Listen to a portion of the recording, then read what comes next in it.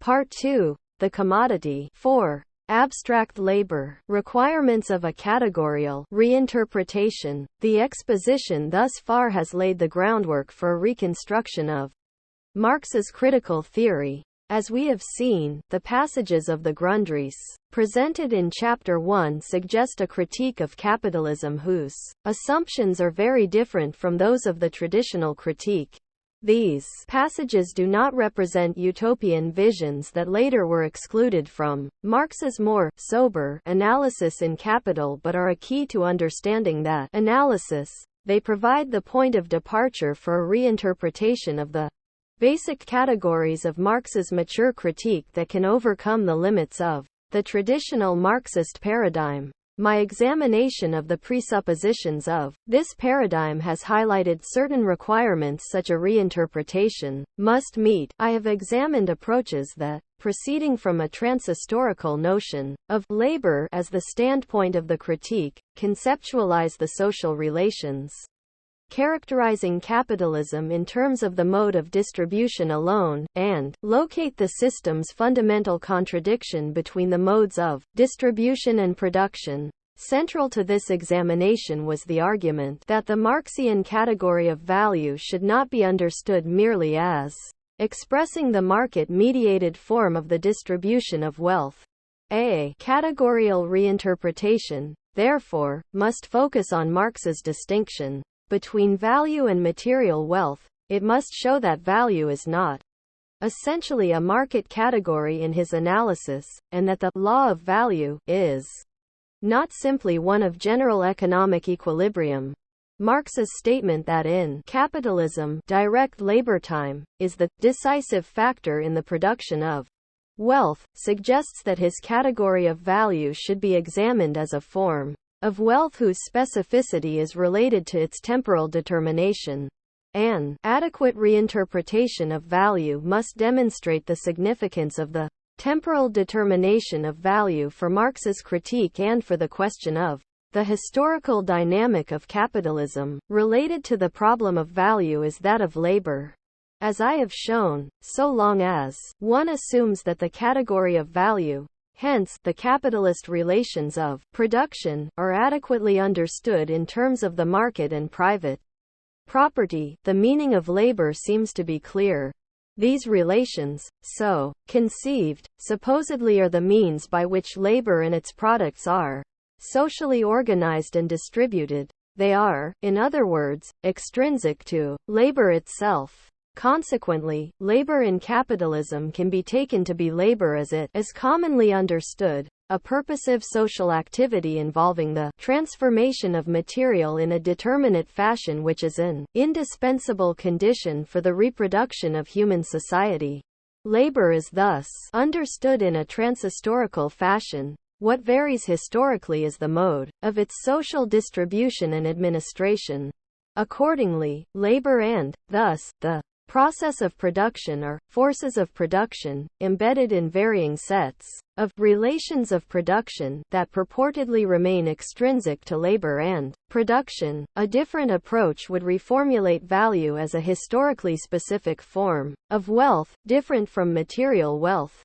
This implies that value equals constituting labor cannot be understood in terms that are valid transhistorically for labor in all social formations. Rather, such labor must be seen as possessing a socially determinate character specific to the capitalist social formation. I shall analyze that specific quality by elucidating Marx's conception of the double character of labor in capitalism, referred to above, which will allow me to distinguish such labor from the traditional conception of labor. On that basis I shall be able adequately to determine value as a historically specific form of wealth and of social relations, and to show that the process of production incorporates both the forces and relations of production, and does not merely embody the forces of production alone.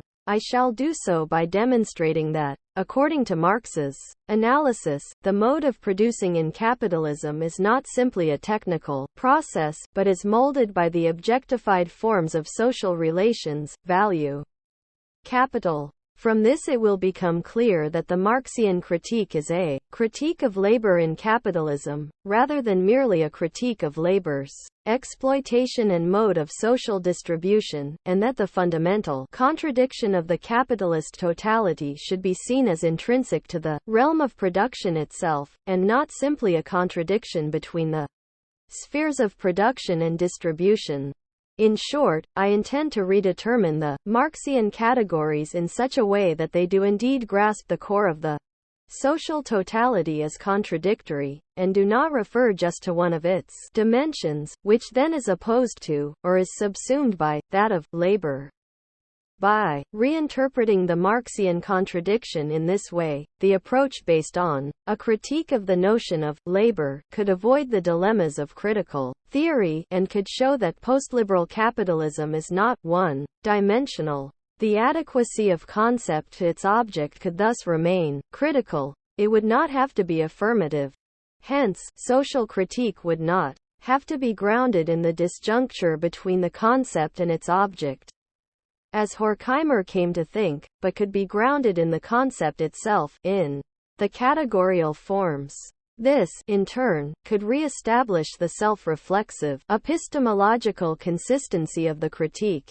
The categories of the adequate critique, as I have argued, must grasp not only the contradictory character of the totality but also the basis of the sort of unfreedom that characterizes it. The historical abolition of the social forms expressed categorially must be shown to be a determinate possibility. That implies the social basis of freedom. Capitalism's characteristic form of social domination, according to Marx, relates to the form of social labor. In the Grundrisse, he outlines three basic historical social forms. The first, in its many variations, is based on relations of personal dependence. It has been superseded historically by the second great form of society, capitalism, the social formation based on the commodity form, which is characterized by personal independence in the framework of a system of objective, Sachlicher, dependence. What constitutes that objective dependence is social? It is nothing more than social relations which have become independent and now enter into opposition to the seemingly independent individuals, i.e., the reciprocal relations of production, separated from and autonomous of individuals. A characteristic of capitalism is that its essential social relations are social in a peculiar manner. They exist not as overt interpersonal relations but as a quasi-independent set of structures that are opposed to individuals, a sphere of impersonal, objective, necessity and objective dependence. Consequently, the form of social domination characteristic of capitalism is not overtly social and personal. These objective dependency relations also appear in such a way that individuals are now ruled by abstractions, whereas earlier they depended on one another. Capitalism is a system of abstract, impersonal domination. Relative to earlier social forms, people appear to be independent, but they actually are subject to a system of social domination that seems not social but objective. The form of domination peculiar to capitalism is also described by Marx as the domination of people by production. Individuals are subsumed under social production, which exists, like a fate, outside of them, but social production is not subsumed under the individuals and is not managed by them as their common power and wealth. This passage is of central importance. To say that individuals are subsumed under production is to say that they are dominated by social labor. This suggests that social domination in capitalism cannot be apprehended sufficiently as the domination and control of the many and their labor by the few. In capitalism, social labor is not only the object of domination and exploitation, but is itself the essential ground of domination. The non-personal, abstract, objective form of domination characteristic of capitalism apparently is related intrinsically to the domination of the individuals by their social labor. Abstract domination, the form of domination that characterizes capitalism, cannot simply be equated with the workings of the market. It does not refer simply to the market-mediated way in which class domination is effected in capitalism. Such a market-centered interpretation assumes that the invariable ground of social domination is class domination, and that what varies is only the form in which it prevails, directly or via the market. This interpretation is closely related to those positions which assume labor to be the source of wealth and to constitute society transhistorically, and which examine critically only the mode in which labor's distribution is effected. According to the interpretation presented here, the notion of abstract domination breaks with such conceptions. It refers to the domination of people by abstract, quasi-independent structures of social relations, mediated by commodity-determined labor, which Marx tries to grasp with his categories of value and capital. In his mature works, these forms of social relations represent the fully elaborated socio-historical concretization of alienation as self-generated domination. In analyzing Marx's category of capital, I shall try to show that these social forms underlie a dynamic logic of historical development that is constraining and compelling for the individuals. Such relational forms cannot be grasped adequately in terms of the market, nor, because they are quasi-independent forms that exist above, and in opposition to individuals and classes, can they be understood fully in terms of overt social relations, for example, class relations. As we shall see, although capitalism is, of course, a class society, class domination is not the ultimate ground of social domination in that society, according to Marx, but itself becomes a function of a superordinate, abstract form of domination. In discussing the trajectory of critical theory, I have already touched upon the question of abstract domination. Pollock, in postulating the primacy of the political, maintained, in effect, that the system of abstract domination, grasped by Marx's categories, had been superseded by a new form of direct domination. Such a position assumes that every form of objective dependence and every non-conscious structure of abstract social necessity analyzed by Marx is rooted in the market. To question this is to question the assumption that, with the supersession of the market by the state, conscious control has not merely replaced non-conscious structures in particular spheres, but that it has overcome all such structures of abstract compulsion, and, hence, the historical dialectic. How abstract domination is understood, in other words, is closely tied to how the category of value is interpreted. I shall try to show that value, as a form of wealth, is at the core of structures of abstract domination whose significance extends beyond the market and the sphere of circulation, into that of production, for example. Such an analysis implies that when value remains the form of wealth, planning itself is subject to the exigencies of abstract domination. That is, public planning does not, in and of itself, suffice to overcome the system of abstract domination, the impersonal, non-conscious, non-volitional, mediate form of necessity characteristic of capitalism. Public planning, then, should not be abstractly opposed to the market, as the principle of socialism to that of capitalism. This suggests that we should reconceptualize the fundamental social preconditions for the fullest possible realization of general human freedom. Such a realization would involve overcoming forms of overtly social, personal domination as well as structures of abstract domination.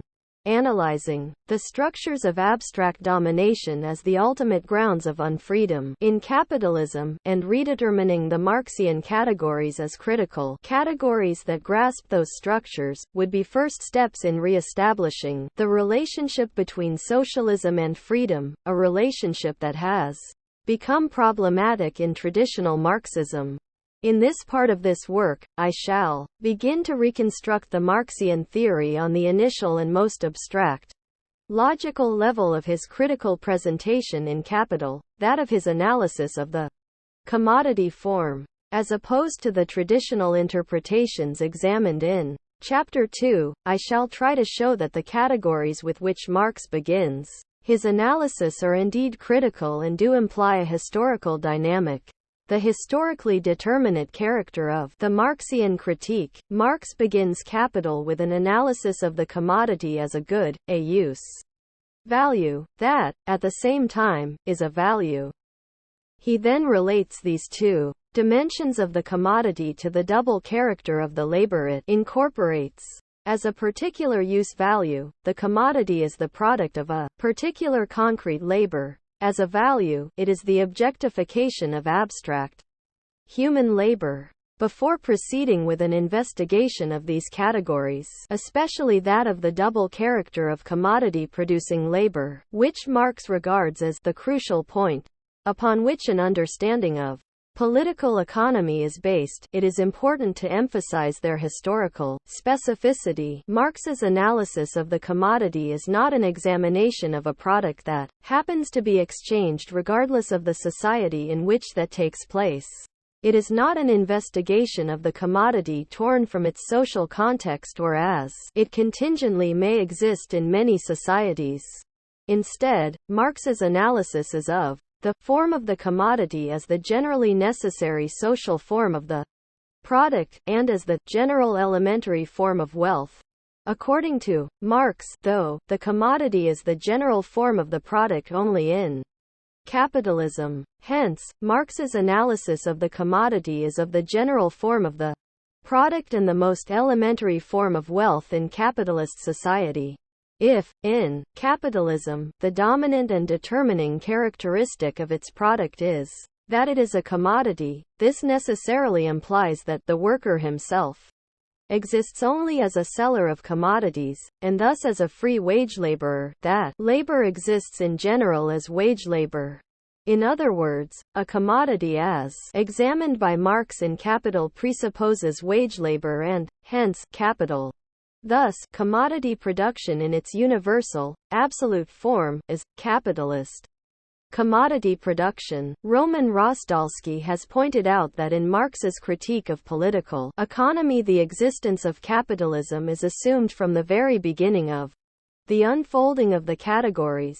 Each category presupposes those which follow. I shall discuss the significance of this mode of presentation below, but should note here that if Marx's analysis of the commodity presupposes the category of capital, his determinations of the former category do not pertain to the commodity per se, but only to the commodity as a general, social form, that is, as it exists in capitalism.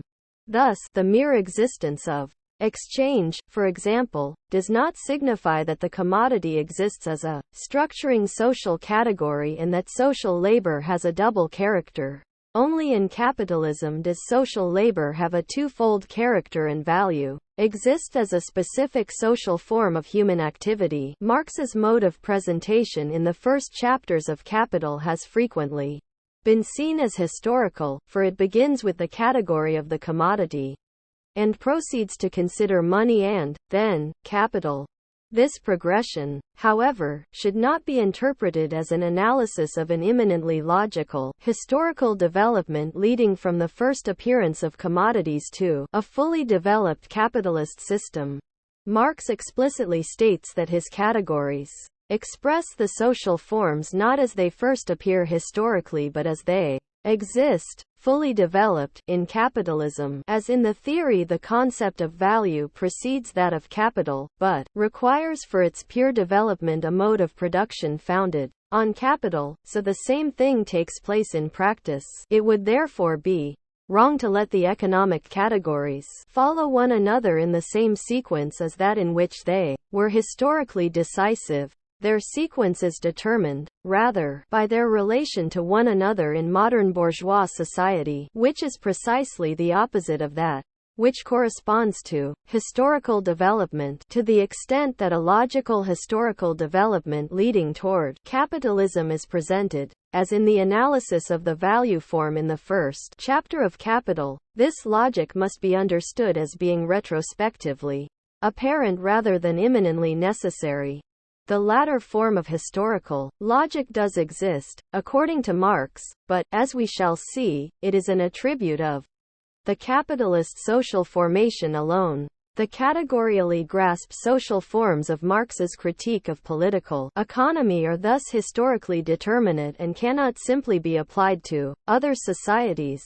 They are also historically determining. At the outset of his categorical analysis, Marx states explicitly that it must be understood as an investigation of the specificity of capitalism. The value form of the product of labor is the most abstract, but also the most general form of the bourgeois mode of production. This mode is thereby characterized as a particular sort of social production and, hence, as historically specific. The analysis of the commodity with which Marx begins his critique, in other words, is an analysis of a historically specific social form. He goes on to treat the commodity as a structured and structuring form of practice that is the initial and most general determination of the social relations of the capitalist social formation. If the commodity, as a general and totalizing form, is the elementary form of the capitalist formation, an investigation of it should reveal the essential determinations of Marx's analysis of capitalism and, in particular, the specific characteristics of the labor that underlies and is determined by the commodity form. Historical specificity, value and price. Marx, as we have seen, analyzes the commodity as a generalized social format, the core of capitalist society. It is not legitimate in terms of his self-understanding, then, to assume that the law of value and, hence, the generalization of the commodity form, pertain to a pre-capitalist situation. Yet Ronald Meek, for example, proceeds from the assumption that Marx's initial formulation of the theory of value entails postulating a model of a pre-capitalist society in which, although commodity production and free competition were assumed to reign more or less supreme, the laborers still owned the whole produce of their labor. Unlike Oscar Lange, whose position was outlined in Chapter 2, Meek does not simply relegate the validity of the law of value to such a society. Nor does he maintain, as Rudolf Schlesinger does, that such a point of departure is the source of a fundamental error, inasmuch as Marx seeks to develop laws valid for capitalism on the basis of those that apply to a simpler and historically earlier society. Instead, Meek assumes that the pre-capitalist society that Marx presumably postulates was not intended to be an accurate representation of historical reality in anything more than the broadest sense. That model, which Meek sees as essentially similar to Adam Smith's early and rude society inhabited by deer and beaver hunters, is, rather, clearly part of a quite complex analytical device. By analyzing the way in which capitalism impinges on such a society, Marx believed one would be well on the way to reveal the real essence of the capitalist mode of production. In Volume 1 of Capital, according to Meek, Marx proceeds from the postulated pre-capitalist model, a system of simple commodity production. In Volume 3 he deals with commodity and value relations, which have become capitalistically modified in the fullest sense. His historical starting point here is a fairly well-developed capitalist system. Marx's analysis of value, however, is much more historically specific than Meek's interpretation acknowledges. Marx seeks to grasp the core of capitalism with the categories of commodity and value. The very notion of a pre-capitalist stage of simple commodity circulation is spurious within the framework of Marx's critique of political economy. As Hans-Georg Backhaus has pointed out, this notion stems not from Marx but from Engels. Marx explicitly and emphatically rejects the notion that the law of value was valid for, or derived from, a pre-capitalist society of commodity owners. Although Meek identifies the law of value used by Adam Smith with that used by Marx, Marx criticizes Smith precisely for relegating the validity of the law of value to pre-capitalist society. Although Adam Smith determines the value of the commodity by the labor time it embodies, he then transfers the real validity of this determination of value to pre-Adamite times. In other words, what he regards as evident when considering the simple commodity becomes unclear to him as soon as he examines the higher and more complex forms of capital, wage labor, rent, etc. This is expressed by him in the following way: the value of commodities was measured by labor time in the paradise lost of the bourgeoisie, where people did not confront one another as capitalists, wage laborers, landowners, tenant farmers, usurers, and so on, but as simple producers and exchangers of commodities. According to Marx, however, a society composed of independent commodity producers has never existed. Original production is based on anciently arisen communal entities in which private exchange appears only as a completely superficial and secondary exception. With the historical dissolution of such communal entities, however, relations of domination and subjugation emerge at once. Such relations of violence stand in sharp contradiction to mild commodity circulation and its corresponding relations. Marx neither postulates such a society as a hypothetical construct from which to derive the law of value, nor seeks to analyze capitalism by investigating how it impinges upon a social model in which the law of value is presumed to operate in pure form. Rather, as Marx's critique of Robert Torrens and Adam Smith clearly indicates, he regards the law of value to be valid only for capitalism. Torrens reverts to Adam Smith, according to whom the value of commodities was determined by the labor time embodied in them, in that early period, when people confronted one another only as owners and exchangers of commodities, but not when capital and property in land have been evolved. This would mean that the law which is valid for commodities qua commodities no longer is valid for them once they are regarded as capital, or as products of capital. On the other hand, the product wholly assumes the form of the commodity, only with the development and on the basis of capital production. Thus the law of the commodity is supposed to be valid for a type of production which produces no commodities, or produces them only to a limited extent, and not to be valid for a type of production which is based on the existence of the product as a commodity. The commodity form and, hence, the law of value, are fully developed only in capitalism and are fundamental determinations of that social formation. According to Marx, when they are considered valid for other societies, the result is that the truth of the law of appropriation of bourgeois society must be transposed to a time when this society itself did not yet exist. For Marx, then, the theory of value grasps the truth of the law of appropriation of the capitalist social formation and does not apply to other societies. It is thus clear that the initial categories of capital are intended as historically specific. They grasp the underlying social forms of capitalism. A complete discussion of the historical specificity of these basic categories should, of course, consider why they do not appear to be valid for the higher and more complex forms of capital, wage labor, rent, etc. I shall outline Marx's attempt to address this problem by analyzing the relation of his investigation of value in Volume 1 of Capital to his investigation of price and, hence, of these higher and more complex forms in Volume 3. Although this problem cannot be fully analyzed in this work, a preliminary discussion of the issues involved is in order here. The debate on the relation of Volume 3 to Volume 1 was initiated by Eugen von Bohm-Bawerk in 1896. Bohm-Bawerk notes that, when analyzing capitalism in value-based terms in Volume 1, Marx assumed that the organic composition of capital, the ratio of living labor, expressed as variable capital, to objectified labor, expressed as constant capital, is equal in the various branches of production. This, however, is not the case, as Marx himself later recognized.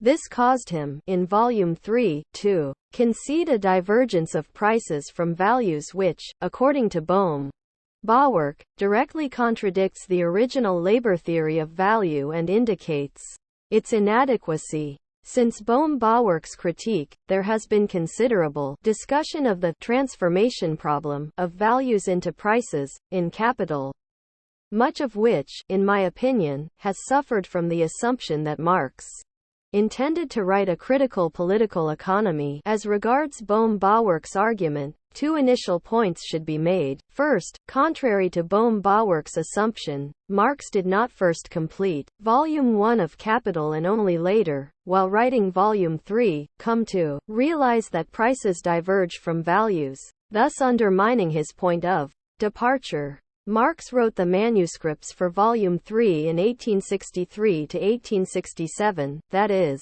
before Volume 1 was published. Second, as noted in Chapter 2, far from being surprised or embarrassed by the divergence of prices from values, as early as 1859 Marx wrote in a contribution to the Critique of Political Economy that, at a later stage of his analysis, he would deal with objections to his labor theory of value which are based on the divergence of the market prices of commodities from their exchange values.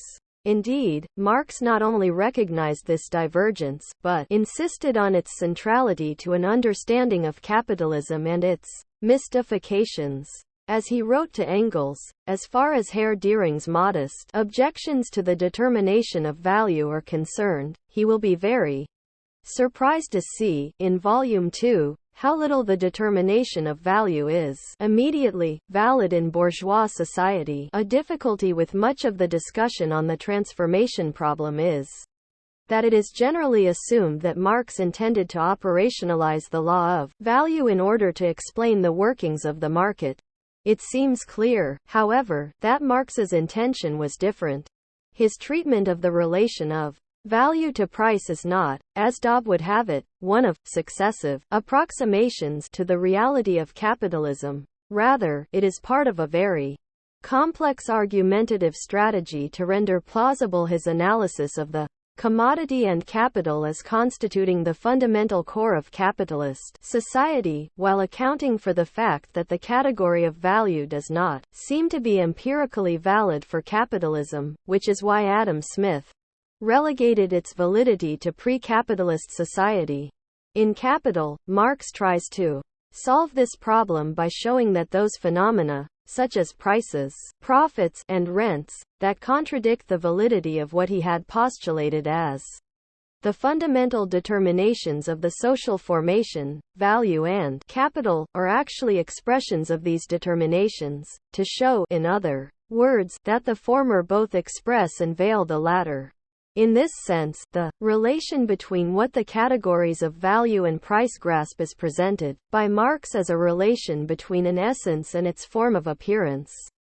One peculiarity of capitalist society, which makes its analysis so difficult, is that this society has an essence, objectified as value, which is veiled by its form of appearance. The vulgar economist does not have the slightest idea that the real, daily relations of exchange and the magnitudes of value cannot be immediately identical. The vulgar one then believes he has made a great discovery when he opposes the position which uncovers the inner nexus of connections by insisting that, on the manifest level, things appear differently.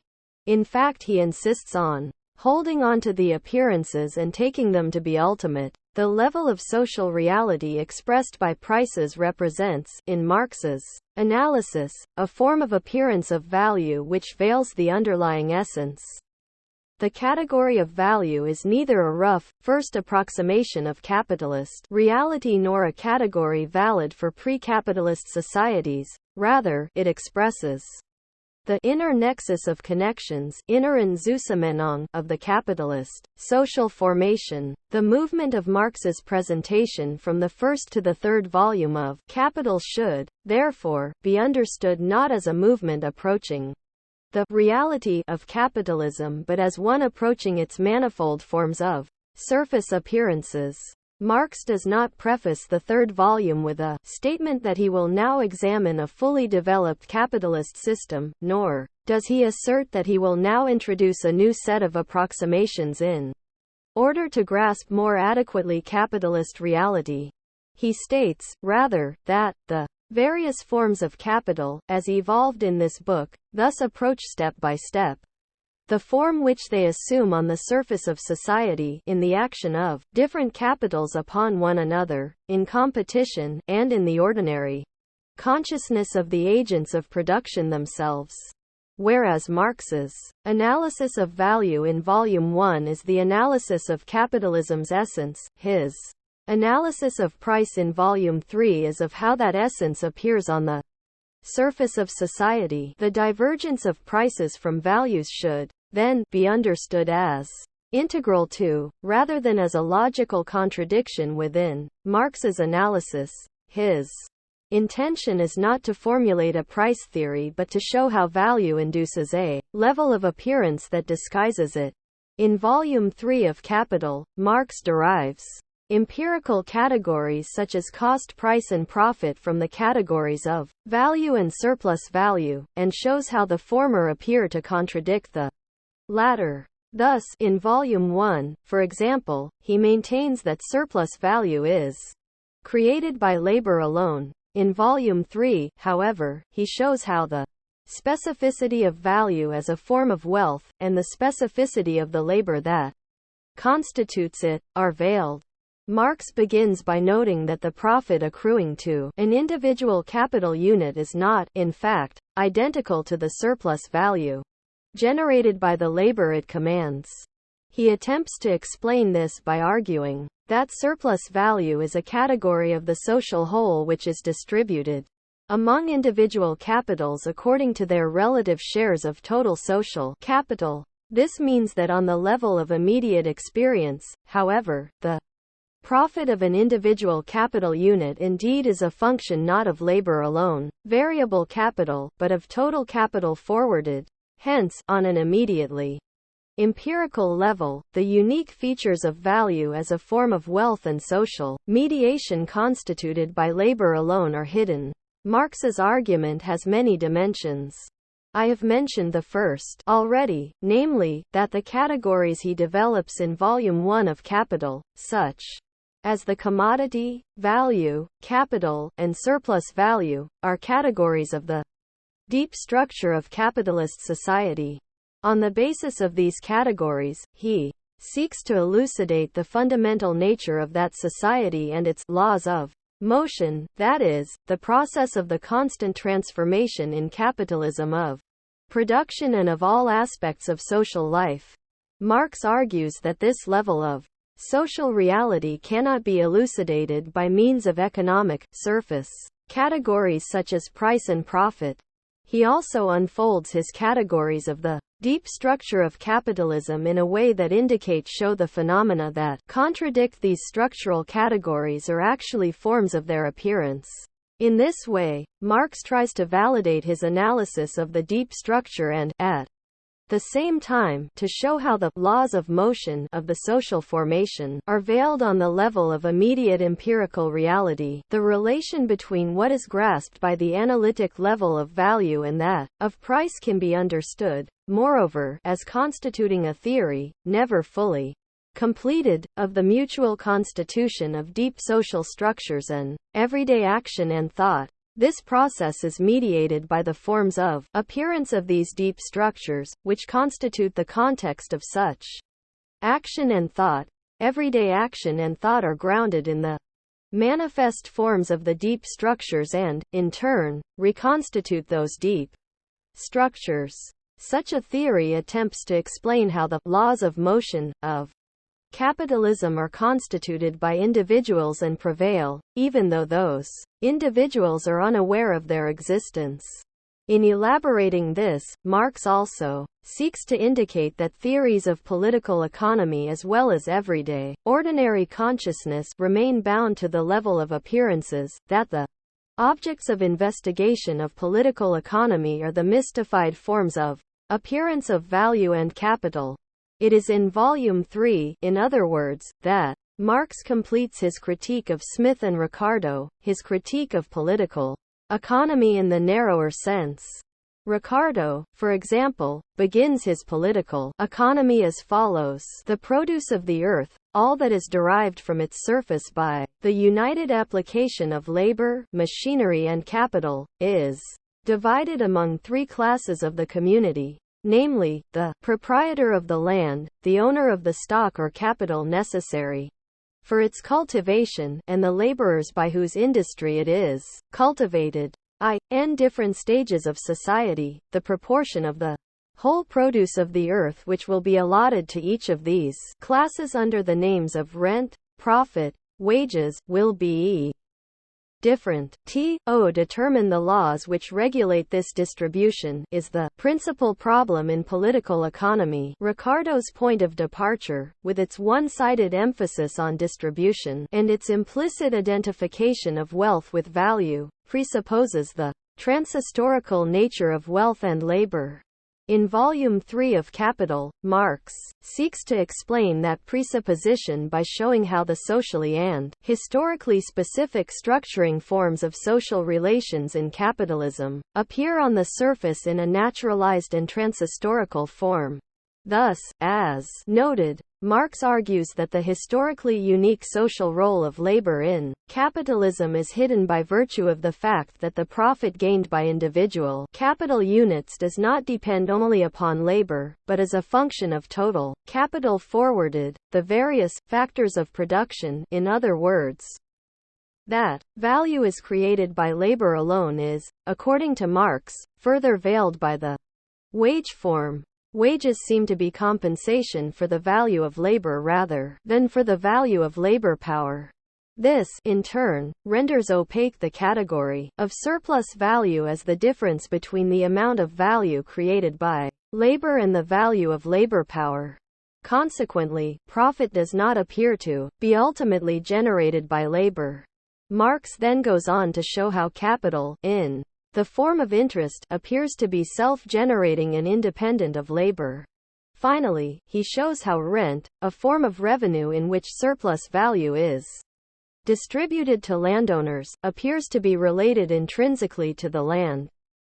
In other words, the empirical categories upon which theories of political economy are based, profits, wages, interest, rents and so on, are forms of appearance of value and commodity producing labor that belie the historical and social specificity of what they represent.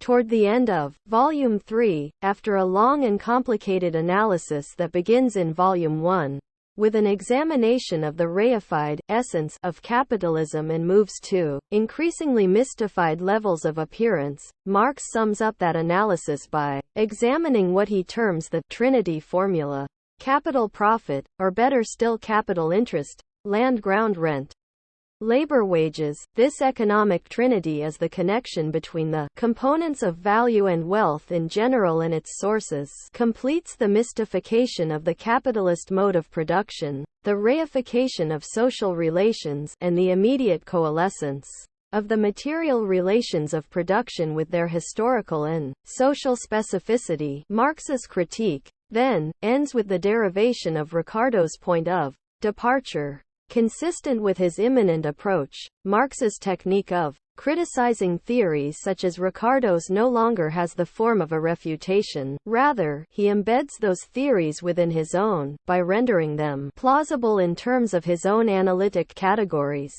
Put another way, he grounds in his own categories the fundamental assumptions that Smith and Ricardo make regarding labor, society, and nature, in a manner that explains the transhistorical character of these assumptions. And he shows, further, that those theories' more specific arguments are based upon data that are the misleading manifestations of a deeper, historically specific structure.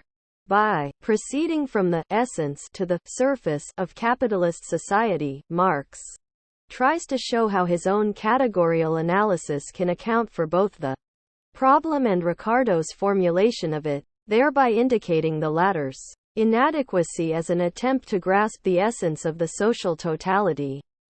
by elucidating as forms of appearance that which served as the basis of Ricardo's theory. Marx seeks to provide the adequate critique of Ricardo's political economy. According to Marx, then, the tendency of some political economists, such as Smith and Torrens, to transpose the validity of the law of value to models of pre-capitalist society is not merely a result of bad thinking. It is, rather, grounded in a peculiarity of the capitalist social formation. Its essence appears not to be valid for the higher and more complex forms of capital, wage labor, and rent. The failure to penetrate theoretically the level of appearance and to determine its relation to the historically specific social essence of the capitalist formation can lead to a transhistorical application of value to other societies, on the one hand, and to an analysis of capitalism only in terms of its illusory appearance, on the other. One consequence of Marx's turn to a reflexive and historically specific approach, then, is that the critique of theories that posit trans-historically what is historically determinate becomes central to his investigations. Once he claims to have discovered the historically specific core of the capitalist system, Marx has to explain why this historical determinateness is not evident. As we shall see, central to this epistemological dimension of his critique is the argument that social structures specific to capitalism appear in fetishized form, that is, they appear to be objective and transhistorical. To the degree that Marx shows that the historically specific structures he analyzes present themselves in transhistorical manifest forms, and that these manifest forms serve as the object of various theories, especially those of Hegel and Ricardo, he is able to account for and criticize such theories in social and historical terms, as forms of thought that express, but do not fully apprehend, the determinate social forms at the heart of their context, capitalist society. The historically specific character of Marx's immanent social critique implies that what is false is the temporarily valid form of thought that, lacking self-reflection, fails to perceive its own historically specific ground, and therefore considers itself to be true, that is, trans-historically valid. The unfolding of Marx's argument in the 3 volumes of Capital should be understood, on one level, as presenting what he describes as the only fully adequate method of a critical materialist theory. It is, in reality, much easier to discover by analysis the earthly kernel of the misty creations of religion than to do the opposite, i.e. to develop from the actual, given relations of life the forms in which these have been apotheosized. The latter method is the only materialist, and therefore the only scientific one. An important aspect of Marx's method of presentation is that he develops from value and capital, that is, from the categories of the actual, given relations of life, the surface forms of appearance, cost price, profit, wages, interest, rent, and so on, that have been apotheosized by political economists and social actors. He thereby tries to render his deep structural categories plausible while explaining the surface forms, by logically deriving the very phenomena that seem to contradict the categories with which he analyzes capitalism's essence from the unfolding of these same categories, and by demonstrating that other theories, and the consciousness of most social actors directly involved, are bound to the mystified forms of appearance of that essence. Marx provides a remarkable display of the rigor and power of his critical analysis, historical specificity and immanent critique. The historical specificity of the categories, then, is central to Marx's mature theory and marks a very important distinction between it and his early works. This shift to historical determinateness has far-reaching implications for the nature of Marx's critical theory, implications that are inherent in the point of departure of his mature critique. In the introduction to his translation of the Grundrisse, Martin Nicolaus draws attention to this shift by arguing that Marx's introduction to the manuscript proved to be a false start, for the categories used are simply direct translations of Hegelian categories into materialist terms. For example, where Hegel begins his logic with pure, indeterminate being, which immediately calls forth its opposite, nothing, Marx begins his introduction with material production, in general, which calls forth its opposite, consumption. In the course of the introduction, Marx indicates his dissatisfaction with this starting point, and, after writing the manuscript, he begins anew, in the section entitled Value, which he added at the end. He does so with a different point of departure, one that he retains in a contribution to the critique of political economy and capital, the commodity. In the course of writing the Grundrisse, Marx discovers the element with which he then structures his mode of presentation, the point of departure from which he unfolds the categories of the capitalist formation in Capital. From a transhistorical starting point, Marx moves to a historically determinate one. The category commodity, in Marx's analysis, does not simply refer to an object, but to a historically specific, objective form of social relations, a structuring and structured form of social practice that constitutes a radically new form of social interdependence. This form is characterized by a historically specific duality purportedly at the core of the social system: use value and value, concrete labor and abstract labor.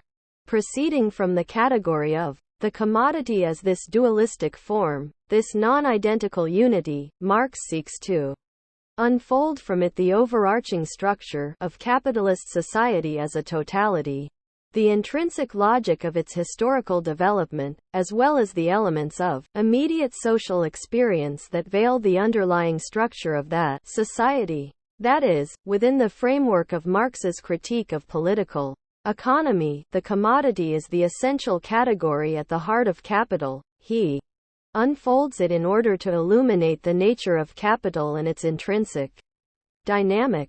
With this turn to historical specificity, Marx now historicises his earlier transhistorical conceptions of social contradiction and the existence of an intrinsic historical logic. He now treats them as specific to capitalism, and roots them in the unstable duality of material and social moments with which he characterizes its basic social forms, such as the commodity and capital. In my analysis of capital, I shall show how this duality, according to Marx, becomes externalized and gives rise to a peculiar historical dialectic. By describing his object of investigation in terms of a historically specific contradiction, and grounding the dialectic in the double character of the peculiar social forms underlying the capitalist social formation, labor, the commodity, the process of production, and so on, Marx now implicitly rejects the idea of an immanent logic of human history and any form of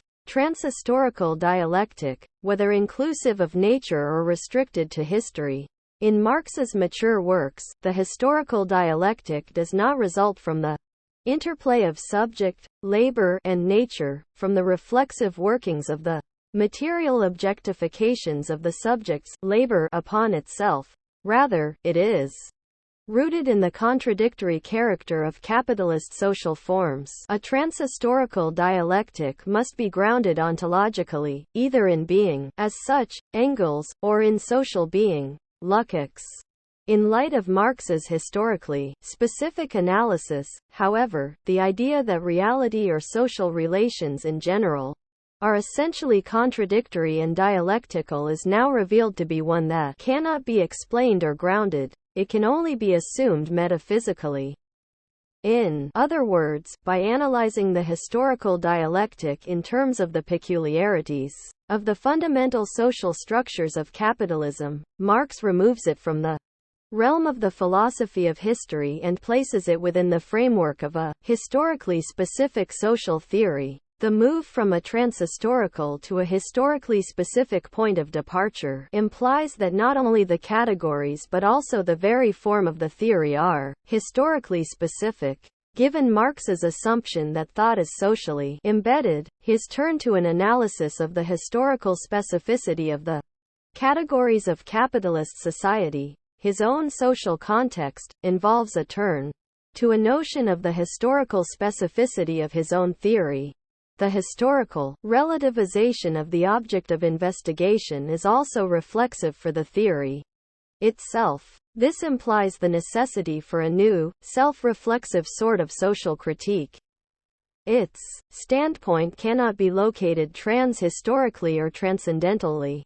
In such a conceptual framework, no theory, including Marx's, has absolute transhistorical validity. The impossibility of an extrinsic or privileged theoretical standpoint is also not to be contravened implicitly by the form of the theory itself. For that reason, Marx now feels compelled to construct his critical presentation of capitalist society in a rigorously immanent fashion, analyzing that society in its own terms, as it were. The standpoint of the critique is immanent to its social object. It is grounded in the contradictory character of capitalist society, which points to the possibility of its historical negation. Marx's mode of argumentation in Capital should, then, be understood as an attempt to develop a form of critical analysis that is consonant with the historical specificity both of its object of investigation, that is, its own context, and, reflexively, of its concepts. As we shall see, Marx attempts to reconstruct the social totality of capitalist civilization by beginning with a single structuring principle, the commodity, and dialectically unfolding from it the categories of money and capital.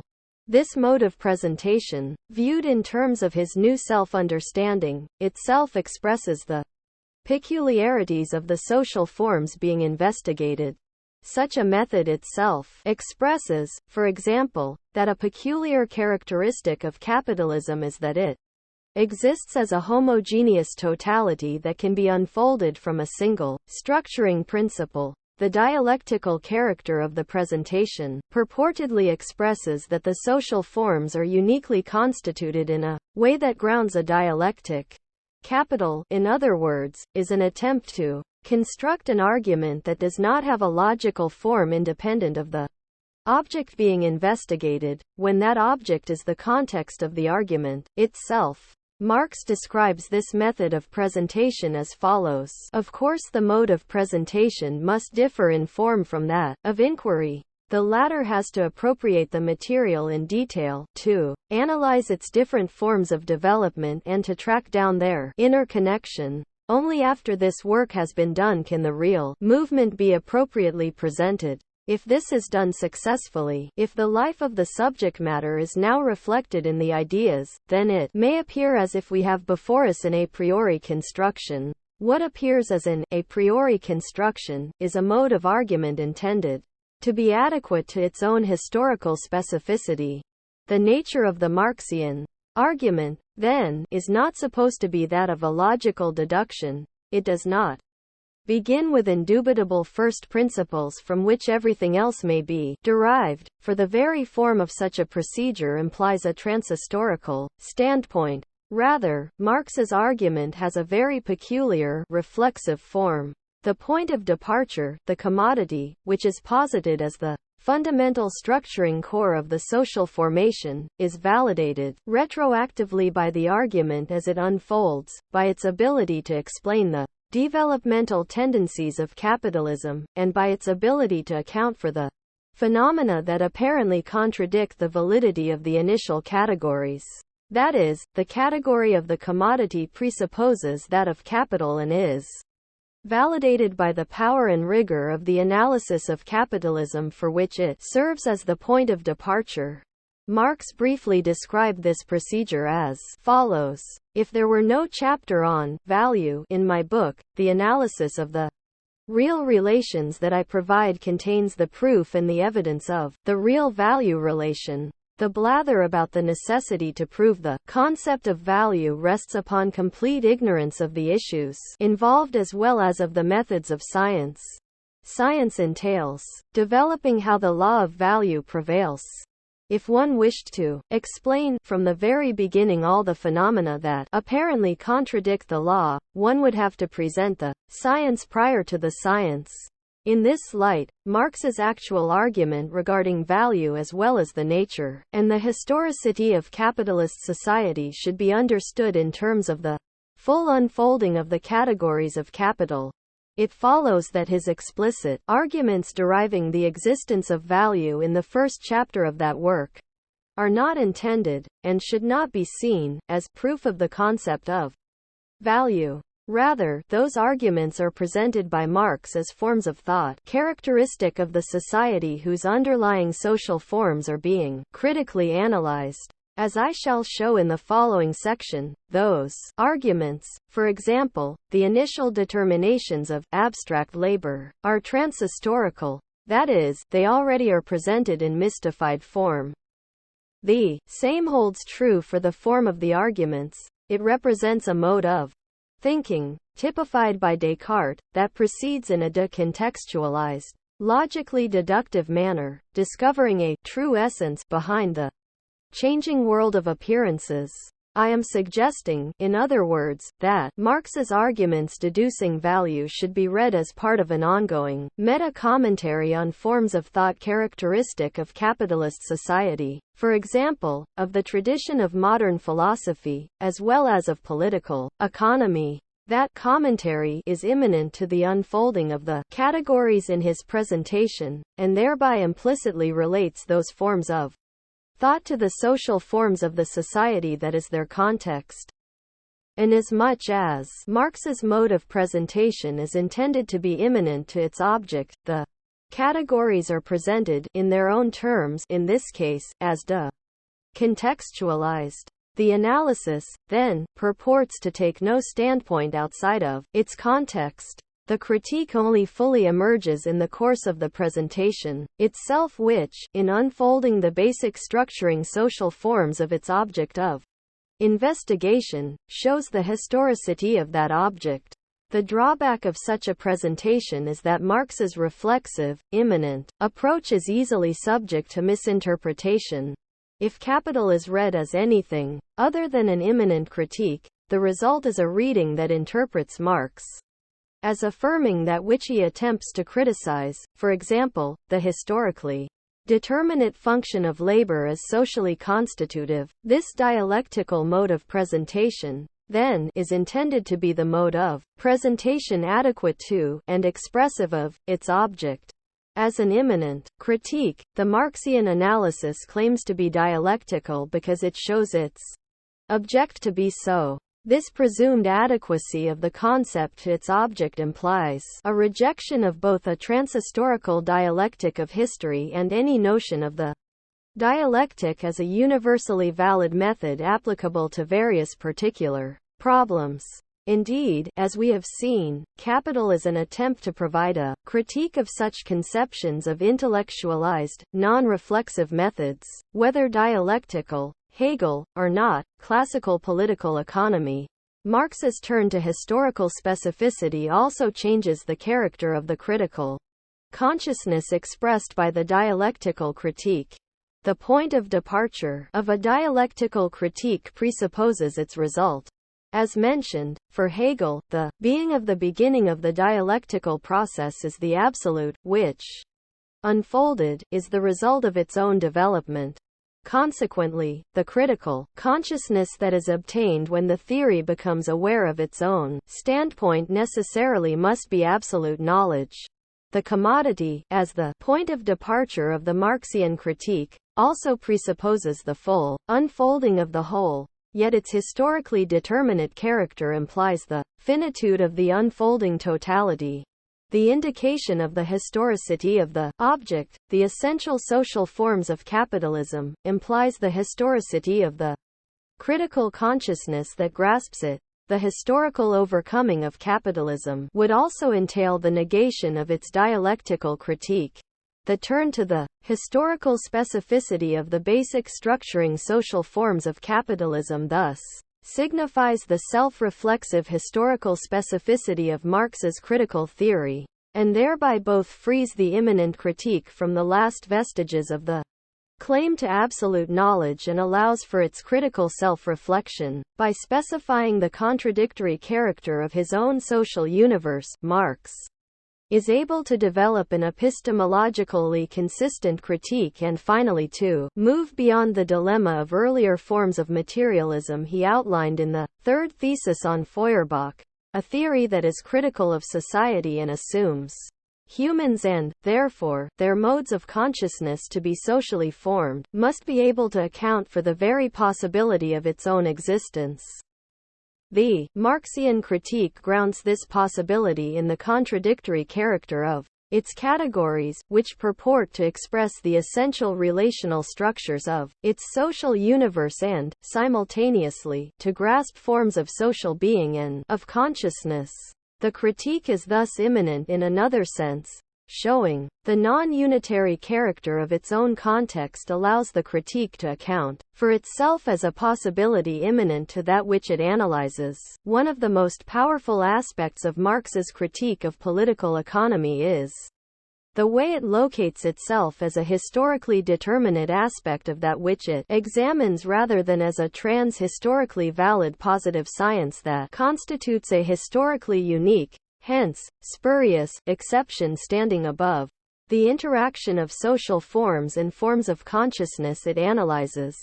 This critique does not adopt a standpoint outside of its object and is, therefore, self-reflexive and epistemologically consistent. Abstract labor. My contention that Marx's analysis of the historically specific character of labor in capitalism lies at the heart of his critical theory is central to the interpretation presented in this work. I have shown that the Marxian critique proceeds from an examination of the commodity as a dualistic social form, and that he grounds the dualism of the fundamental structuring social form of capitalist society in the double character of commodity-producing labor. At this point, that double character, especially the dimension Marx terms abstract labor, must be analyzed. The distinction Marx makes between concrete, useful labor, which produces use values, and abstract human labor, which constitutes value, does not refer to two different sorts of labor, but to two aspects of the same labor in commodity-determined society. It follows from the above that the commodity does not contain two different sorts of labor. The same labor, however, is determined as different and as opposed to itself, depending on whether it is related to the use value of the commodity as its product, or to the commodity value as its mere objectified expression.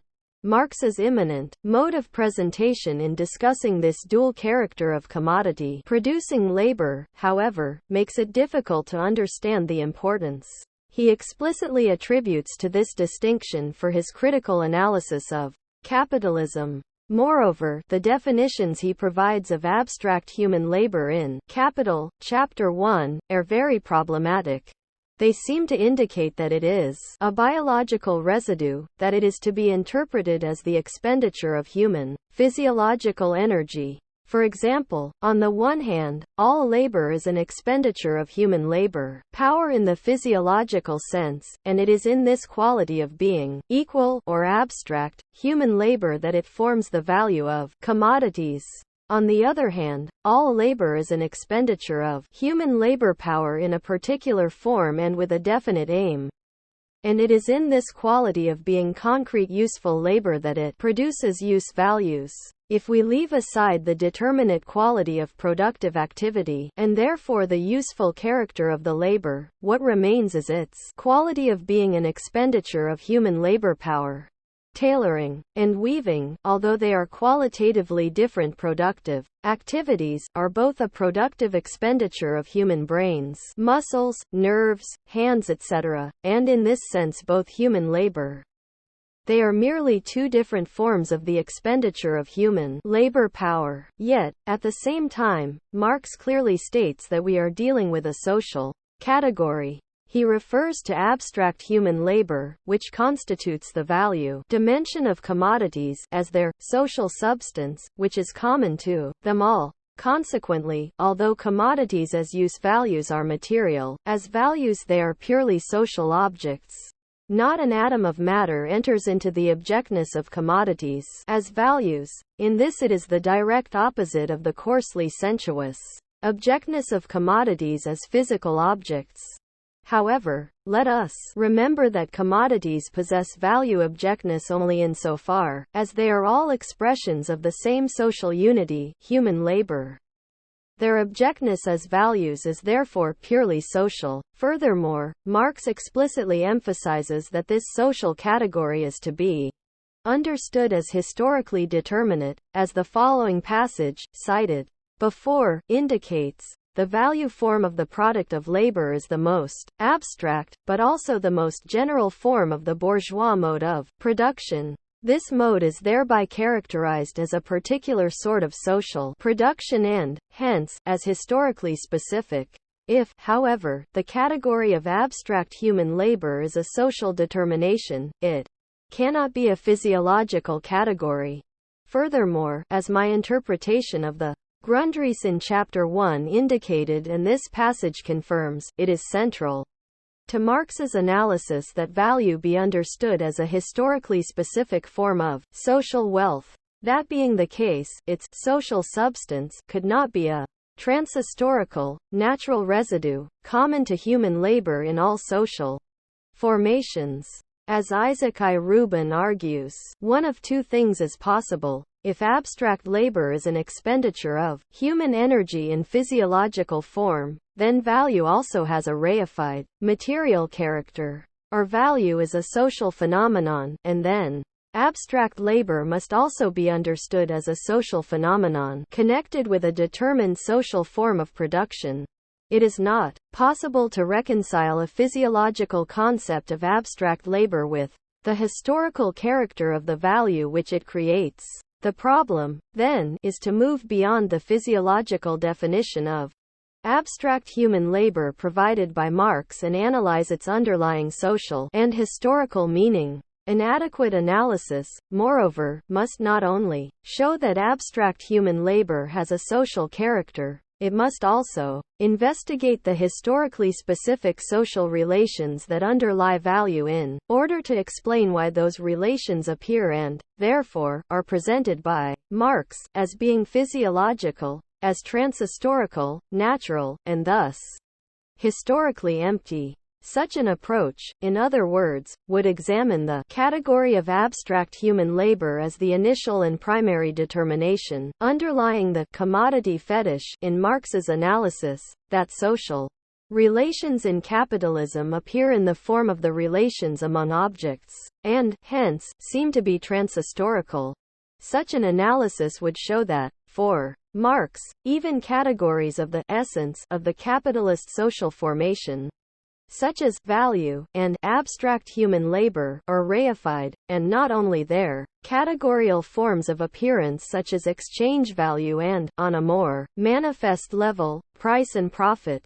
This is extremely crucial, for it would demonstrate that the categories of Marx's analysis of the essential forms underlying the various categorial forms of appearance are intended not as ontological, trans-historically valid categories, but purportedly grasp social forms that themselves are historically specific. Because of their peculiar character, however, these social forms appear to be ontological. The task confronting us, then, is to uncover a historically specific form of social reality behind abstract human labor as a category of essence. We must then explain why this specific reality exists in this particular form, which appears to be ontologically grounded and, hence, historically non-specific. The centrality of the category of abstract labor to an understanding of Marx's critique also has been argued by Lucio Coletti in his essay, Bernstein and the Marxism of the Second International. Coletti claims that contemporary conditions have revealed the inadequacies of the interpretation of the labor theory of value first developed by the Marxist theorists of the Second International. That interpretation, according to Coletti, is still prevalent. It reduces Marx's theory of value to that of Ricardo and leads to a narrow understanding of the economic sphere. Like Rubin, Coletti maintains that what has rarely been understood is that Marx's theory of value is identical to his theory of the fetish. What must be explained is why the product of labor assumes the form of the commodity, and why, therefore, human labor appears as a value of things. The concept of abstract labor is central to such an explanation, yet, according to Coletti, most Marxists, including Karl Kautsky, Rosa Luxemburg, Rudolf Hilferding, and Paul Sweezy, have never really elucidated this category.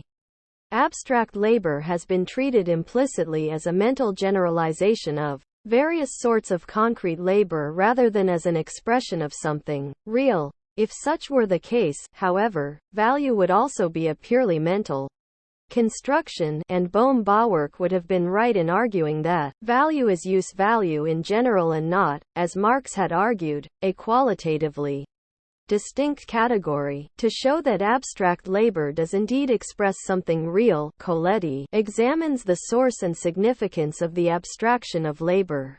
In so doing, he concentrates on the process of exchange. He argues that, in order to exchange their products, people must equalize them, which, in turn, entails an abstraction from the physical natural differences among the various products and, therefore, from the differences among the various labors. This process, which constitutes abstract labor, is one of alienation. Such labor becomes a force in itself, separated from the individuals. Value, according to Coletti, is not only independent of people, but also dominates them. Coletti's argument parallels some aspects of that developed in this work. Like Georg Lukács, Isaac Rubin, Bertel Oilman, and Derek Sayer, he considers value and abstract labor to be historically specific categories and regards Marx's analysis as concerned with the forms of social relations and of domination that characterize capitalism. Nevertheless, he does not really ground his description of alienated labor and does not pursue the implications of his own interpretation. Coletti does not proceed from an examination of abstract labor to a more fundamental critique of the traditional Marxist interpretation, and thereby develop a critique of the form of production and of the centrality of labor in capitalism. This would have required rethinking the traditional Marxist conception of labor and seeing that Marx's analysis of labor in capitalism is one of a historically specific form of social mediation. Only by developing a critique centered on the historically unique role of labor in capitalism could Coletti, and other theorists who have argued for the historical specificity of value and abstract labor, have effected a basic theoretical break with traditional Marxism. Instead, Coletti remains well within the limits of a social critique from the standpoint of labor. The function of social critique, he says, is to fetishize the world of commodities and thereby to aid wage labor to recognize that the essence of value and capital is an objectification of itself. It is telling that, although Coletti begins this section of his essay with a critique of Sweezy's notion of abstract labor, he nevertheless concludes the section by approvingly citing Sweezy's absolute and historically abstract opposition of value as the principle of capitalism to planning as the principle of socialism. That is, Coletti's reconsideration of the problem of abstract labor does not significantly alter the conclusions at which he arrives. The problem of abstract labor is effectively reduced to one of interpretive detail. Despite his assertion that most Marxist interpretations of the labor theory of value have been Ricardian, and his insistence on the centrality of abstract labor as alienated labor in Marx's analysis, Coletti ends up reproducing, in a more sophisticated fashion, the position he had criticized. His critique remains one of the mode of distribution. The theoretical problem facing us, then, is to reconsider the category of abstract labor so as to provide the basis for a critique of the mode of production, a critique, in other words, that does differ fundamentally From the Marxism of the Second International, whether in historically specific or transhistorical form, abstract labor and social mediation, we can begin to understand Marx's interrelated categories of the commodity, value, and abstract labor by approaching them as categories of a determinate form of social interdependence. By not beginning with certain common questions, for example, whether market exchange is regulated by relative quantities of objectified labor, by considerations of utility, or by other factors, this approach avoids treating Marx's categories too narrowly as political economic categories that presuppose what he is actually attempting to explain: a society in which the commodity is the general form of the product, and hence value is the general form of wealth, is characterized by a unique form of social interdependence. People do not consume what they produce but produce and exchange commodities in order to acquire other commodities. In order to become a commodity, the product must cease to be produced as the immediate means of subsistence of the producer himself. Had we gone further, and inquired under what circumstances all, or even the majority of products take the form of commodities, we would have found that this only happens on the basis of one particular mode of production, the capitalist one. We are dealing with a new sort of interdependence, one that emerged historically in a slow, spontaneous, and contingent way.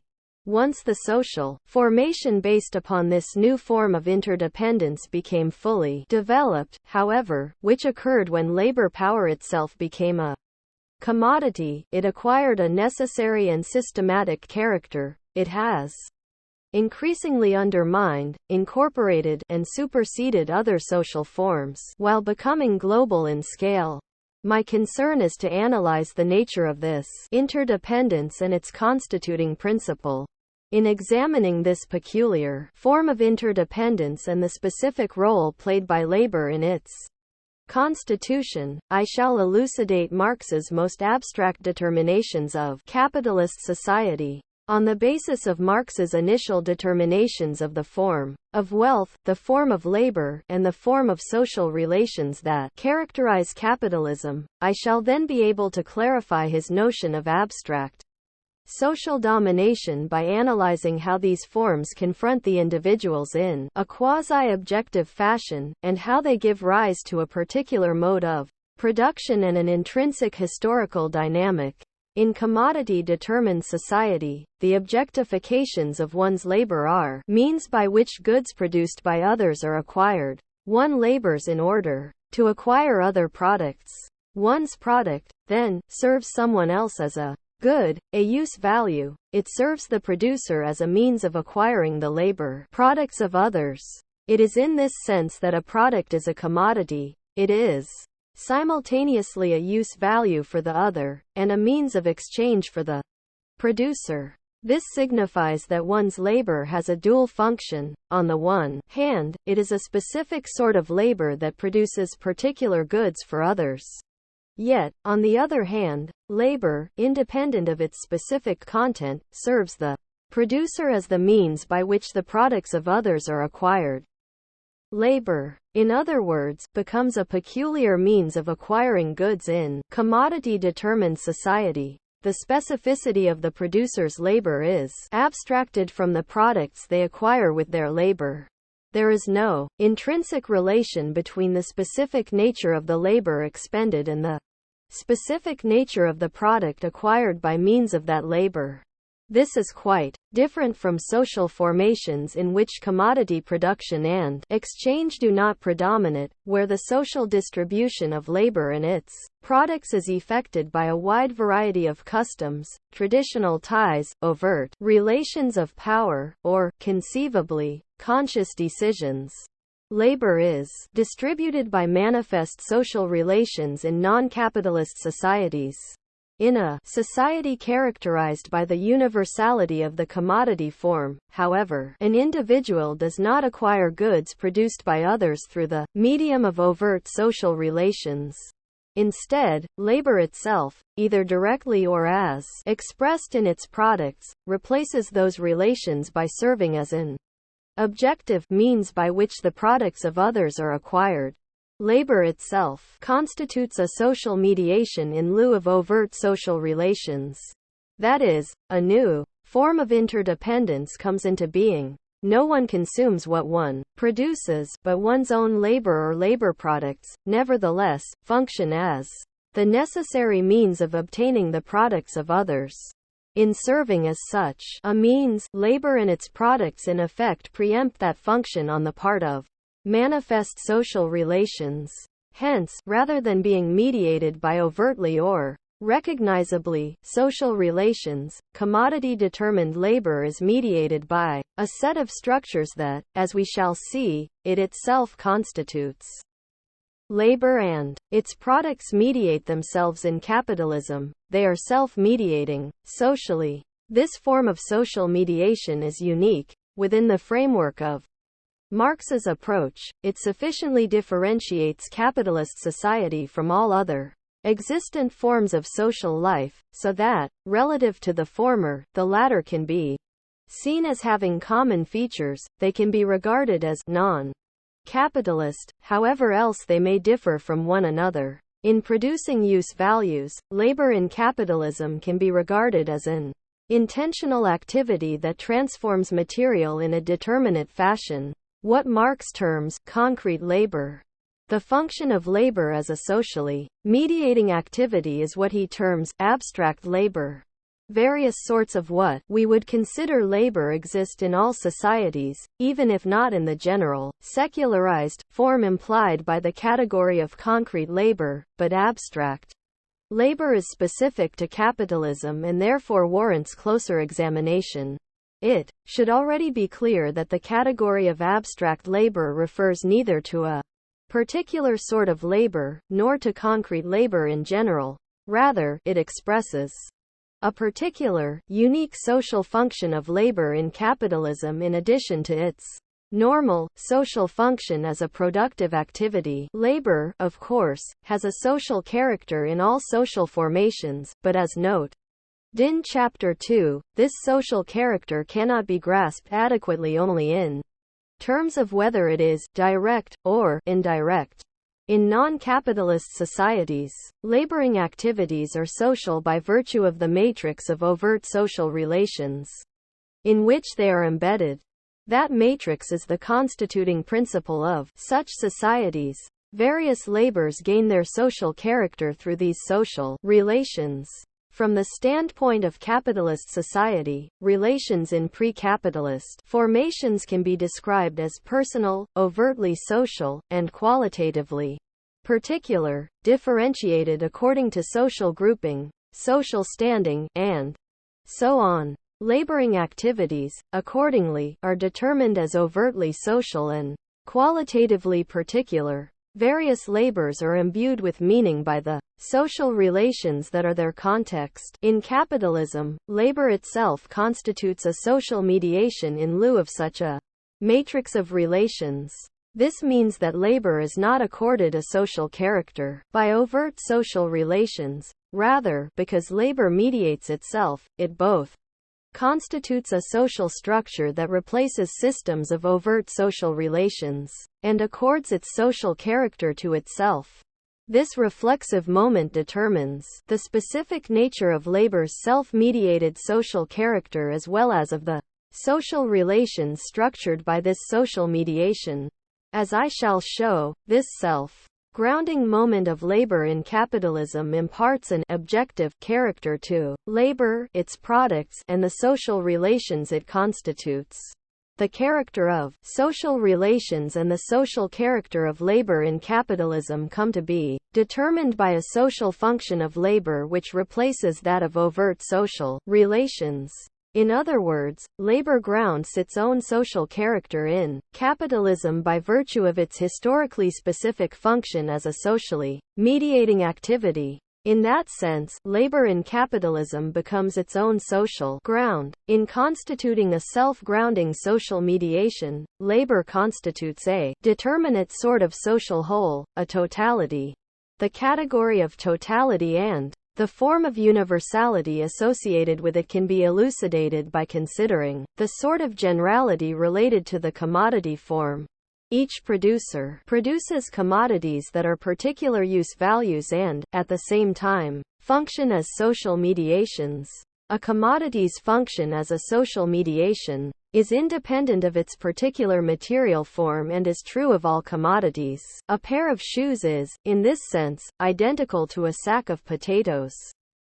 Thus, each commodity is both particular, as a use value, and general, as a social mediation. As the latter, the commodity is a value.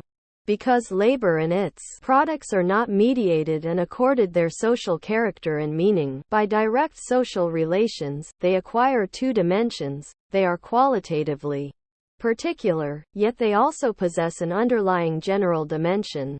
This duality corresponds to the circumstance that labor, or its product, is bought for its qualitative specificity but is sold as a general means.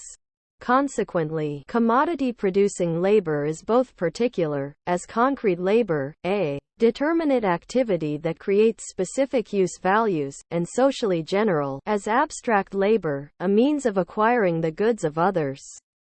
This initial determination of the double character of labor in capitalism should not be understood out of context as implying simply that all the various forms of concrete labor are forms of labor in general.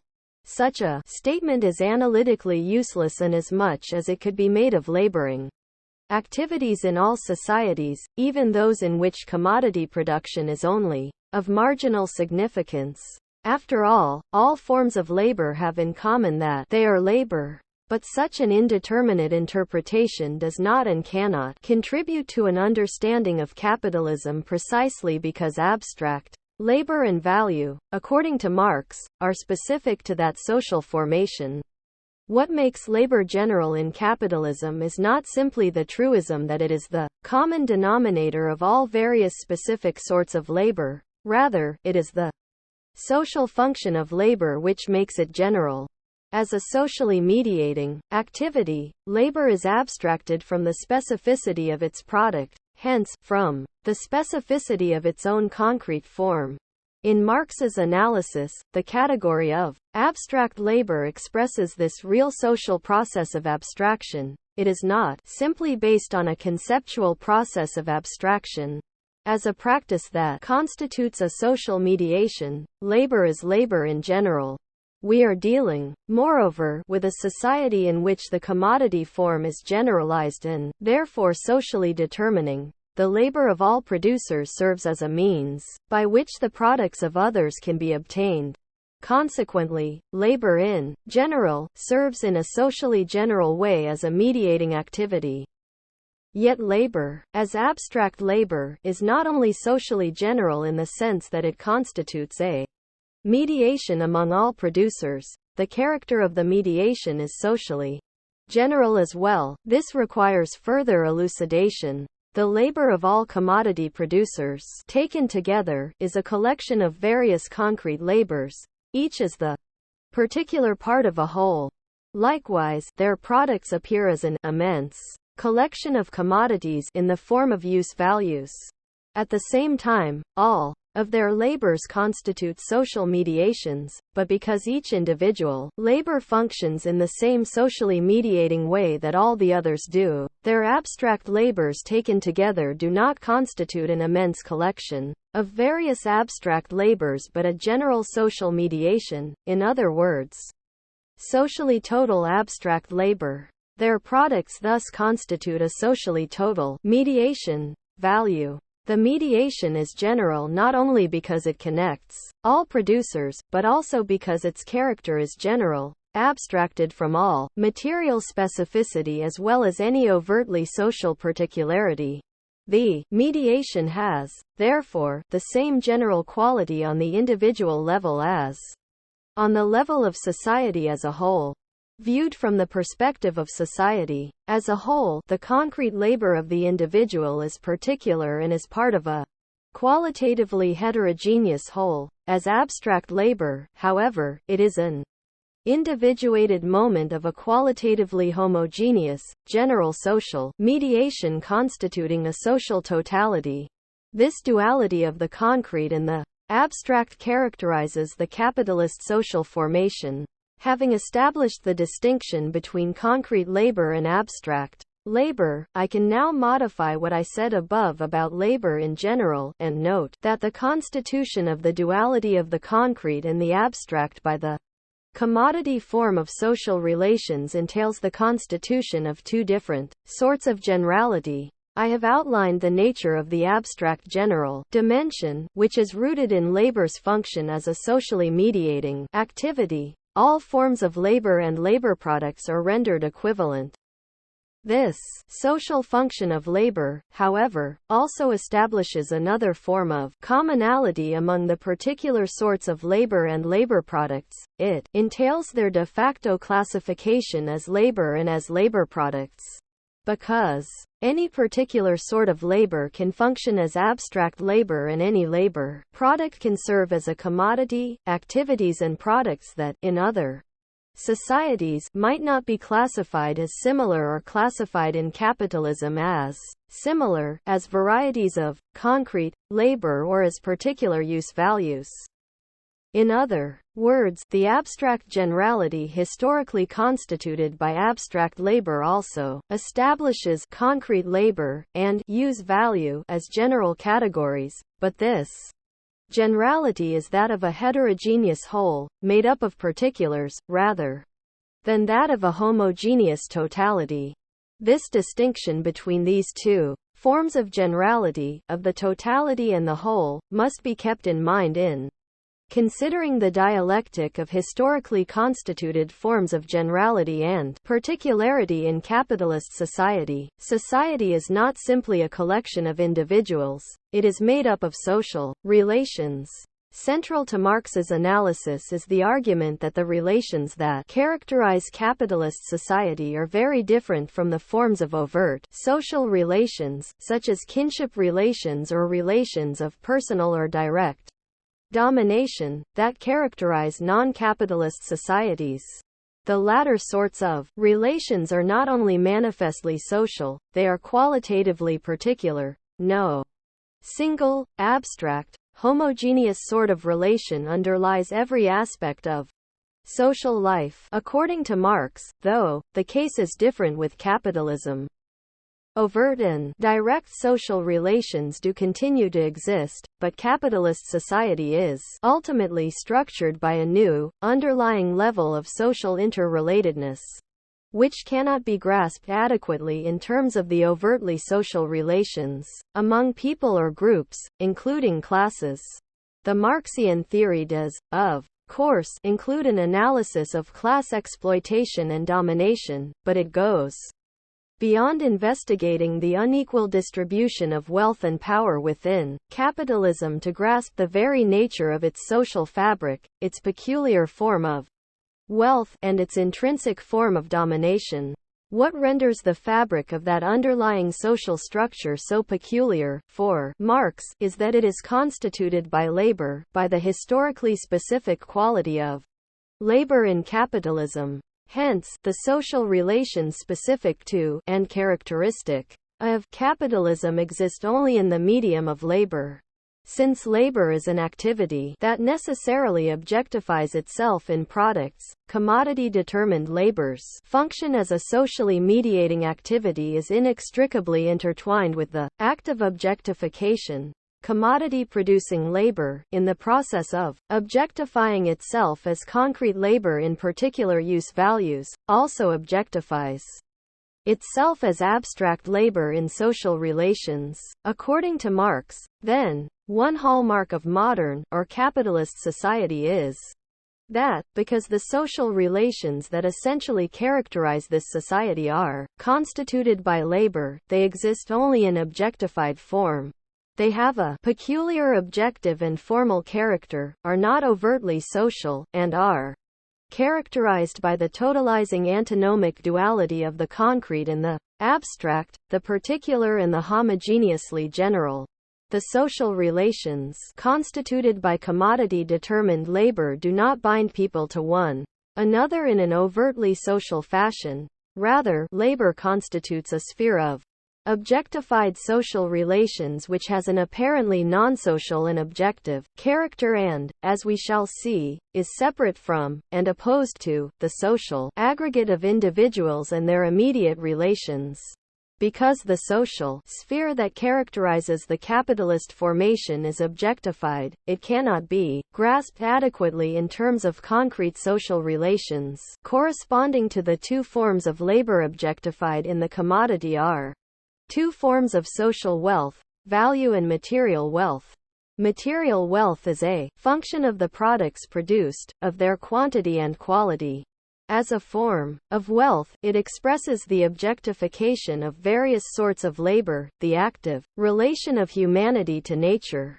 Taken by itself, however, it neither constitutes relations among people nor determines its own distribution.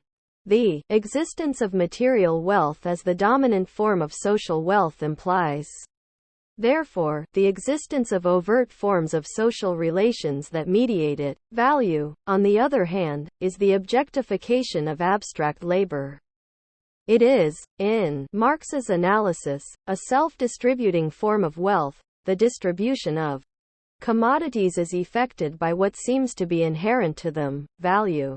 Value is, then, a category of mediation. It is at once a historically determinate, self-distributing form of wealth and an objectified, self-mediating form of social relations. Its measure, as we shall see, is very different from that of material wealth.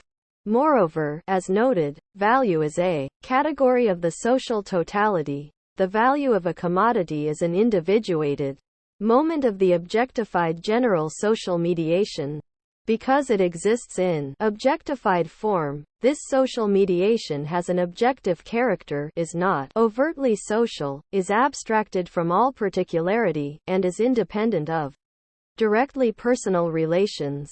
A social bond results from the function of labor as a social mediation, which, because of these qualities, does not depend on immediate social interactions but can function at a spatial and temporal distance. As the objectified form of abstract labor, value is an essential category of capitalist relations of production. The commodity, which Marx analyzed as both use value and value, is thus the material objectification of the double character of labor in capitalism, as concrete labor and as a socially mediating activity. It is the fundamental, structuring principle of capitalism, the objectified form of both the relations of people with nature as well as with each other. The commodity is both a product and a social mediation. It is not a use value that has value but, as the materialized objectification of concrete and abstract labor, it is a use value. That is a value and, therefore, has exchange value. This simultaneity of substantial and abstract dimensions in the form of labor and its products is the basis of the various antinomic oppositions of capitalism and, as I shall show, underlies its dialectical and, ultimately, contradictory character. In its double-sidedness as concrete and abstract, qualitatively particular and qualitatively general homogeneous, the commodity is the most elementary expression of capitalism's fundamental character. As an object, the commodity has a material form. As a social mediation, it is a social form. Having considered the very first determinations of Marx's critical categories, it should be noted here that his analysis in Volume 1 of Capital, of the commodity, value, capital, and surplus value does not sharply distinguish micro and macro levels of investigation, but analyzes structured forms of practice on the level of society as a whole. This level of social analysis of the fundamental forms of social mediation that characterize capitalism also allows for a socio-historical theory of forms of subjectivity. This theory is non-functionalist and does not attempt to ground thought merely with reference to social position and social interests.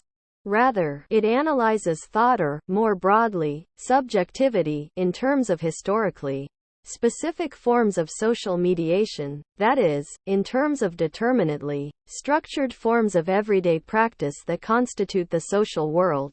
Even a form of thought such as philosophy, which seems very far removed from immediate social life, can, within this framework, be analyzed as socially and culturally constituted, in the sense that this mode of thought itself can be understood with reference to historically determinate social forms. As I have suggested, Marx's unfolding of the categories of his critique can also be read as an immanent meta-commentary on the social constitution of philosophical thought in general, and Hegel's philosophy in particular. For Hegel, the absolute, the totality of the subjective-objective categories, grounds itself as the self-moving substance, that is, subject. It is the true causa sui as well as the endpoint of its own development. In Capital, Marx presents the underlying forms of commodity-determined society as constituting the social context for notions such as the difference between essence and appearance, the philosophical concept of substance, the dichotomy of subject and object, the notion of totality, and, on the logical level of the category of capital, the unfolding dialectic of the identical subject-object. His analysis of the double character of labor in capitalism, as a productive activity and as a social mediation, allows him to conceive of this labor as a non-metaphysical, historically specific causa sui. Because such labor mediates itself, it grounds itself, socially, and therefore has the attributes of substance in the philosophical sense. We have seen that Marx explicitly refers to the category of abstract human labor with the philosophical term substance, and that it expresses the constitution of a social totality by labor. The social form is a totality because it is not a collection of various particularities but, rather, is constituted by a general and homogeneous substance that is its own ground.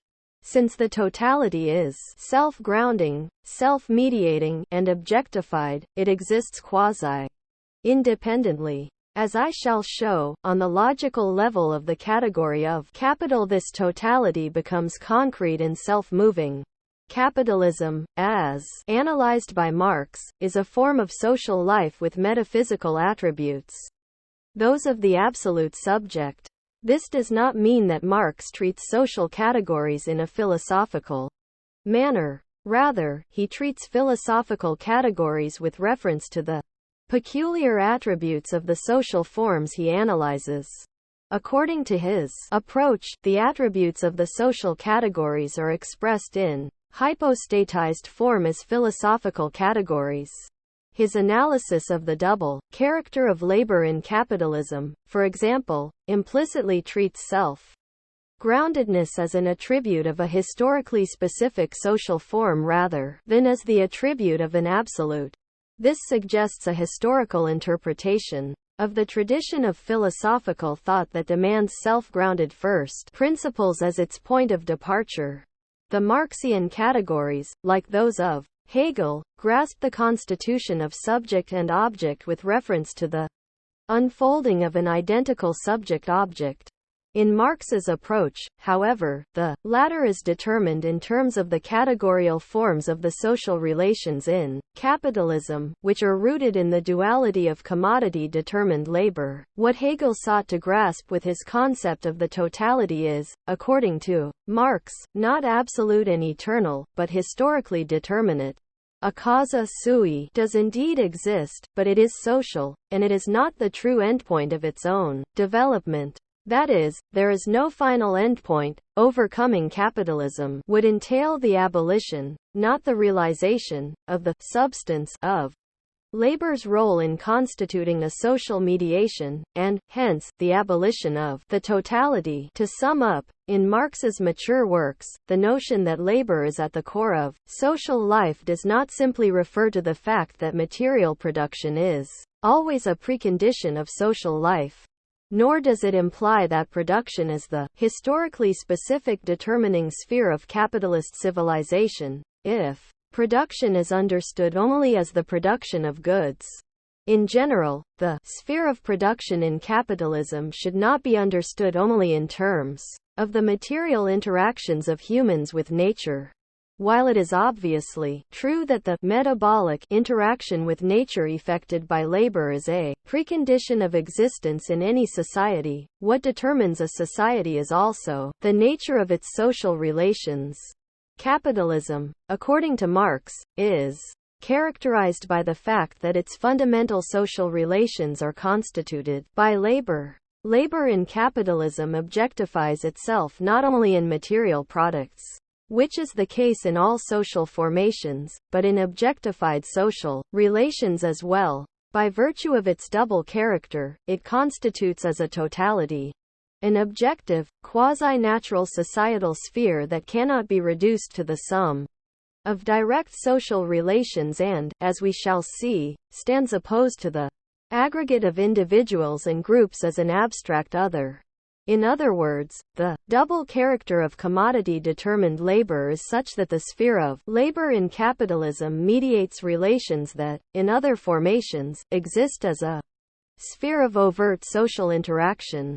It thereby constitutes a quasi-objective, social sphere. Its double character signifies that labor in capitalism has a socially synthetic character, which labor in other formations does not possess. Labor as such does not constitute society per se. Labor in capitalism, however, does constitute that society. We have seen that, according to Marx, the objective and general quality of capitalism's essential social relations are such that they constitute a totality. It can be unfolded from a single structuring form, the commodity. This argument is an important dimension of Marx's presentation in Capital, which attempts to reconstruct theoretically the central features of capitalist society from that basic form. Proceeding from the category of the commodity and the initial determination of labor as a social mediation, Marx then develops further determinations of the capitalist totality by unfolding the categories of money and capital. In the process, he shows that the labor-mediated form of social relations characteristic of capitalism does not simply constitute a social matrix within which individuals are located and related to one another. Rather, the mediation, initially analyzed as a means of acquiring others' products, acquires a life of its own, independent, as it were, of the individuals that it mediates. It develops into a sort of objective system over and against the individuals, and it increasingly determines the goals and means of human activity. It is important to note that Marx's analysis does not ontologically presuppose the existence of this social system in a conceptually reified manner. Rather, as I have shown, it grounds the system-like quality of the fundamental structures of modern life in determinate forms of social practice. The social relations that fundamentally define capitalism are objective in character and constitute a system, because they are constituted by labor as a historically specific socially mediating activity, that is, by an abstract, homogeneous, and objectifying form of practice.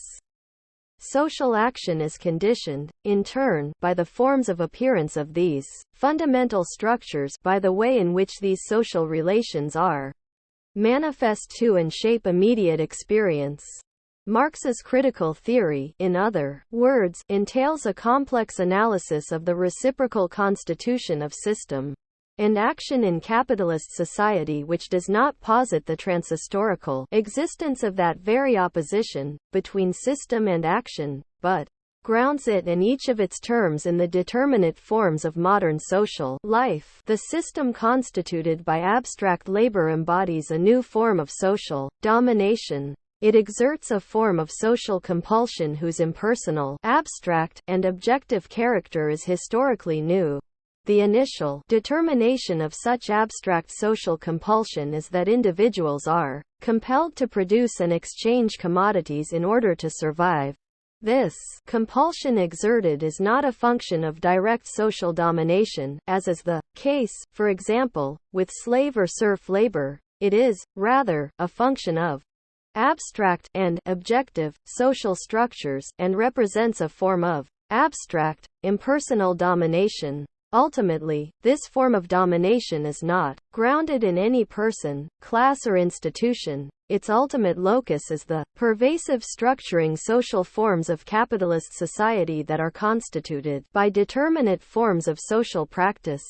Society, as the quasi-independent, abstract, universal other that stands opposed to the individuals and exerts an impersonal compulsion on them, is constituted as an alienated structure by the double character of labor in capitalism. The category of value, as the basic category of capitalist relations of production, is also the initial determination of alienated social structures. Capitalist social relations and alienated structures are identical. It is well known that, in his early writings, Marx maintains that labor, objectifying itself in products, need not be alienating, and criticizes Hegel for not having distinguished between alienation and objectification. Yet, how one conceptualizes the relation of alienation and objectification depends on how one understands labor.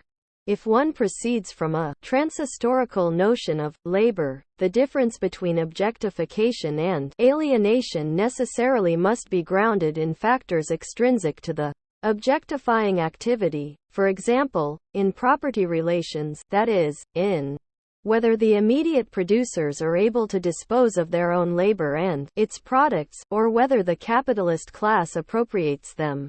Such a notion of alienated labor does not adequately grasp the sort of socially constituted, abstract necessity I have begun to analyze. In Marx's later writings, however, alienation is rooted in the double character of commodity-determined labor, and as such, is intrinsic to the character of that labor itself. Its function as a socially mediating activity is externalized, as an independent, abstract social sphere that exerts a form of impersonal compulsion on the people who constitute it. Labor in capitalism gives rise to a social structure that dominates it. This form of self-generated reflexive domination is alienation. Such an analysis of alienation implies another understanding of the difference between objectification and alienation.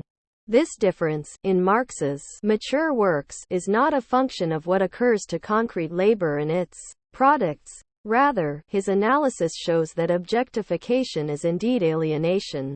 If what labor objectifies are social relations, this identity, however, is historically determinate.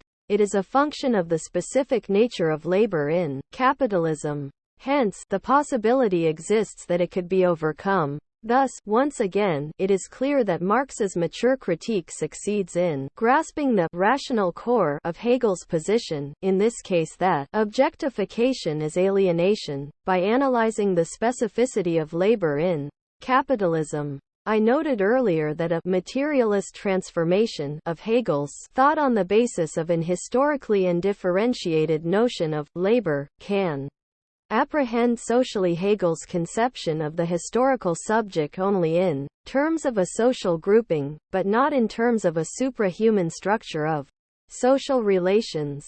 We now see that it also fails to grasp the intrinsic, albeit historically determinate, relation between alienation and objectification.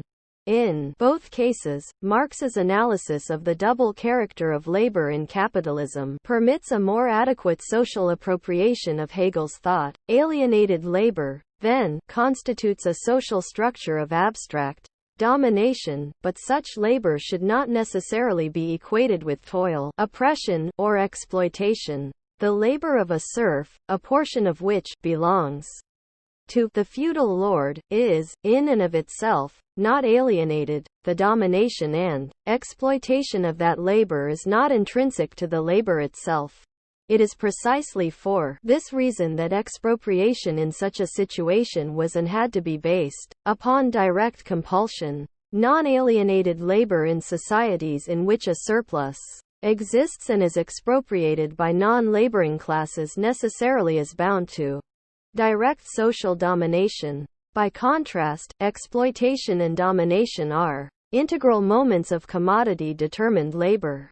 Even the labor of an independent commodity producer is alienated, if not to the same degree as that of an industrial worker, because social compulsion is effected abstractly. As a result of the social relations objectified by labor when it functions as a socially mediating activity, the abstract domination and the exploitation of labor characteristic of capitalism are grounded, ultimately, not in the appropriation of the surplus by the non-laboring classes, but in the form of labor in capitalism. The structure of abstract domination constituted by labor acting as a socially mediating activity does not appear to be socially constituted, rather, it appears in naturalized form. Its social and historical specificity is veiled by several factors. The form of social necessity exerted, of which I have only discussed the first determination, exists in the absence of any direct personal, social domination. Because the compulsion exerted is impersonal and objective, it seems not to be social at all but natural, and, as I shall explain later, conditions social conceptions of natural reality. This structure is such that one's own needs, rather than the threat of force or other social sanctions, appear to be the source of such necessity. This naturalization of abstract domination is reinforced by the overlapping of two very different sorts of necessity associated with social labor. Labor, in some form, is a necessary precondition, a transhistorical or natural social necessity, of human social existence as such. This necessity can veil the specificity of commodity-producing labor, that, although one does not consume what one produces, one's labor is nevertheless the necessary social means of obtaining products to consume. The latter necessity is a historically determinate social necessity. The distinction between these two sorts of necessity is important for understanding Marx's conception of freedom in post-capitalist society, as will become clear, because the specific social mediating role played by commodity-producing labor is veiled, and such labor appears as labor per se. These two sorts of necessity are conflated in the form of an apparently valid transhistorical necessity. One must labor to survive. Hence, a form of social necessity specific to capitalism appears as the natural order of things. This apparently transhistorical necessity, that the individual's labor is the necessary means to their, or their families', consumption, serves as the basis for a fundamental legitimating ideology of the capitalist social formation as a whole, throughout its various phases. As an affirmation of capitalism's most basic structure, such an ideology of legitimation is more fundamental than those that are more closely tied to specific phases of capitalism, for example, those related to the market-mediated exchange of equivalents. Marx's analysis of the specificity of labor in capitalism has further implications for his conception of alienation. The meaning of alienation varies considerably depending upon whether one considers it in the context of a theory based on the notion of labor, or in the context of an analysis of the duality of labor in capitalism. In the former case, alienation becomes a concept of a philosophical anthropology. It refers to the externalization of a pre-existing human essence. On another level, it refers to a situation in which capitalists possess the power of disposal over the workers' labor and its products. Within the framework of such a critique, alienation is an unequivocally negative process, although it is grounded in circumstances that can be overcome. In the interpretation presented here, alienation is the process of the objectification of abstract labor. It does not entail the externalization of a pre-existing human essence. Rather, it entails the coming into being of human powers in alienated form. In other words, alienation refers to a process of the historical constitution of human powers which is effected by labor objectifying itself as a socially mediating activity. Through this process, an abstract, objective social sphere emerges, which acquires a life. of its own and exists as a structure of abstract domination over and against the individuals. Marx, in elucidating and grounding central aspects of capitalist society in terms of this process, evaluates its results as two-sided, rather than as unequivocally negative. So, for example, in Capital he analyzes the constitution by alienated labor of a universal social form that is both a structure in which human capacities are created historically and a structure of abstract domination. This alienated form induces a rapid accumulation of the social wealth and productive power of humanity, and it entails as well the increasing fragmentation of labor, the formal regimentation of time, and the destruction of nature.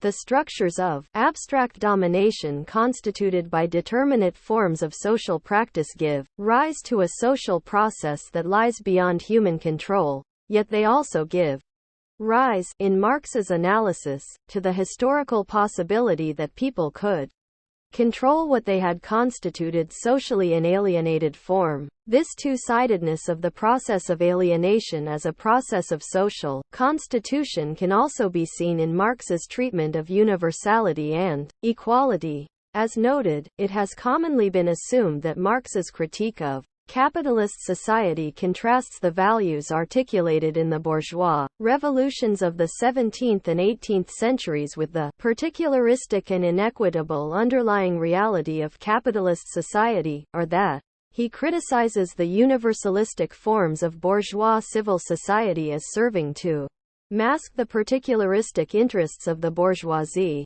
The Marxian theory, however, does not simply, and affirmatively, oppose the universal to the particular, nor does it dismiss the former as a mere sham. Rather, as a theory of social constitution, it examines critically and grounds socially the character of modern universality and equality.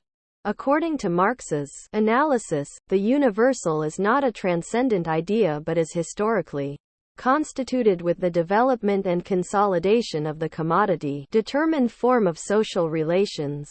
What emerges historically is not, however, the universal per se but a specific universal form, one that is related to the social forms of which it is a part.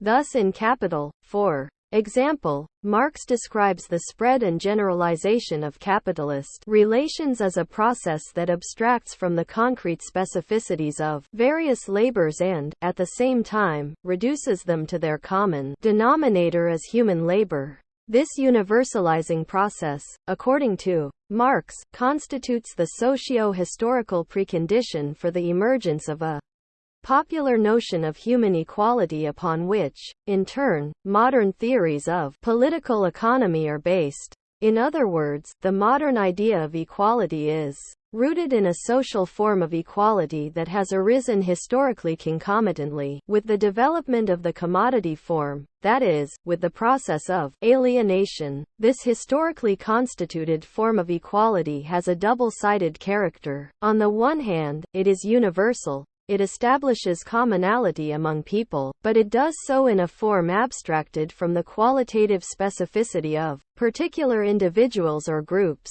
An opposition of the universal to the particular arises which is grounded in a historical process of alienation. The universality and equality constituted thus have had positive political and social consequences, but because they entail a negation of specificity, they also have had negative results. There are many examples of the ambiguous consequences of this opposition. For example, the history of the Jews in Europe following the French Revolution can, on one level, be seen as that of a group caught between an abstract form of universalism, which allows for the emancipation of people only qua abstract individuals, and its concrete, anti-universalistic antithesis, whereby people and groups are identified particularistically and judged, for example, in a hierarchical, exclusionary, or Manichaean manner. This opposition between the abstract universality of the Enlightenment and particularistic specificity should not be understood in a decontextualized fashion. It is a historically constituted opposition, rooted in the determinate social forms of capitalism. To regard abstract universality, in its opposition to concrete specificity, as an ideal that can only be realized in a post-capitalist society, is to remain bound within the framework of an opposition characteristic of that society. The form of domination related to this abstract form of the universal is not merely a class relation concealed by a universalistic facade. Rather, the domination Marx analyzes is that of a specific, historically constituted form of universalism itself, which he tries to grasp with his categories of value and capital. The social framework he analyzes thus is also characterized by the historically constituted opposition of the abstract social sphere and individuals. In commodity-determined society, the modern individual is historically constituted, a person independent of personal relations of domination, obligation, and dependence, who no longer is embedded overtly in a quasi-natural fixed social position and so, in a sense, is self-determining. Yet this free individual is confronted by a social universe of abstract objective constraints that function in a law-like fashion. In Marx's terms, from a pre-capitalist context marked by relations of personal dependence, a new one emerged characterized by individual personal freedom within a social framework of objective dependence. The modern opposition between the free, self-determining individual and an extrinsic sphere of objective necessity is, according to Marx's analysis, a real opposition that is historically constituted with the rise and spread of the commodity-determined form of social relations, and is related to the more general constituted opposition between a world of subjects and a world of objects. This opposition, however, is not solely one between individuals and their alienated social context. It also can be seen as one within the individuals themselves, or, better, as one between different determinations of individuals in modern society. These individuals are not only self-determining subjects, acting on the basis of will, they are also subjected to a system of objective compulsions and constraints that operates independent of their will, and in this sense, are also objects. Like the commodity, the individual constituted in capitalist society has a dual character. The Marxian critique, then, does not simply expose the values and institutions of modern civil society as a facade that masks class relations, but grounds them with reference to the categorially grasped social forms. The critique calls for neither the implementation nor the abolition of the ideals of bourgeois society, and it points neither to the realization of the abstract homogeneous universality of the existent formation nor to the abolition of universality. Instead, it elucidates as socially grounded the opposition of abstract universalism and particularistic specificity in terms of determinate forms of social relations, and as we shall see, it is their development that points to the possibility of another form of universalism, one not based upon an abstraction from all concrete specificity. With the overcoming of capitalism, the unity of society already constituted in alienated form could then be effected differently, by forms of political practice, in a way that need not negate qualitative specificity. It would be possible, in light of this approach, to interpret some strains within recent social movements, notably among women and various minorities, as efforts to move beyond the antinomy associated with the social form of the commodity, of an abstract, homogeneous universalism, and a form of particularism that excludes universality. An adequate analysis of such movements should, of course, be historical. It should be able to relate them to developments of the underlying social forms in a way that accounts for the historical emergence of such attempts to surpass this antinomy that characterizes capitalism. There is a conceptual parallel between Marx's implicit critique of historically constituted abstract universality and his analysis of industrial production as intrinsically capitalist. As I noted in discussing the Grundrisse, overcoming capitalism, for Marx, would entail neither a new mode of distribution based on the same industrial mode of production nor the abolition of the productive potential developed in the course of the past centuries. Rather, the form as well as the goal of production in socialism would be different. In its analysis both of universality and of the process of production, then, the Marxian critique avoids hypostatizing the existent form and positing it as the sine qua non of a future free society, while also avoiding the notion that what was constituted in capitalism will be completely abolished in socialism. The two-sided quality of the process of alienation signifies, in other words, that its overcoming entails the appropriation by people, rather than the simple abolition, of what had been socially constituted in alienated form. The Marxian critique differs from both abstract rationalist and romantic critiques of capitalism in this regard. The process of alienation in Marx's later works, then, is integral to a process by which structured forms of practice historically constitute the basic social forms of thought, and cultural values of capitalist society. The notion that values are historically constituted should not, of course, be taken as an argument that because they are not eternal, they are a sham or merely conventional and without validity. A self-reflexive theory of the ways in which forms of social life are constituted must move beyond such an opposition of abstract absolutist and abstract relativist approaches, both of which suggest that humans can somehow act and think outside of their social universes. According to Marx's theory of capitalist society, that the social relations constituted in alienated form by labor undermine and transform earlier social forms, indicates that those earlier forms are also constituted. Nevertheless, one should differentiate between the sorts of social constitution involved. People in capitalism constitute their social relations and their history by means of labor. Although they also are controlled by what they have constituted, they make these relations and this history in a different and more emphatic sense than people make pre-capitalist relations, which Marx characterizes as spontaneously arisen and quasi-natural, naturweek sig. If one were to relate Marx's critical theory and Vico's dictum that people can know history, which they have made, better than they can know nature, which they have not, one should do so in a manner that distinguishes between making capitalist society and pre-capitalist societies. The alienated, labor-mediated mode of social constitution not only weakens traditional social forms, but does so in a way that introduces a new sort of social context characterized by a form of distance between individuals and society that allows for, and perhaps induces, social reflection on, and analysis of, society as a whole. Because of the intrinsic dynamic logic of capitalism, moreover, such reflection need not remain retrospective once the capital form is fully developed.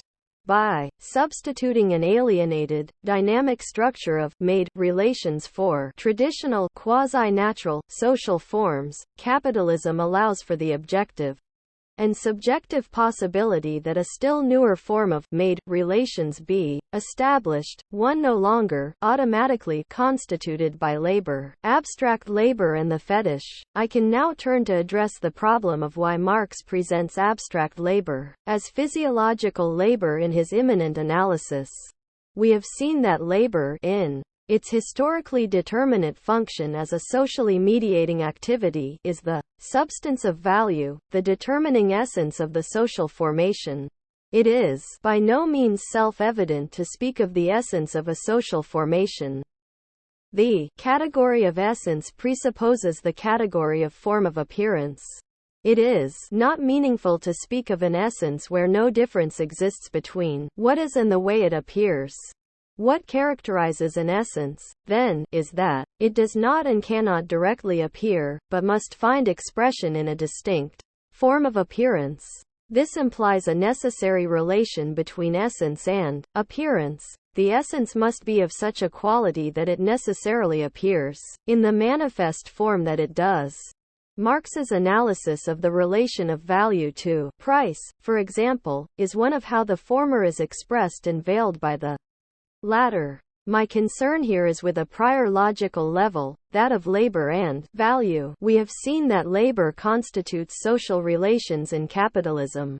Labor, however, is an objectifying social activity that mediates between humans and nature. It necessarily is as such an objectifying activity, then, that labor affects its function in capitalism as a socially mediating activity. Labor's specific social role in capitalism, therefore, must necessarily be expressed in forms of appearance that are the objectifications of labor as a productive activity. The historically specific social dimension of labor, however, is both expressed and veiled by labor's apparently transhistorical, material dimension. Such manifest forms are necessary forms of appearance of labor's unique function in capitalism. In other societies, laboring activities are embedded within an overt social matrix and, hence, are neither essences nor forms of appearance. It is labor's unique role in capitalism that constitutes labor both as an essence and as a form of appearance. In other words, because the social relations characterizing capitalism are mediated by labor, it is a peculiarity of that social formation that it has an essence. Essence is an ontological determination. The essence I am considering here, however, is historical, a historically specific social function of labor. Yet this historical specificity is not apparent. We have seen that the social relations mediated by labor are self-grounding, have an essence, and appear not to be social at all but objective and transhistorical. They appear, in other words, to be ontological.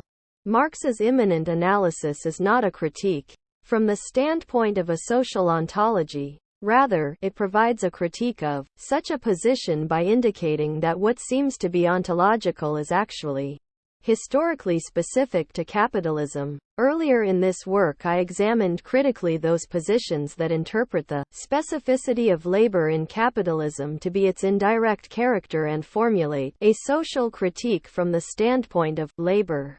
It is clear now that such positions take the ontological appearance of the basic social forms of capitalism at face value, for labor is a social essence only in capitalism.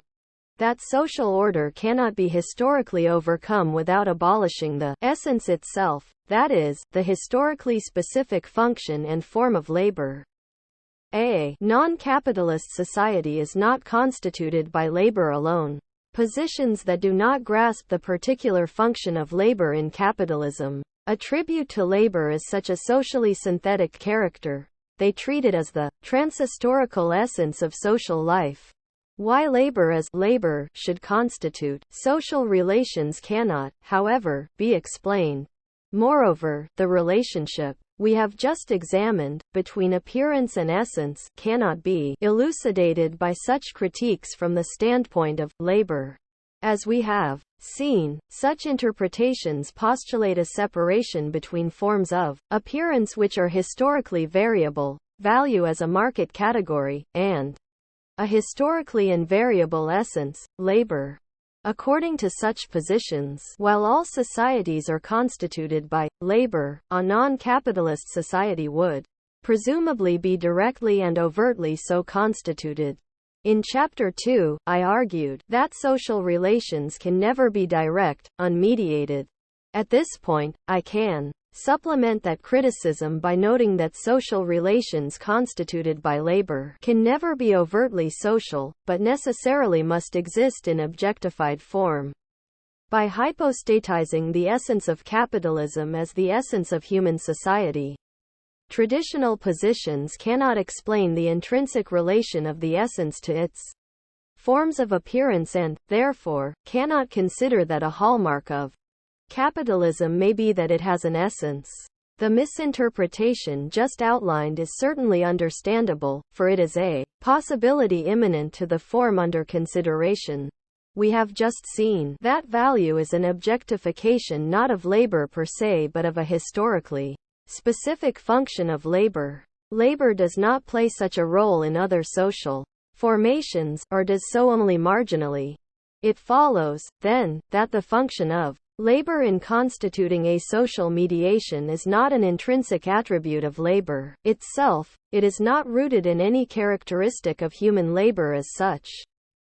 The problem, however, is that when the analysis proceeds from an examination of commodities in order to uncover what constitutes their value, it can come upon labor, but not its mediating function. This specific function does not, and cannot, appear as an attribute of labor, nor can it be uncovered by examining labor as a productive activity, because what we term labor is a productive activity in all social formations. Labor's unique social function in capitalism cannot appear directly as an attribute of labor, for labor, in and of itself, is not a socially mediating activity. Only an overt social relation can appear as such. The historically specific function of labor can only appear objectified, as value in its various forms, commodity, money, capital. It is, therefore, impossible to uncover a manifest form of labor as a socially mediating activity by looking behind the form, value, in which it is necessarily objectified, a form that itself can only appear materialized as the commodity, money, and so on. Labor, of course, does appear, but the form of its appearance is not as a social mediation, but simply as labor itself. One cannot discover the function of labor as constituting a medium of social relations by examining labor itself. One must investigate its objectifications. This is why Marx began his presentation not with labor but with the commodity, the most basic objectification of capitalist social relations. However, even in the investigation of the commodity as a social mediation, appearances can deceive. As we have seen, a commodity is a good and an objectified social mediation. As a use value, or good, the commodity is particular, the objectification of a particular concrete labor. As a value, the commodity is general, the objectification of abstract labor.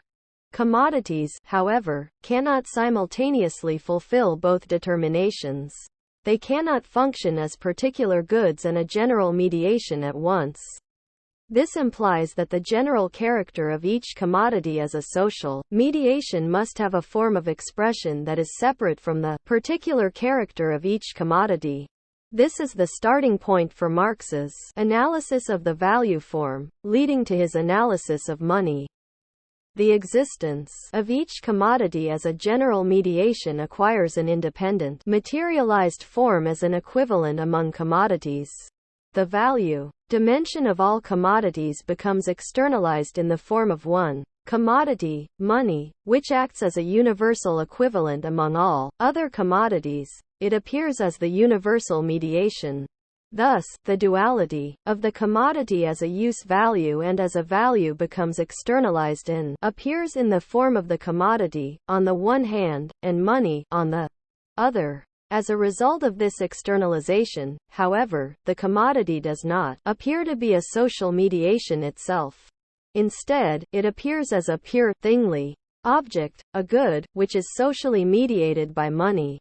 By the same token, money does not appear as a materialized externalization of the abstract, general dimension of the commodity, and of labor, that is, as an expression of a determinate form of social mediation, but as a universal mediation in and of itself, one that is external to social relations.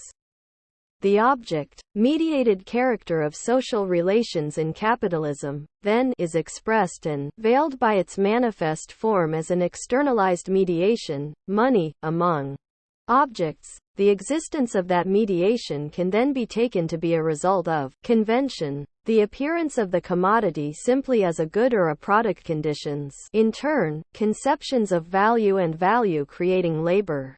That is, the commodity seems not to be a value, a social mediation, but rather a use value that has exchange value. It is no longer apparent that value is a particular form of wealth, an objectified social mediation, which is materialized in the commodity. Just as the commodity appears to be a good that is mediated by money, value then appears to be transhistorical wealth that, in capitalism, is distributed by the market. This displaces the analytic problem from one of the nature of social mediation in capitalism to one of the determinations of exchange ratios. One can then argue whether the ratios of exchange are ultimately determined by factors extrinsic to the commodities, or whether they are intrinsically determined, for example, by the relative amount of labor that went into their production. In either case, however, the specificity of the social form, that value is an objectified social mediation, will have become blurred if value is taken to be wealth mediated by the market, and it is assumed that that wealth is constituted by labor, then value constituting labor seems simply to be wealth creating labor in a situation where its products are exchanged. In other words, if, as a result of their manifest forms, the determinate nature of the basic social forms of capitalism is not grasped, then even if value is seen as a property of the commodity, it is not of the commodity as a social mediation but as a product. Consequently, value seems to be created by labor as productive activity, labor as it produces goods and material wealth, rather than by labor as a socially mediating activity. Since labor apparently creates value regardless of its concrete specificity, it then appears to do so simply by virtue of its capacity as productive activity in general. Value, then, seems to be constituted by the expenditure of labor per se. To the extent that value is considered to be historically specific, it is as a form of distribution of that which is constituted by the expenditure of labor. The peculiar social function of labor, which renders its indeterminate expenditure constitutive of value, cannot, then, be uncovered directly. As I have argued, this function cannot be revealed by seeking it behind the form in which it necessarily is objectified. What one discovers, instead, is that value appears to be constituted by the mere expenditure of labor, without reference to the function of labor that renders it value constituting. The difference between material wealth and value, which is rooted in the difference between labor mediated by social relations in non-capitalist societies and labor mediated by labor itself in capitalism, becomes indistinct. In other words, when the commodity appears to be a good with exchange value and, therefore, value appears to be market-mediated wealth, value-creating labor appears not to be a socially mediating activity but wealth-creating labor in general. Hence, labor seems to create value merely by virtue of its expenditure. Abstract labor thus appears in Marx's immanent analysis as that which underlies all forms of human labor in all societies. The expenditure of muscle, nerve, and so on. I have shown how the social essence of capitalism is a historically specific function of labor as a medium of social relations. Yet, within the framework of Marx's mode of presentation, which is already immanent to the categorical forms and proceeds from the commodity to examine the source of its value, the category of abstract labor appears to be an expression of labor per se, of concrete labor in general. The historically specific essence of capitalism appears in the immanent analysis as a physiological, ontological essence, a form that is common to all societies. Labor. The category of abstract labor presented by Marx is thus an initial determination of what he explicates with his notion of the fetish, because the underlying relations of capitalism are mediated by labor, hence are Objectified, they appear not to be historically specific and social but trans-historically valid and ontologically grounded forms. The appearance of labor's mediational character in capitalism as physiological labor is the fundamental core of the fetish of capitalism. The fetishized appearance of labor's mediating role as labor in general, taken at face value, is the starting point for the various social critiques from the standpoint of labor I have termed traditional Marxism. The possibility that the object of Marx's critique can be transformed into what traditional Marxism affirms with its paradigm of production is rooted in the circumstance that the core of capitalism, according to Marx, has a necessary form of appearance that can be hypostatized as the essence of social life. In this way, the Marxian theory points to a critique of the paradigm of production which is able to grasp its historical, rational core in the social forms specific to capitalism. This analysis of the category of abstract human labor is a specific elaboration of the immanent nature of Marx's critique. His physiological definition of this category is part of an analysis of capitalism in its own terms, that is, as the forms present themselves. The critique takes no standpoint outside of its object, but rests, instead, on the full unfolding of the categories and their contradictions.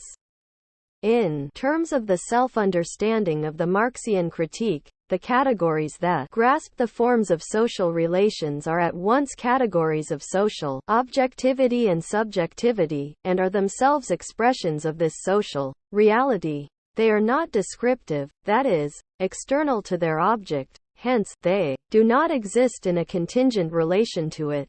It is precisely because of this immanent character that the Marxian critique can be so easily misunderstood, and that quotes and concepts torn out of context can so easily be used to construct a positive science. The traditional interpretation of Marx and a fetishized understanding of capitalism are parallel and interrelated. The Materi in Marx's materialist critique, then, is social, the forms of social relations mediated by labor. The characterizing social dimension in capitalism can appear only in objectified form. By uncovering the historical and social content of the reified forms, the Marxian analysis becomes as well a critique of those varieties of materialism which hypostatize these forms of labor and its objects. His analysis provides a critique of both idealism and materialism by grounding each in historically specific, reified, and alienated social relations, labor, and nature. The forms of social relations that characterize capitalism are not manifestly social and, thus, appear not to be social at all, but natural in a way that involves a very specific notion of nature. The forms of appearance of capitalist social relations not only condition understandings of the social world but, as the approach presented here suggests, of the natural world as well. In order to extend the discussion of the Marxian socio-historical theory of subjectivity introduced above and to suggest an approach to the problem of the relation of conceptions of nature to their social contexts, which I shall only be able to touch upon here, I shall now examine further the quasi-objective character of capitalist relations by considering briefly the question of the meaning accorded labor and its objects. For heuristic purposes, I shall proceed from the highly simplified comparison of traditional and capitalist social relations with which I began. As noted, in traditional societies, laboring activities and their products are mediated by, and embedded in, overt social relations, whereas in capitalism, labor and its products mediate themselves. In a society where labor and its products are embedded in a matrix of social relations, they are informed and accorded their social character by those relations, yet the social character accorded various labors seems to be intrinsic to them. In such a situation, productive activity does not exist as a pure means, nor do tools and products appear as mere objects. Instead, informed by social relations, They are imbued with meanings and significances, whether manifestly social or quasi-sacred, that seem to be intrinsic to them. This entails a remarkable inversion. An activity, implement, or object that is determined non-consciously by social relations appears, because of its resultant symbolic character, to possess a socially determining character within a rigidly traditional social framework. For example, the object or activity seems to embody and determine social position and gender. Definition. Laboring activities in traditional societies do not simply appear as labor, but each form of labor is socially imbued and appears as a particular determination of social existence. Such forms of labor are very different from labor in capitalism. They cannot be understood adequately as instrumental action. Moreover, the social character of such labor should not be confused with what I have described as the specific social character of labor in capitalism. Labor in non-capitalist societies does not constitute society, for it does not possess the peculiar synthetic character that Marx commodity-determined labor. Although social, it does not constitute social relations but is constituted by them. The social character of labor in traditional societies is, of course, seen as natural. However, this notion of the natural, thus of nature as well, is very different from that in a society where the commodity form prevails. Nature in traditional societies is endowed with character that is as essentially variegated, personalized, and non-rational as the social relations characterizing the society. As we have seen, labor in capitalism is not mediated by social relations, but, rather, itself constitutes a social mediation. If, in traditional societies, social relations impart meaning and significance to labor, in capitalism, labor imparts an objective character to itself and to social relations. This objective character is historically constituted when labor, which is accorded various specific meanings by overt social relations in other societies, mediates itself and thereby negates those meanings. In this sense, objectivity can be seen as the non-overtly social meaning that arises historically when objectifying social activity reflexively determines itself socially. Within the framework of this approach, then, social relations in traditional societies determine labors, implements, and objects that, inversely, appear to possess a socially determining character. In capitalism, labor and its products create a sphere of objective social relations. They are in fact socially determining but do not appear as such. Rather, they appear to be purely material. This latter inversion merits further examination. I have shown that the specific mediating role of labor in capitalism necessarily appears in objectified form and not directly as an attribute of labor.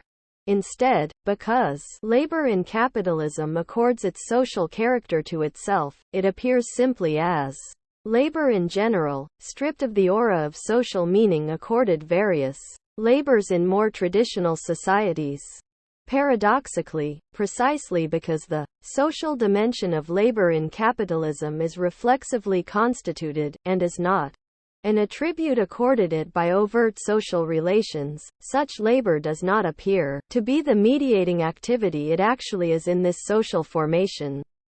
It appears, rather, only as one of its dimensions, as concrete labor, a technical activity that can be applied and regulated socially in an instrumental fashion. This process of the objectification of labor in capitalist society is also a process of the paradoxical secularization of the commodity as a social object. Although the commodity as an object does not acquire its social character as a result of social relations but, rather, is intrinsically a social object, in the sense of being a materialized social mediation, it appears to be a mere thing. As noted, although the commodity is simultaneously a use, value and a value, the latter social dimension becomes externalized in the form of a universal equivalent, money.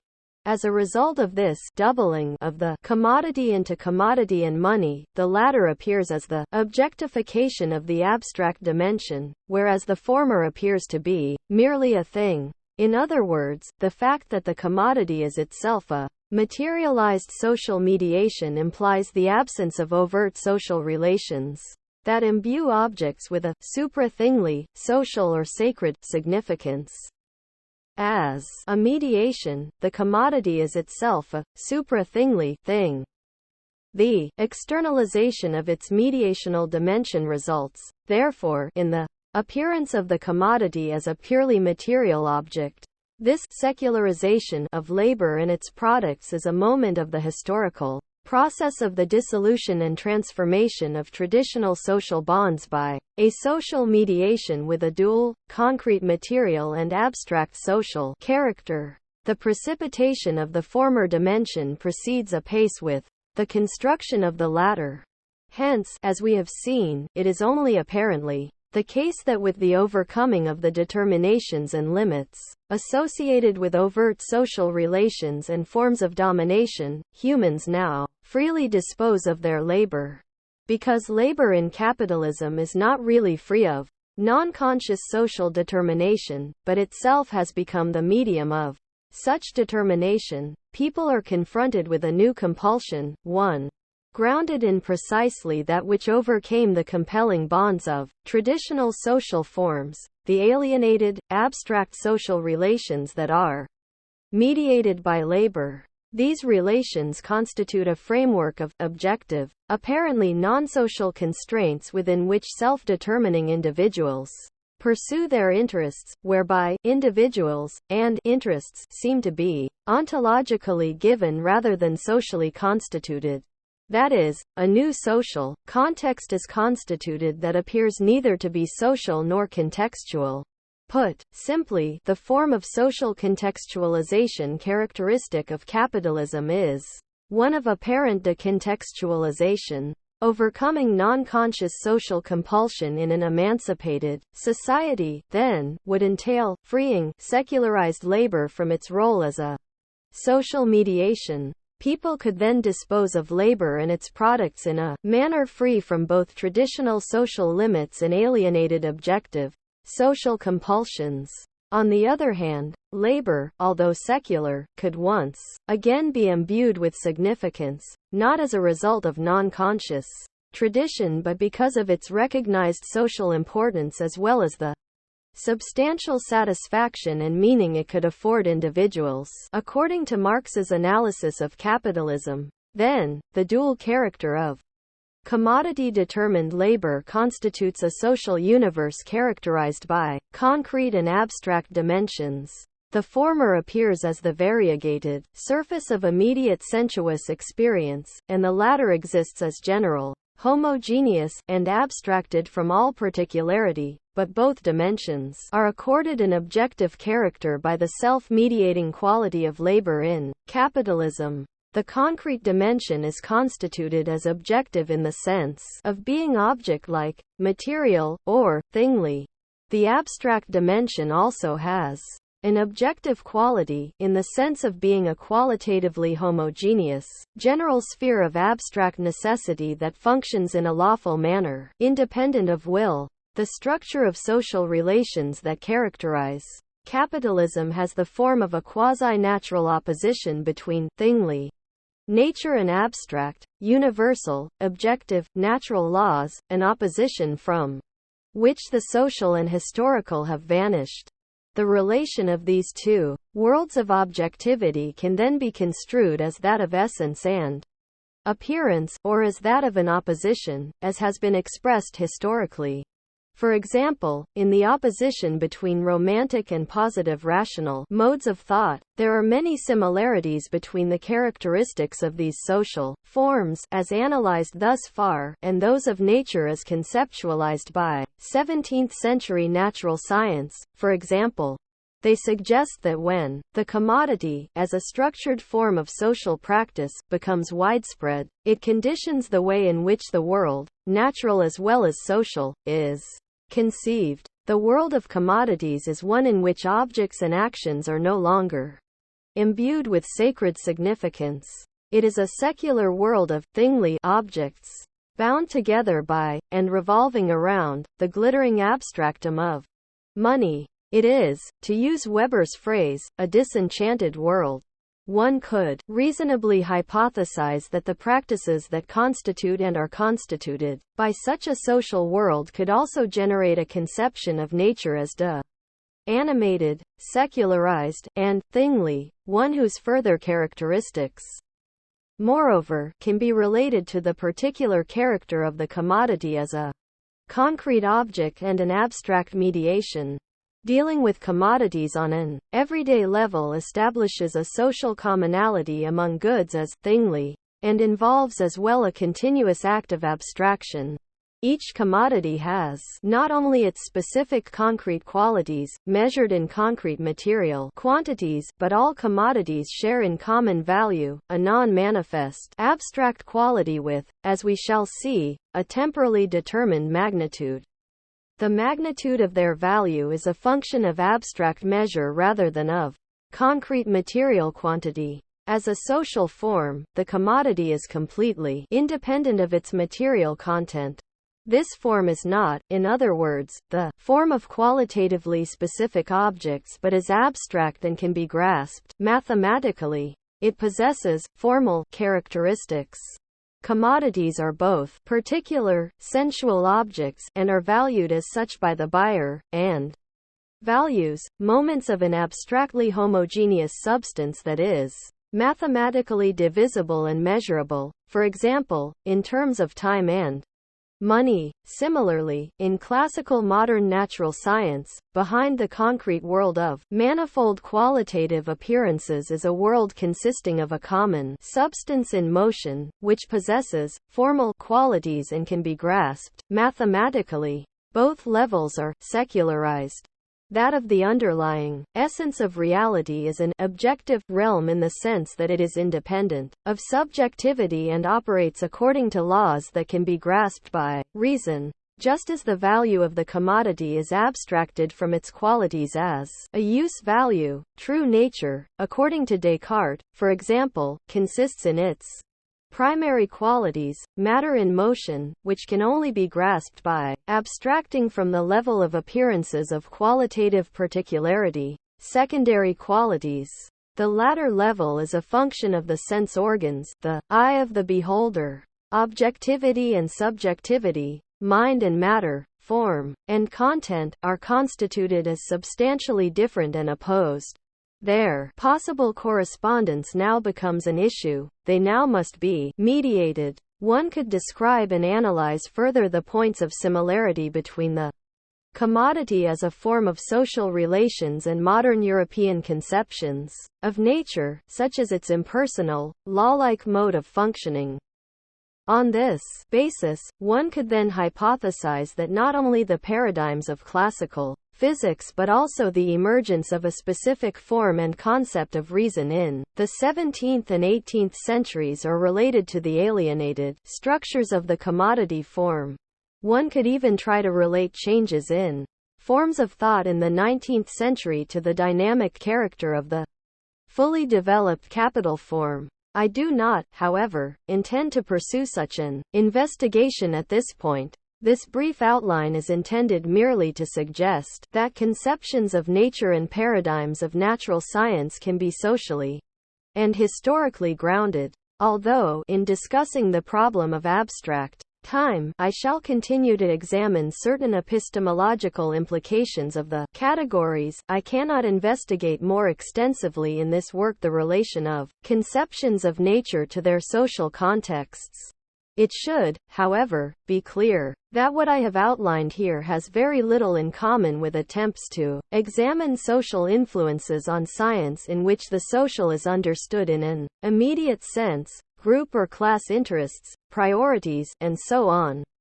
Although such considerations are very important in examining the application of science, they cannot account for conceptions of nature or scientific paradigms themselves. The non-functionalist socio-historical theory of knowledge suggested by the Marxian critique maintains that the ways in which people perceive and conceive of the world in capitalist society is shaped by the forms of their social relations, understood as structured forms of everyday social practice. It has little in common with the reflection theory of knowledge.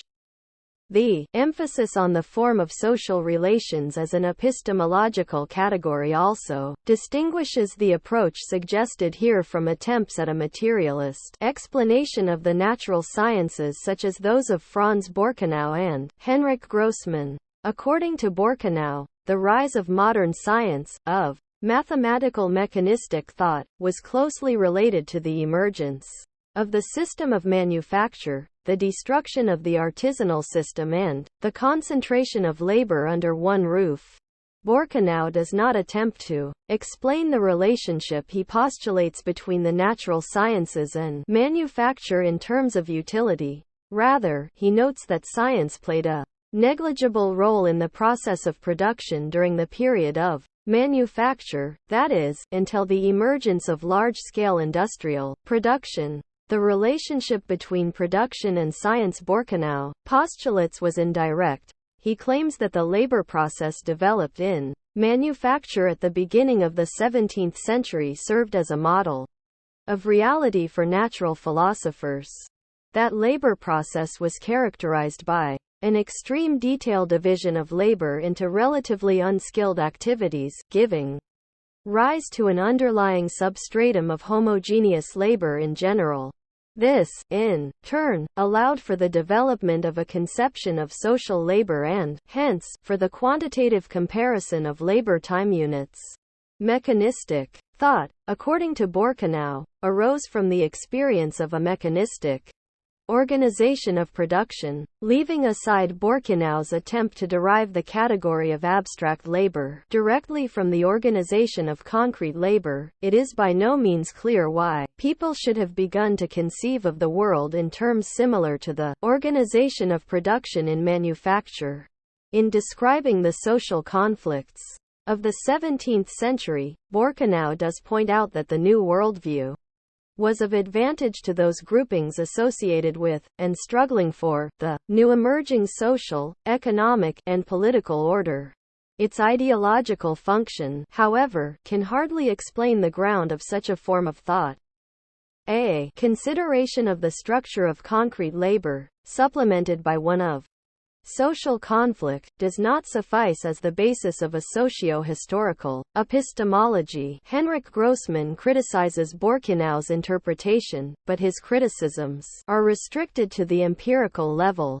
Grossman argues that the organization of production which Borkenau attributes to the period of manufacture actually came into being only with industrial production. In general, manufacture did not entail the breakdown and homogenization of labor, but brought together skilled artisans in one factory without appreciably changing their mode of labor. In addition, he claims that the emergence of mechanistic thought should not be sought in the 17th century, but earlier, with Leonardo da Vinci. Grossman then suggests another explanation for the origins of such thought. It emerged from the practical activity of skilled handicraftsmen in inventing and producing new mechanical devices. What Grossman's hypothesis has in common with that of Borkenau is that it attempts to derive a form of thought directly from a consideration of labor as productive activity. Yet, as Alfred Sohn-Rethel points out in Geistige und körperliche Arbeit, Grossman's approach is inadequate because, in his essay, the devices that supposedly give rise to mechanistic thought are already understood and explained in terms of the logic of such thought. The origins of particular forms of thought must be sought on a deeper level. According to Sohn-Rethel, like the interpretation outlined in this work, his approach is to analyze underlying structures of thought, for example, those which Kant posited ahistorically as transcendental a priori categories, in terms of their constitution by forms of social synthesis. However, Sohn-Rethel's understanding of social constitution differs from that presented in this work. he does not analyze the specificity of labor in capitalism as being socially constituting but, rather, posits two forms of social synthesis, one effected by means of exchange, and one by means of labor. He argues that the sort of abstraction and form of social synthesis entailed in the value form is not a labor abstraction but an exchange abstraction. According to Son Rethel, there is a labor abstraction in capitalism, but it occurs in the process of production rather than in the exchange process. Son Rethel, however, does not relate the notion of labor abstraction to the creation of alienated social structures. Instead, he evaluates positively the mode of social synthesis purportedly effected by labor in industrial production as non-capitalist and opposes it to the mode of societalization effected by exchange, which he assesses negatively. The latter mode of social synthesis alone, according to Son Rethel, constitutes the essence of capitalism. This version of a traditional interpretation of the contradiction of capitalism leads Son Rethel to claim that a society is potentially classless when it acquires the form of its synthesis directly through the process of production and not through exchange-mediated appropriation. It also weakens his sophisticated attempt at an epistemological reading of Marx's categories. Within the framework of this work, the synthesis of societalization is never a function of labor, but of the form of social relations in which production takes place. Labor effects that function only in capitalism, as a result of the historically specific quality we have uncovered in examining the commodity form. Son Rethel, however, interprets the commodity form as being extrinsic to commodity-determined labor, and then attributes to production as such a role in societalization which it does not possess. This prevents him from grasping adequately the character of these alienated social structures created by labor-mediated societalization and the specificity of the process of production in capitalism. In Chapter 5 I shall examine the social compulsion exerted by abstract time as a further basic determination of the alienated social structures grasped by the category of capital.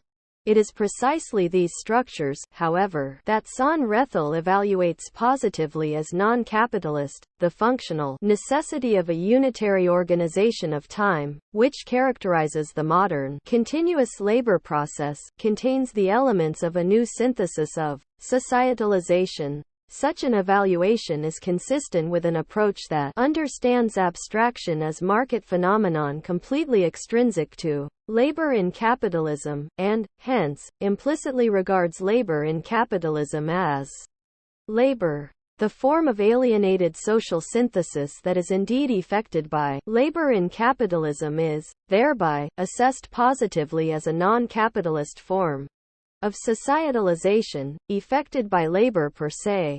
This position also hinders Son Rethel from dealing with 19th and 20th century forms of thought, in which the form of capital-determined production itself takes on a fetishized form. His emphasis on exchange, which excludes any examination of the implications of the commodity form for labor, restricts his social epistemology to a consideration of forms of static, abstract, mechanical thought. This necessarily excludes many forms of modern thought from the purview of his critical social epistemology.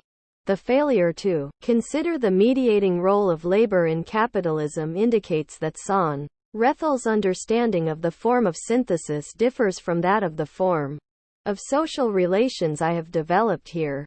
Although my interpretation parallels, in some respects, Son Rethel's attempt to relate the historical emergence of abstract thought, philosophy, and natural science to abstract social forms, it is based upon a different understanding of the character and constitution of those forms. Nevertheless, a theory of social forms is of central importance to a critical theory. A theory based on an analysis of the commodity form of social relations can, in my judgment, account at a high level of logical abstraction for the conditions under which scientific thought shifted, with the rise of capitalist civilization, from a concern with quality, use value, and questions addressing the substantive, what, and why, to a concern with quantity, value, and questions dealing with the more instrumental, how. Labor and instrumental action. I have argued that the forms of capitalist social relations have cultural significance. They condition understandings of nature as well as of the social world. A basic characteristic of modern natural science is its instrumental character, its preoccupation with questions of how nature functions to the exclusion of questions of meaning, its value-free character with regard to substantive goals. Although I shall not continue to pursue directly the question of the social grounding of such a natural science at this point, this question can be illuminated indirectly by examining the problem of whether labor should be considered instrumental activity, and by considering the relation between such activity and the form of social constitution that characterizes capitalism. In Eclipse of Reason, Max Horkheimer relates labor to instrumental reason, which he characterizes as that reduced form of reason which has become dominant with industrialization. Instrumental reason, according to Horkheimer, is concerned only with the question of the correct or most efficient means to a given end. It is related to Weber's notion of formal, as opposed to substantive, rationality. Goals themselves are not seen as ascertainable by means of reason. The idea that reason itself is meaningfully valid only in relation to instruments, or is itself an instrument, is closely tied to the positivist deification of the natural sciences as the only model of knowledge. Such an idea results in complete relativism with regard to substantive goals and systems of morals, politics, and economics. Horkheimer relates this instrumentalization of reason to the development of increasingly complex methods of production. The complete transformation of the world into a world of means, rather than of ends, is itself the consequence of the historical development of the methods of production. As material production and social organization grow more complicated and reified, recognition of means as such becomes increasingly difficult, since they assume the appearance of autonomous entities. Horkheimer does state that this process of increasing instrumentalization is not a function of production per se, but of its social context. As I have argued, however, Horkheimer, despite some equivocations, identifies labor in and of itself with instrumental action. While I agree that there is a connection between instrumental action and instrumental reason, I take issue with his identification of the former with labor as such. Horkheimer's explanation for the increasing instrumental character of the world in terms of the growing complexity of production is less than convincing. Labor may always be a pragmatic technical means for achieving particular goals, in addition to whatever meaning it may be accorded, but this can hardly explain the growing instrumental character of the world. The growing domination of value-free means over substantive values and goals, the transformation of the world into one of means. Only at first glance does labor appear to be the example par excellence of instrumental action. Both Georg Marcus and Cornelius Castoriadis, for example, have argued convincingly that social labor is never simply instrumental action. In terms of the argument I have developed here, that proposition can be modified. Social labor as such is not instrumental action. Labor in capitalism, however, is instrumental action. The transformation of the world into one of means rather than ends, a process that extends even to people, is related to the particular character of commodity-determined labor as a means. Although social labor is always a means to an end, this alone does not render it instrumental. As noted, in pre-capitalist societies, for example, labor is accorded significance by overt social relations and is shaped by tradition. Because commodity-producing labor is not mediated by such relations, it is, in a sense, designified, secularized. This development may be a necessary condition for the growing instrumentalization of the world, but it is not a sufficient condition for labor's instrumental character, that it exists as a pure means. That character is a function of the sort of means labor in capitalism is. As we have seen, commodity-determined labor is, as concrete labor, a means for producing a particular product. Moreover and more essentially, as abstract labor, it is self-mediating, it is a social means of acquiring the products of others. Hence, for the producers, labor is abstracted from its concrete product. It serves them as a pure means, an instrument to acquire products that have no intrinsic relation to the substantive character of the productive activity by means of which they are acquired. The goal of production in capitalism is neither the material goods produced, nor the reflexive effects of laboring activity on the producer, but value, or, more precisely, surplus value. Value, however, is a purely quantitative goal. There is no qualitative difference between the value of wheat and that of weapons. Value is purely quantitative because as a form of wealth it is an objectified means. It is the objectification of abstract labor, of labor as an objective means of acquiring goods it has not produced. Thus production, for surplus value, is production where the goal itself is a means. Hence, production in capitalism necessarily is quantitatively oriented, toward ever increasing amounts of surplus value. This is the basis of Marx's analysis of production in capitalism as production for the sake of production.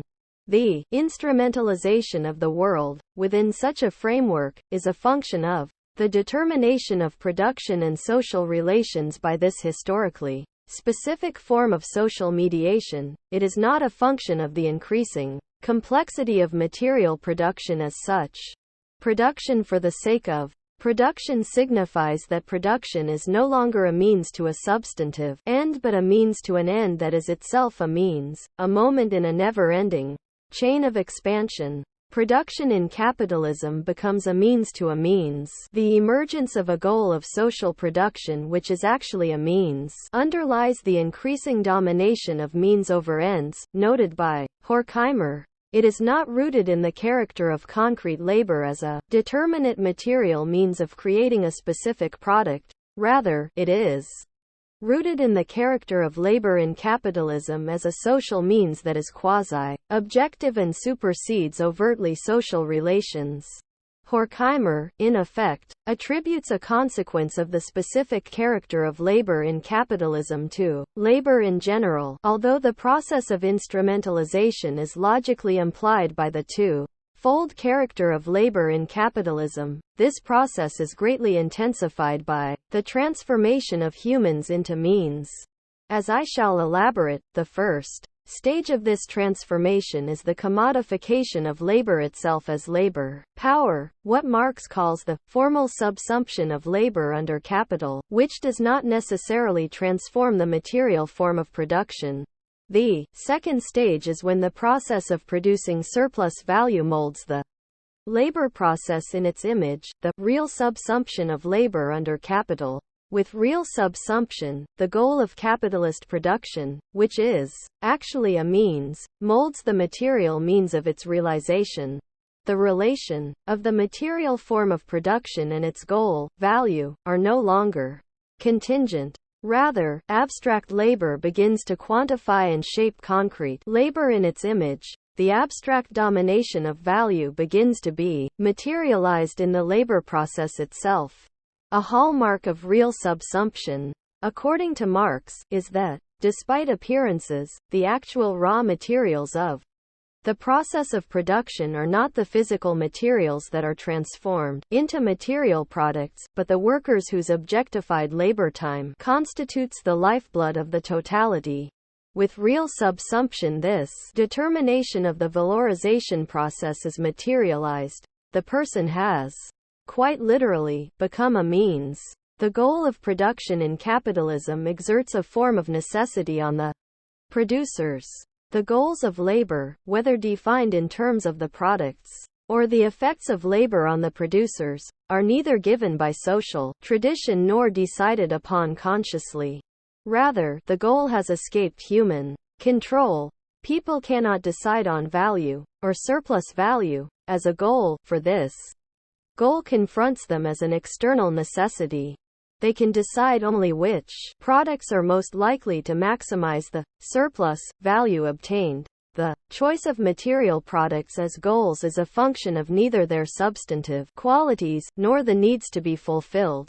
Yet the battle of the gods, to borrow Weber's term, that does actually reign among the substantive goals only appears to be pure relativism, the relativism that prevents one from judging on substantive grounds the merits of one goal of production relative to another stems from the fact that, in capital-determined society, all products embody the same underlying goal of production, value.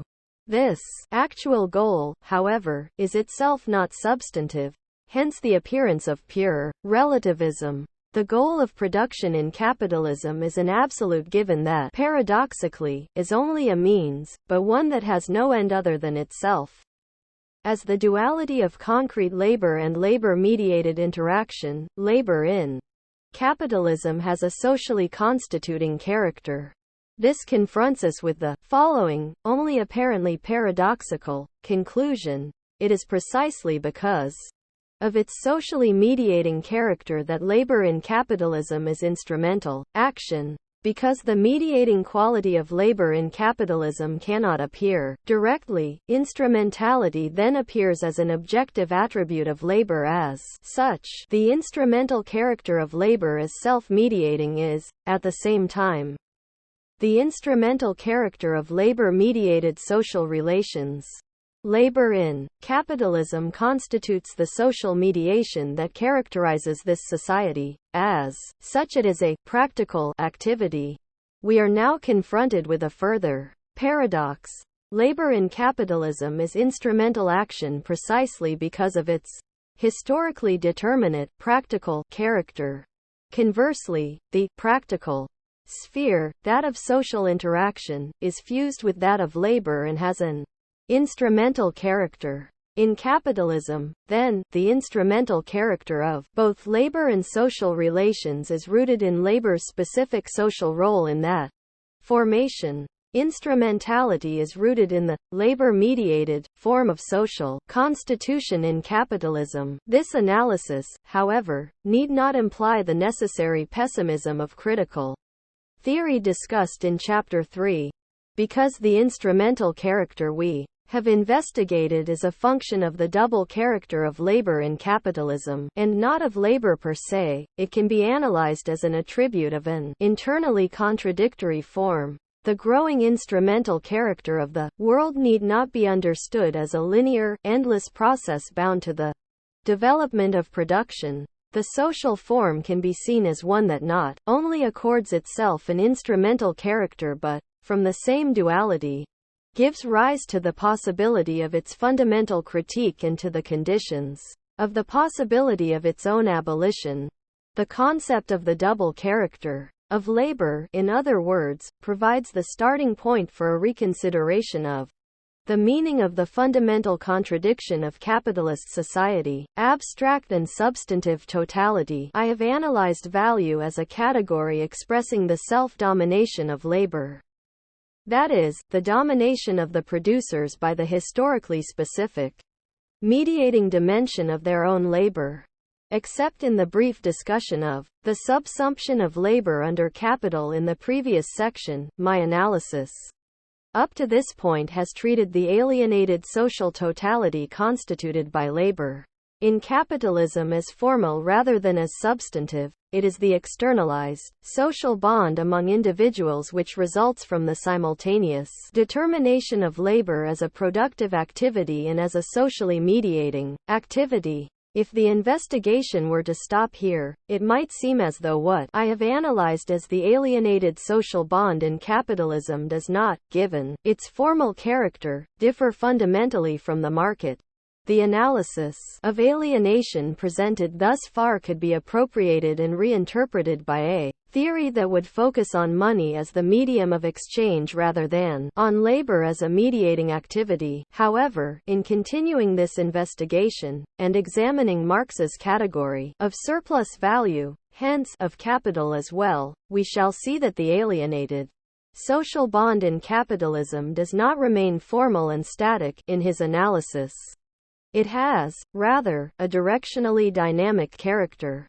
That capitalism is characterized by an immanent historical dynamic is due, in the Marxian analysis, to the form of abstract domination intrinsic to the value form of wealth and of social mediation. As noted, an essential characteristic of that dynamic is an ever-accelerating process of production for the sake of production. What characterizes capitalism is that, on a deep systemic level, production is not for the sake of consumption. Rather, it is driven, ultimately, by a system of abstract compulsions constituted by the double character of labor in capitalism, which posit production as its own goal. In other words, the culture that ultimately mediates production in capitalism is radically different than in other societies inasmuch as it itself is constituted by labor. What distinguishes the critical theory based on the notion of labor as a socially mediating activity from approaches that focus on the market or on money is the former's analysis of capital, its ability to grasp the directional dynamic and trajectory of production of modern society. As I investigate Marx's category of capital, it will become clear that the social totality acquires its dynamic character by incorporating a substantive, social dimension of labor. Up to this point, I have considered a specific, abstract, social dimension of labor in capitalism as a socially mediating activity. This dimension should not be confused with the social character of labor as a productive activity.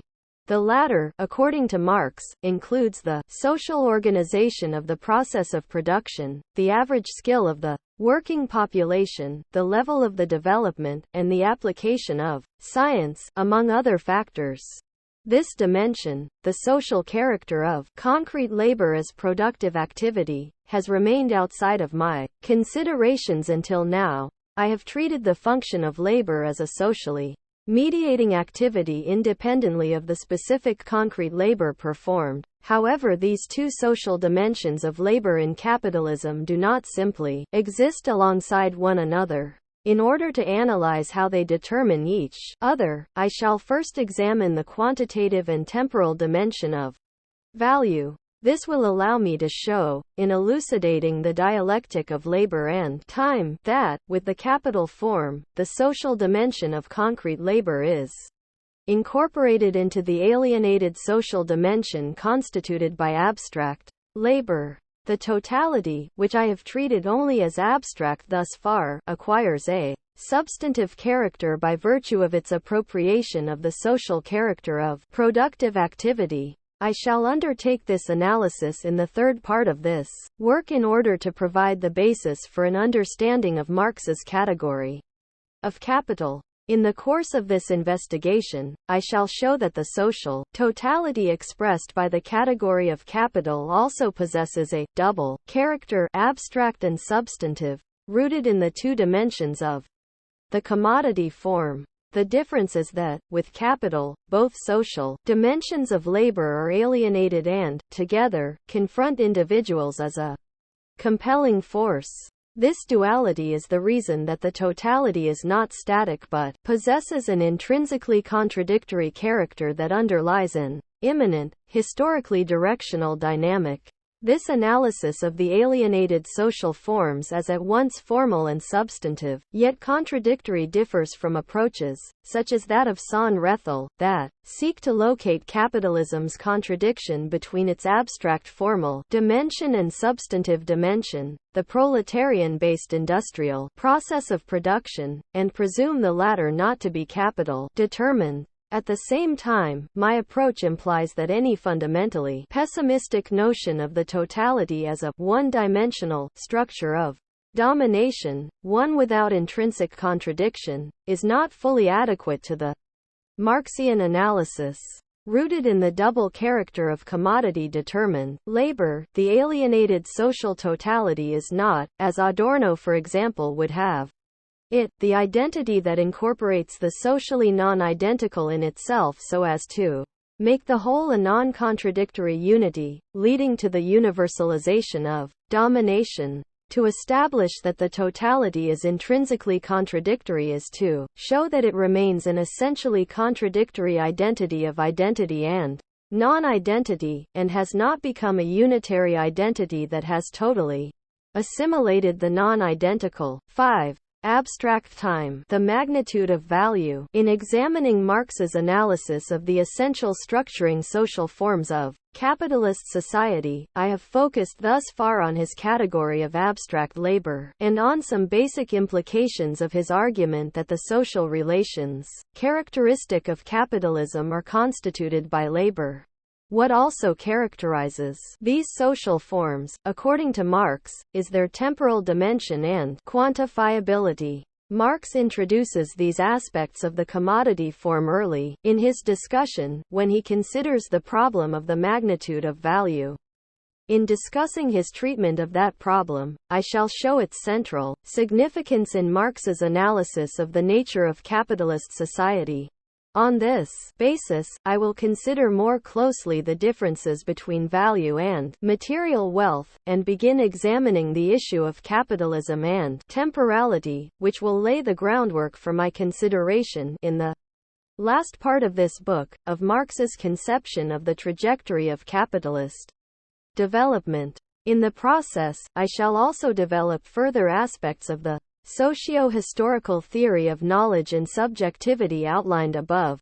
This will set the stage for a critical examination of Jürgen Habermas's critique of Marx, which will conclude my discussion of the trajectory of critical theory as an attempt to formulate a social critique adequate to the 20th century. At that point I will be in a position to begin reconstructing Marx's category of capital. The problem of the magnitude of value appears, at first glance, to be far simpler and more direct than that of the categories of value and abstract human labor. It has been treated by Franz Petri, Isaac Illich Rubin, and Paul Sweezy, for example, as the quantitative theory of value, in contradistinction to the qualitative theory of value.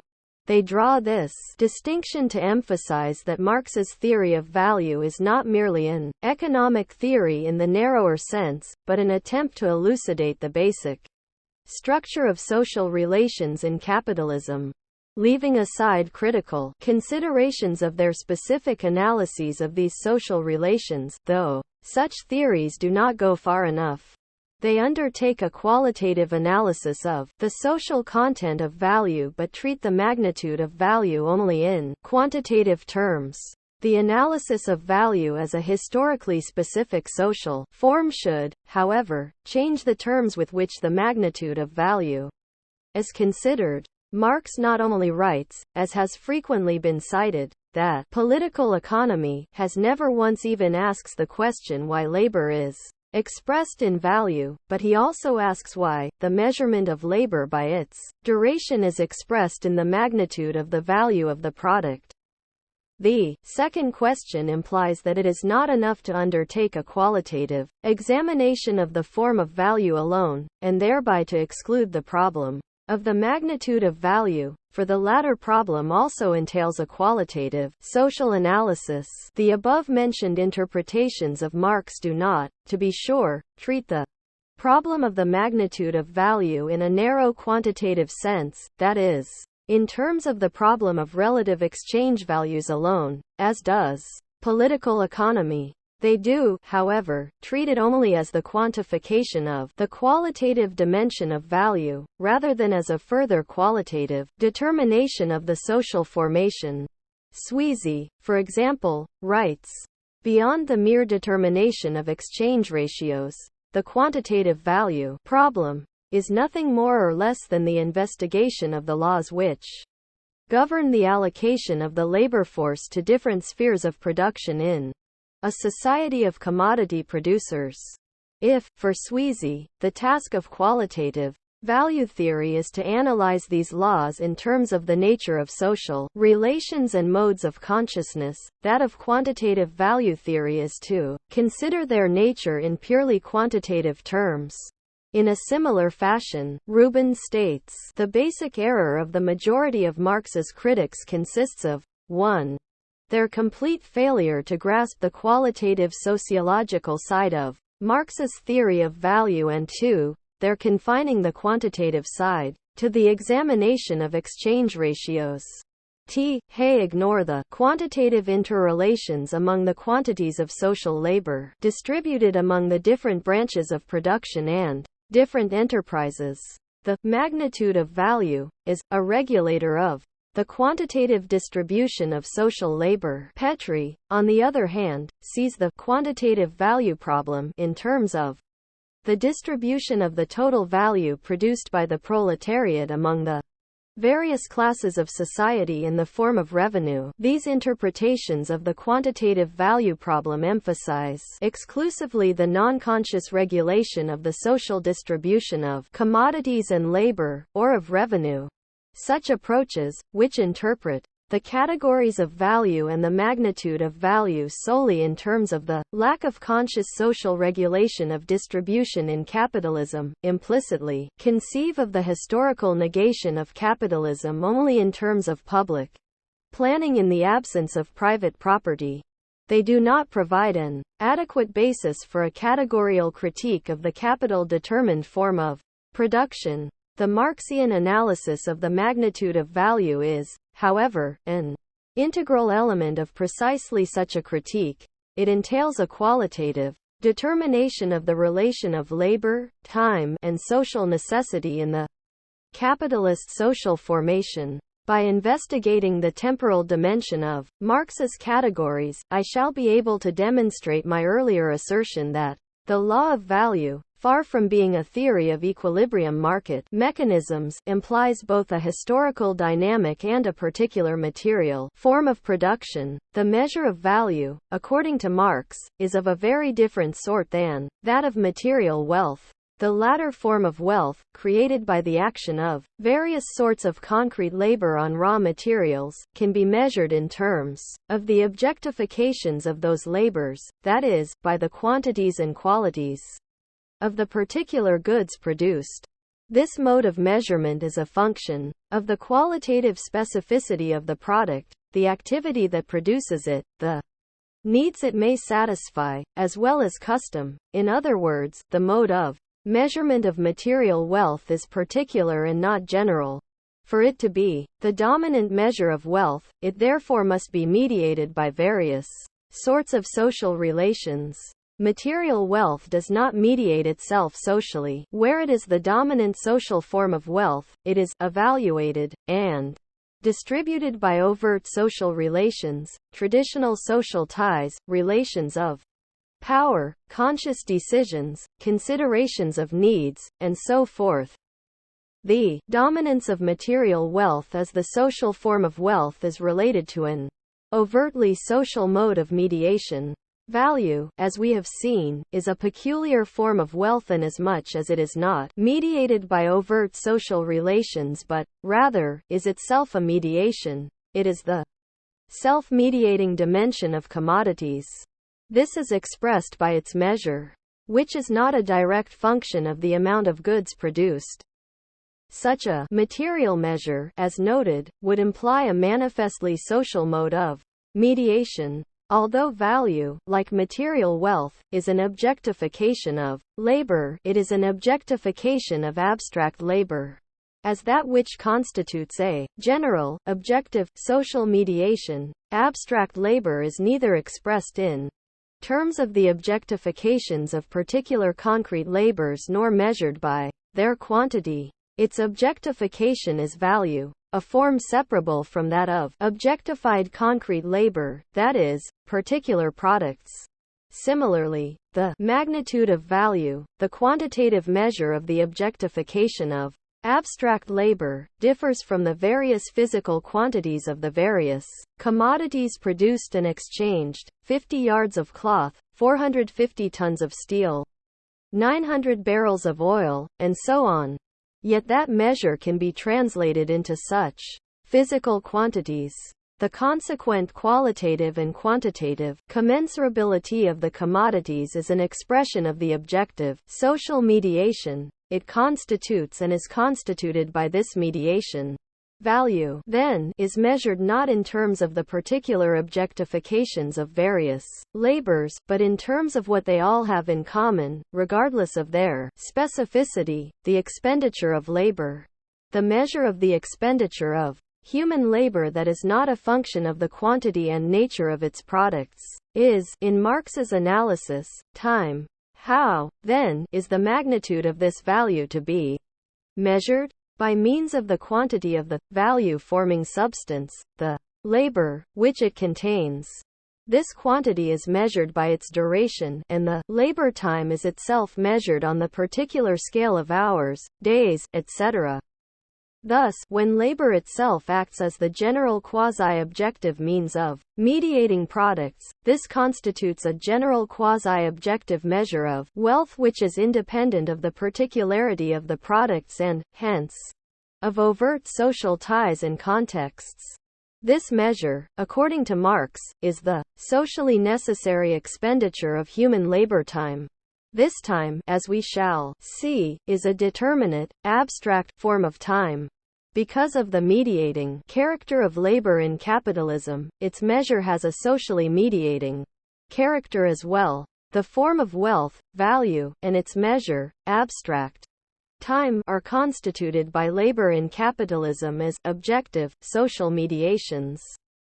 The category of abstract human labor refers to a social process that entails an abstraction from the specific qualities of the various concrete labors involved, as well as a reduction to their common denominator as human labor. Similarly, the category of the magnitude of value refers to an abstraction from the physical quantities of the products exchanged as well as a reduction to a non-manifest common denominator, the labor time involved in their production. In Chapter 4, I touched upon some social, epistemological implications of Marx's analysis of the commodity form, understood as an analysis of structured forms of everyday practice that involve an ongoing process of abstraction from the concrete specificity of objects, activities, and persons, and their reduction to a general, essential, common denominator. I indicated that the emergence of the modern opposition between abstract universalism and concrete particularism could be understood in terms of that analysis. This social process of abstraction to which the commodity form refers also entails a determinate process of quantification. I shall address this dimension of the commodity form of social relations in the course of investigating time itself as measure. It is important to note at this point that Marx's assertion, in Chapter 1 of Capital, that socially necessary labor time expenditure is the measure of value, is not his full demonstration of that position. As I pointed out in Chapter 4, Marx's argument in Capital is imminent to his mode of presentation, to the full unfolding of the categories, wherein what is unfolded is intended to justify retroactively that which preceded it, and from which it logically was developed. We shall see that Marx seeks to support retroactively his assertion that the magnitude of value is determined in terms of socially necessary labor time by analyzing, on the basis of his initial determinations of value and its measure, the process of production in capitalism and its trajectory of development. His argument thereby seeks to justify the temporal determination of the magnitude of value as a categorial determination of both production and the dynamic of the whole, and not, as it might seem at first, simply as one of the regulation of exchange, abstract time and social necessity. Because abstract human labor constitutes a general social mediation, in Marx's analysis, the labor time that serves as the measure of value is not individual and contingent, but social and necessary. The total labor power of society, which is manifested in the values of the world of commodities, counts here as one homogeneous mass of human labor power. Each of these individual labor powers is the same as the others to the extent that it has the character of socially average labor power, i.e., only needs, in order to produce a commodity, the labor time, which is necessary on an average, or in other words is socially necessary. Marx defines socially necessary labor time as follows. Socially necessary labor time is the labor time required to produce any use value under the prevailing socially normal conditions of production and with the prevalent socially average degree of skill and intensity of labor. The value of a single commodity is a function not of the labor time expended on that individual object but of the amount of labor time that is socially necessary for its production. What exclusively determines the magnitude of the value of any article is therefore the amount of labor socially necessary, or the labor time socially necessary for its production.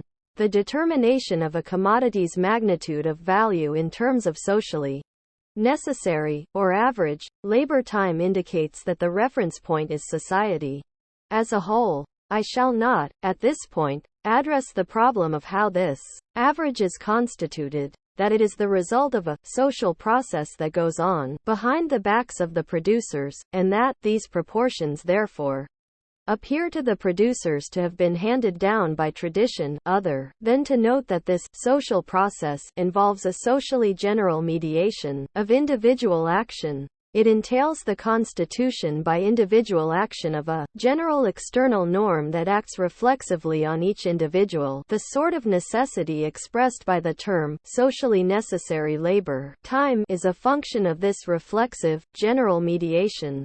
Only at first glance does it seem to be simply a descriptive statement of the average amount of time required to produce a particular commodity. Closer consideration, however, reveals that the category is a further determination of the form of social domination constituted by commodity-determined labor, what I have termed historically determinate social necessity, over and against transhistorical, natural social necessity. The time expended in producing a particular commodity is mediated in a socially general manner and transformed into an average that determines the magnitude of the value of the product. The category of socially necessary labor time, then, expresses a general temporal norm resulting from the action of the producers, to which they must conform. Not only is one compelled to produce and exchange commodities in order to survive, but, if one is to obtain the full value of one's labor time, that time must equal the temporal norm expressed by socially necessary labor time. As a category of the totality, socially necessary labor time expresses a quasi-objective social necessity with which the producers are confronted. It is the temporal dimension of the abstract domination that characterizes the structures of alienated social relations in capitalism. The social totality constituted by labor as an objective general mediation has a temporal character, wherein time becomes necessity. I noted above that the level of logical abstraction of Marx's categories in Volume 1 of Capital is very high. It deals with the essence of capitalism as a whole. One strategic intention of his categorical analysis in that volume is to ground historically, in terms of the forms of social relations in capitalism, the modern opposition between the free, self-determining individual and society as an extrinsic sphere of objective necessity. This opposition is intrinsic to the value form of wealth and of social relations. Although value is constituted by the production of particular commodities, the magnitude of value of a particular commodity is, reflexively, a function of a constituted general social norm. The value of a commodity, in other words, is an individuated moment of a general social mediation. Its magnitude is a function not of the labor time actually required to produce that particular commodity but of the general social mediation expressed by the category of socially necessary labor time. Unlike the measure of material wealth, which is a function of the quantity and quality of particular goods, then, the measure of value expresses a determinate relation, namely, a relation between the particular and the abstract general that has the form of a relation between moment and totality. Both terms of this relation are constituted by labor functioning as a productive activity and as a socially mediating activity. This double character of labor underlies the quasi-objective, abstract temporal measure of social wealth in capitalism, and it also gives rise to an opposition between the range of particular products or labors and an abstract general dimension that constitutes and is constituted by those particular labors. On another level, the commodity as a dominant social form necessarily implies a tension and opposition between individual and society which points to a tendency toward the subsumption of the former by the latter. When labor mediates and constitutes social relations, it becomes the central element of a totality that dominates individuals, who, nevertheless, are free from relations of personal domination. Labor, which is thus measured by time, does not seem, indeed, to be the labor of different subjects, but on the contrary the different working individuals seem to be mere organs of the labor. Capitalist society is constituted as a totality that not only stands opposed to the individuals but also tends to subsume them. They become mere organs of the whole. This initial determination of the subsumption of individuals by the totality in Marx's analysis of the commodity form foreshadows his later critical investigation of the process of production in capitalism as the concrete materialization of this subsumption. Far from criticizing the atomized character of individual existence in capitalism from the standpoint of the totality, as traditional interpretations imply, Marx analyzes the subsumption of individuals under abstract objective structures as a feature of the social form grasped by the category of capital.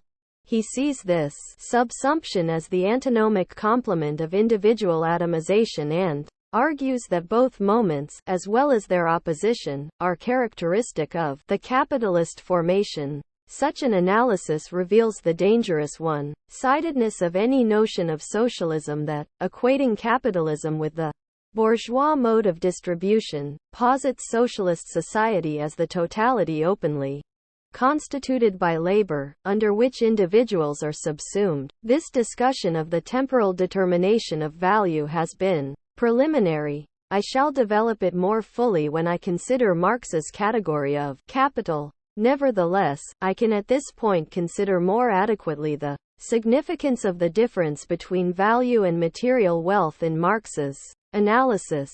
I shall then return to examining capitalism and temporality by investigating the sort of time expressed by the category of socially necessary labor time, and the more general implications of this category for a theory of social constitution. Value and material wealth. In distinguishing value from material wealth, I have analyzed the former as a form of wealth that is also an objectified social relation, which is to say, it mediates itself socially. On the other hand, the existence of material wealth as the dominant form of wealth implies the existence of overt social relations that mediate it. As we have seen, these two forms of social wealth have different measures. The magnitude of value is a function of the expenditure of abstract labor time, whereas material wealth is measured in terms of the quantity and quality of products created.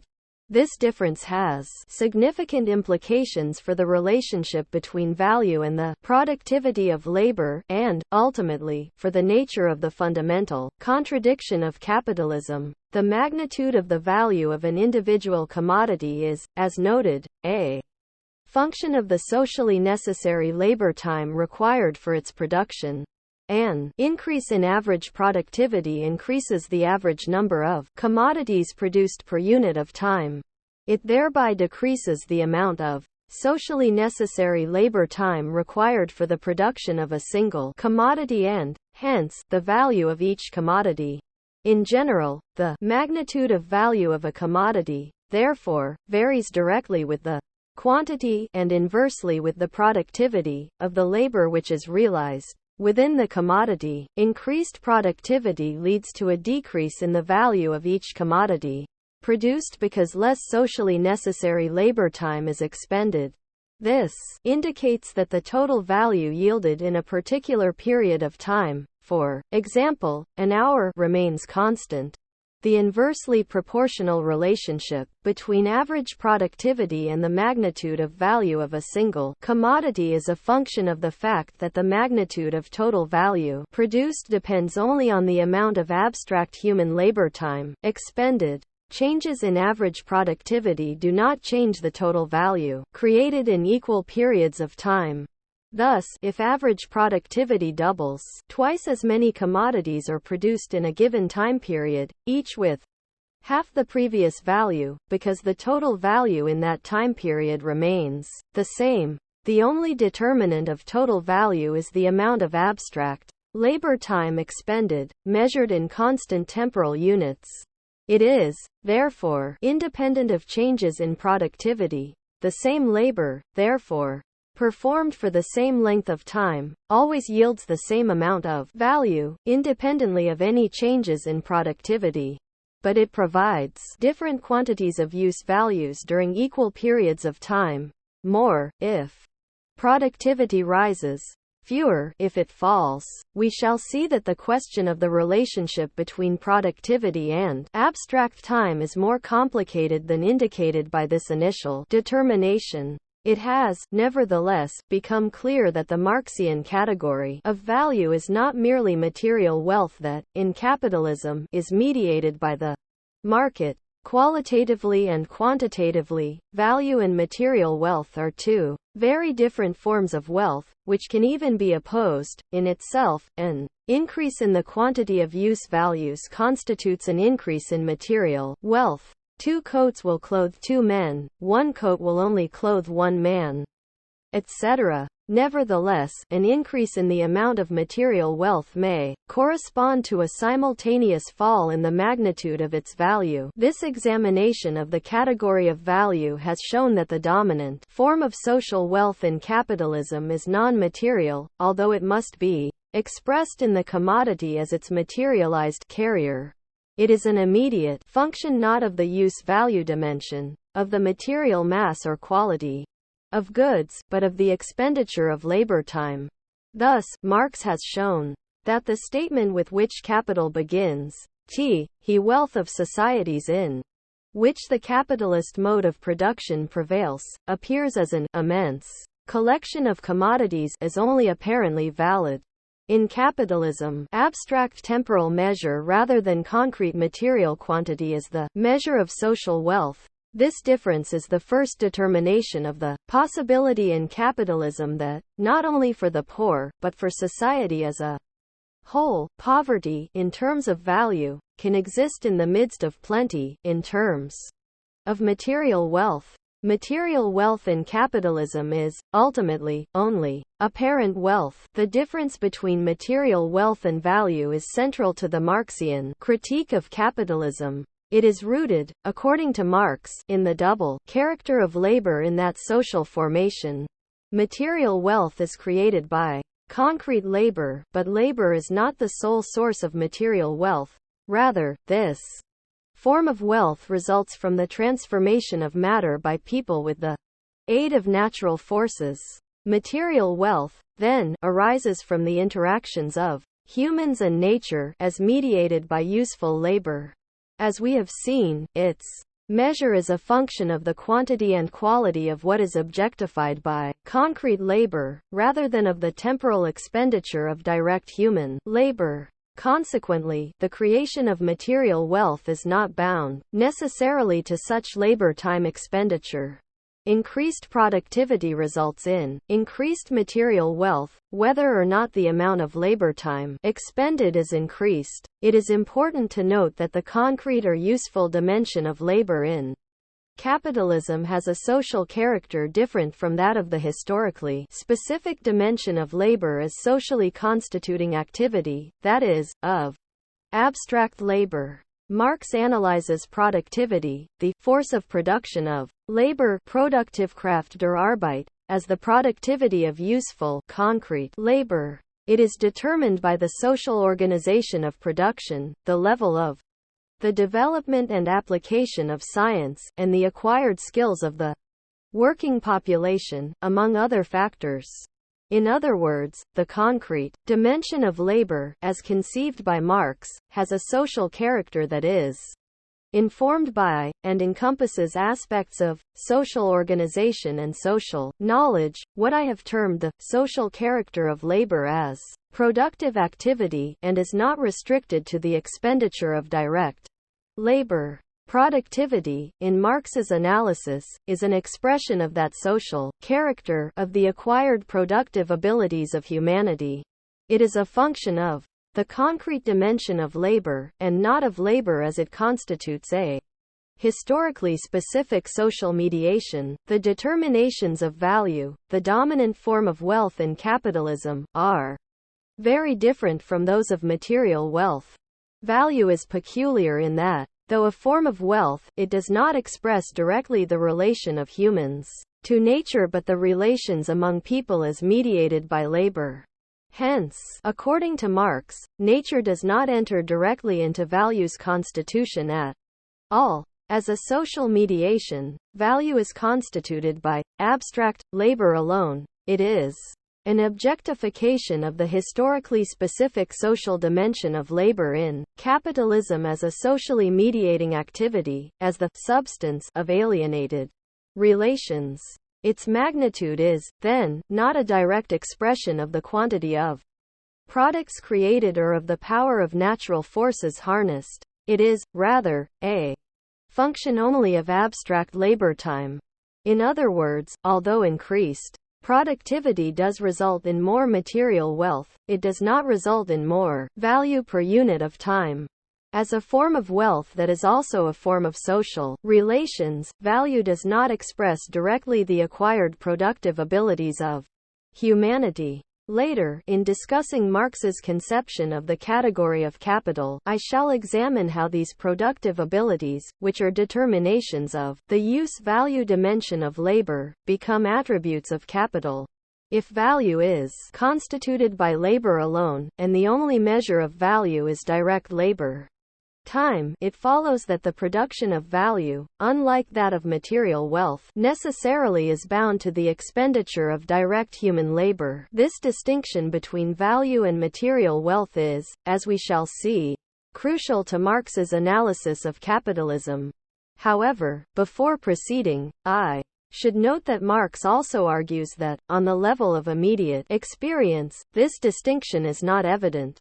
We have seen that one of Marx's intentions in the manuscript, posthumously published and edited as Volume 3 of Capital, is to show, on the basis of his theory of value itself, that this theory does not seem to be valid, in particular, that labor alone appears not to constitute value. One aim of Marx's discussion in Volume 3 of Ground Rent, for example, is to show how nature can seem to be a factor in the creation of value. As a result, the distinction between the specific character of labor in capitalism and labor in general becomes unclear, as does the difference between value and material wealth. A full exposition of Marx's analysis of the nature and development of capitalism's contradictory character should, therefore, elucidate how a categorical distinction, such as that between value and material wealth, is indeed operative socially, although the actors may be unaware of it. 1. Would need to show how people, acting on the basis of forms of appearance that disguise the underlying essential structures of capitalism, reconstitute these underlying structures. Such an exposition would also show how these structures, as mediated by their forms of appearance, not only constitute practices that are socially constituting, but do so in a way that imparts a determinate dynamic and particular constraints to the society as a whole. However, because I seek only to clarify the nature of Marx's critical analysis of capitalist society in terms of his basic categories, I cannot address these questions fully in this work. The differences between value and material wealth, as expressions of the two dimensions of labor, bear on the problem of the relation between value and technology and the question of the basic contradiction of capitalism. Marx's treatment of machines should be seen in the context of his analysis of value as a historically specific form of wealth, different from material wealth. Although machines do yield increased material wealth, according to Marx, they do not create new value. Rather, they only transmit the amount of value, direct labor time, that went into their production, or they indirectly decrease the value of labor power, by decreasing the value of workers' means of consumption, and thereby increase the amount of value appropriable as surplus by the capitalists. That machines create no new value is neither a paradox nor an indication of a reductionist insistence on Marx's part to posit the primacy of direct human labor as the essential social constituent of wealth, regardless of technological developments.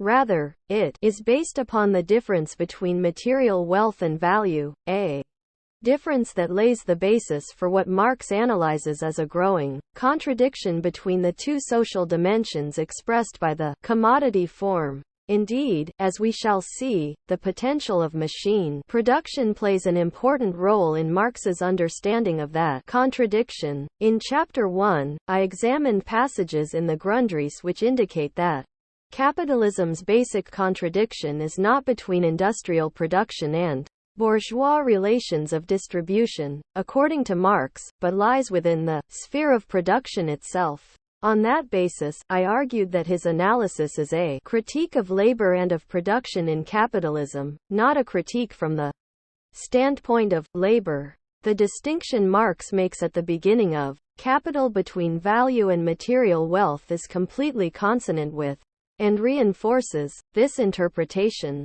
Indeed, one can infer the basic contradiction presented in the Grundrisse from his distinction between these two forms of wealth, as well as from the complex relationship entailed between value, productivity, and material wealth. On the one hand, as I shall elucidate more thoroughly later, Marx's analysis indicates that the system of production grounded in value gives rise to ever-increasing levels of productivity based on changes in the organization of labor, technological developments, and the increased application of science to production. With advanced technological production, material wealth becomes a function of a high level of productivity, which depends on the wealth-creating potential of science and technology. The expenditure of direct human labor time no longer stands in any meaningful relationship to the production of such wealth. Nevertheless, according to Marx, the greater mass of material wealth produced does not, in and of itself, mean that a greater amount of the determining form of social wealth in capitalism, that is, value, has been created. Indeed, the difference between the two is crucial to Marx's argument regarding the fundamental contradiction of capitalism. Increased productivity does not, as noted, yield greater amounts of value per unit of time. For this reason, all means of increasing productivity, such as applied science and technology, do not increase the amount of value yielded per unit of time, but they do increase greatly the amount of material wealth produced.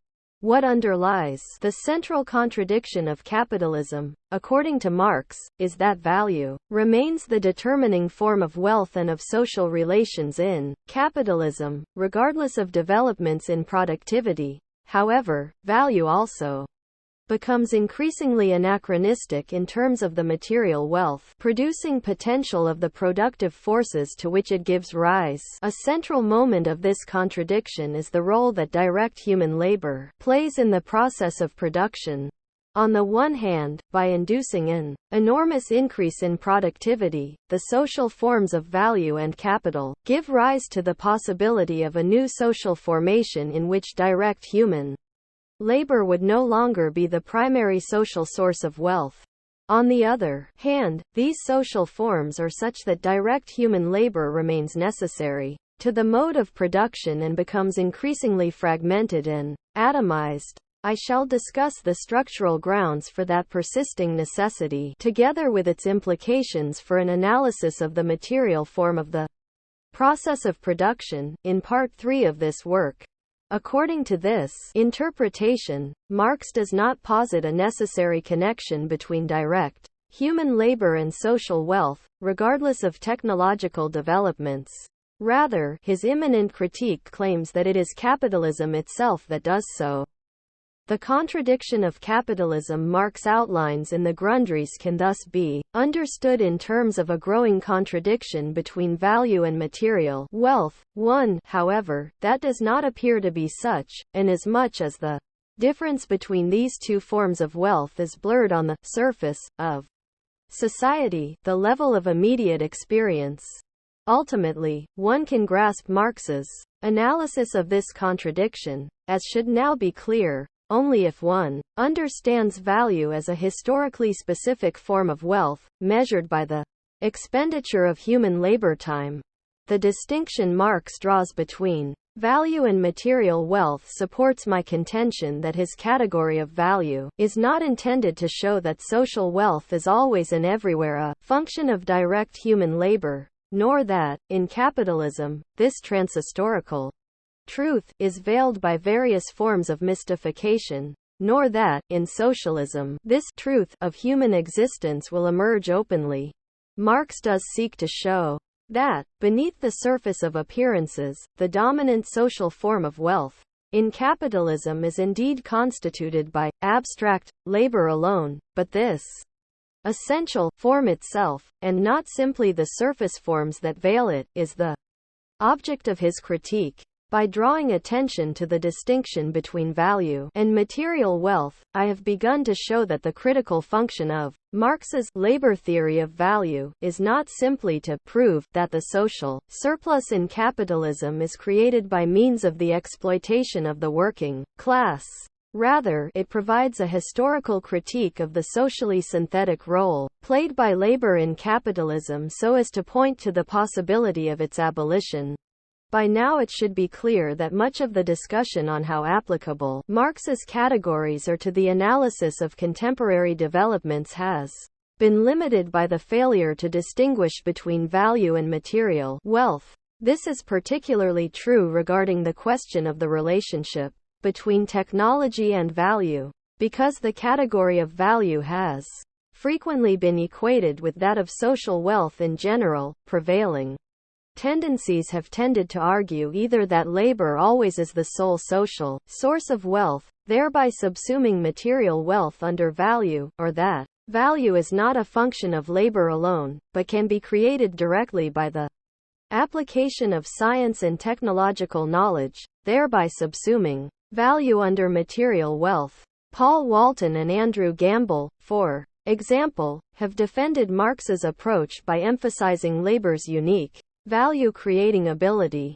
However, rather than taking into account the particularity of this form of wealth, they argue as if labor, by virtue of its special qualities, were transhistorically a unique source of social wealth. Why machines do not produce value, understood simply as wealth, cannot, however, be explained convincingly.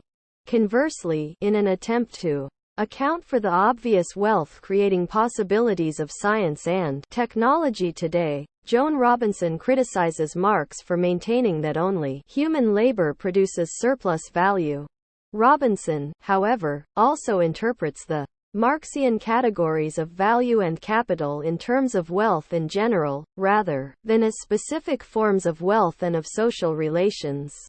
Hence she does not distinguish between what produces material wealth and what produces value. Instead, she reifies capital as wealth per se. It is more cogent to say that capital, and the application of science to industry, are immensely productive, and that the institutions of private property, developing into monopoly, are deleterious precisely because they prevent us from having as much capital, and the kind of capital, that we need. By equating value and capital with material wealth, Robinson's approach necessarily identifies the social relations of capitalism in a traditional manner with private property. Interpretations that posit the Marxian category of value as a trans-historically valid category of wealth or, conversely, interpret its increasingly anachronistic character as an indication of the theoretical inadequacy of the category, conflate value and material wealth. Such approaches empty Marx's category of value of its historical specificity and cannot grasp his conception of the contradictory character of the basic social forms underlying capitalist society. They tend to view the mode of production as an essentially technical process impinged upon by social forces and institutions, and they tend to see the historical development of production as a linear technological development that may be restrained by extrinsic social factors such as private property, rather than as an intrinsically technical social process whose development is contradictory. Such interpretations, in short, fundamentally misunderstand the nature of Marx's critical analysis. Marx's analysis of the differences between value and material wealth is central to his conception of the contradictory character of capitalist society. He argues that value indeed is not adequate to the wealth-producing potential of science and technology and, yet, that it remains the basic determination of wealth and social relations in capitalism. This contradiction is ultimately rooted in the duality of labor in capitalism. It structures a growing internal tension that gives form to a broad range of historical developments and social phenomena in capitalist society. In Part 3 of this work, I shall address the questions of the intrinsic dynamic of capitalist society, and of the concrete configuration of capitalism's process of production in terms of this internal tension. I shall argue that the mode of production in capitalism should be understood not in terms of technical forces of production, separate from social relations of production, but in terms of the contradiction between value and material wealth, that is, as a materialized expression of both dimensions of labor in capitalism and, hence, of both the forces and the relations of production. I shall also suggest that that contradiction provides a point of departure for analyzing, on a very abstract level, the problem of the historical transformation of needs and consciousness as expressed, for example, by different social movements. I shall interpret the dynamic of capitalism in terms of a dialectic of labor and time which is rooted in the duality of the structuring social forms of this society. In order to do so, however, I must first examine the abstract form of time associated with socially necessary labor time and consider the social epistemological implications of my discussion of the temporal dimension of Marx's categories abstract time. In discussing the magnitude of value, I have examined the social as well as the necessary aspects of socially necessary labor time.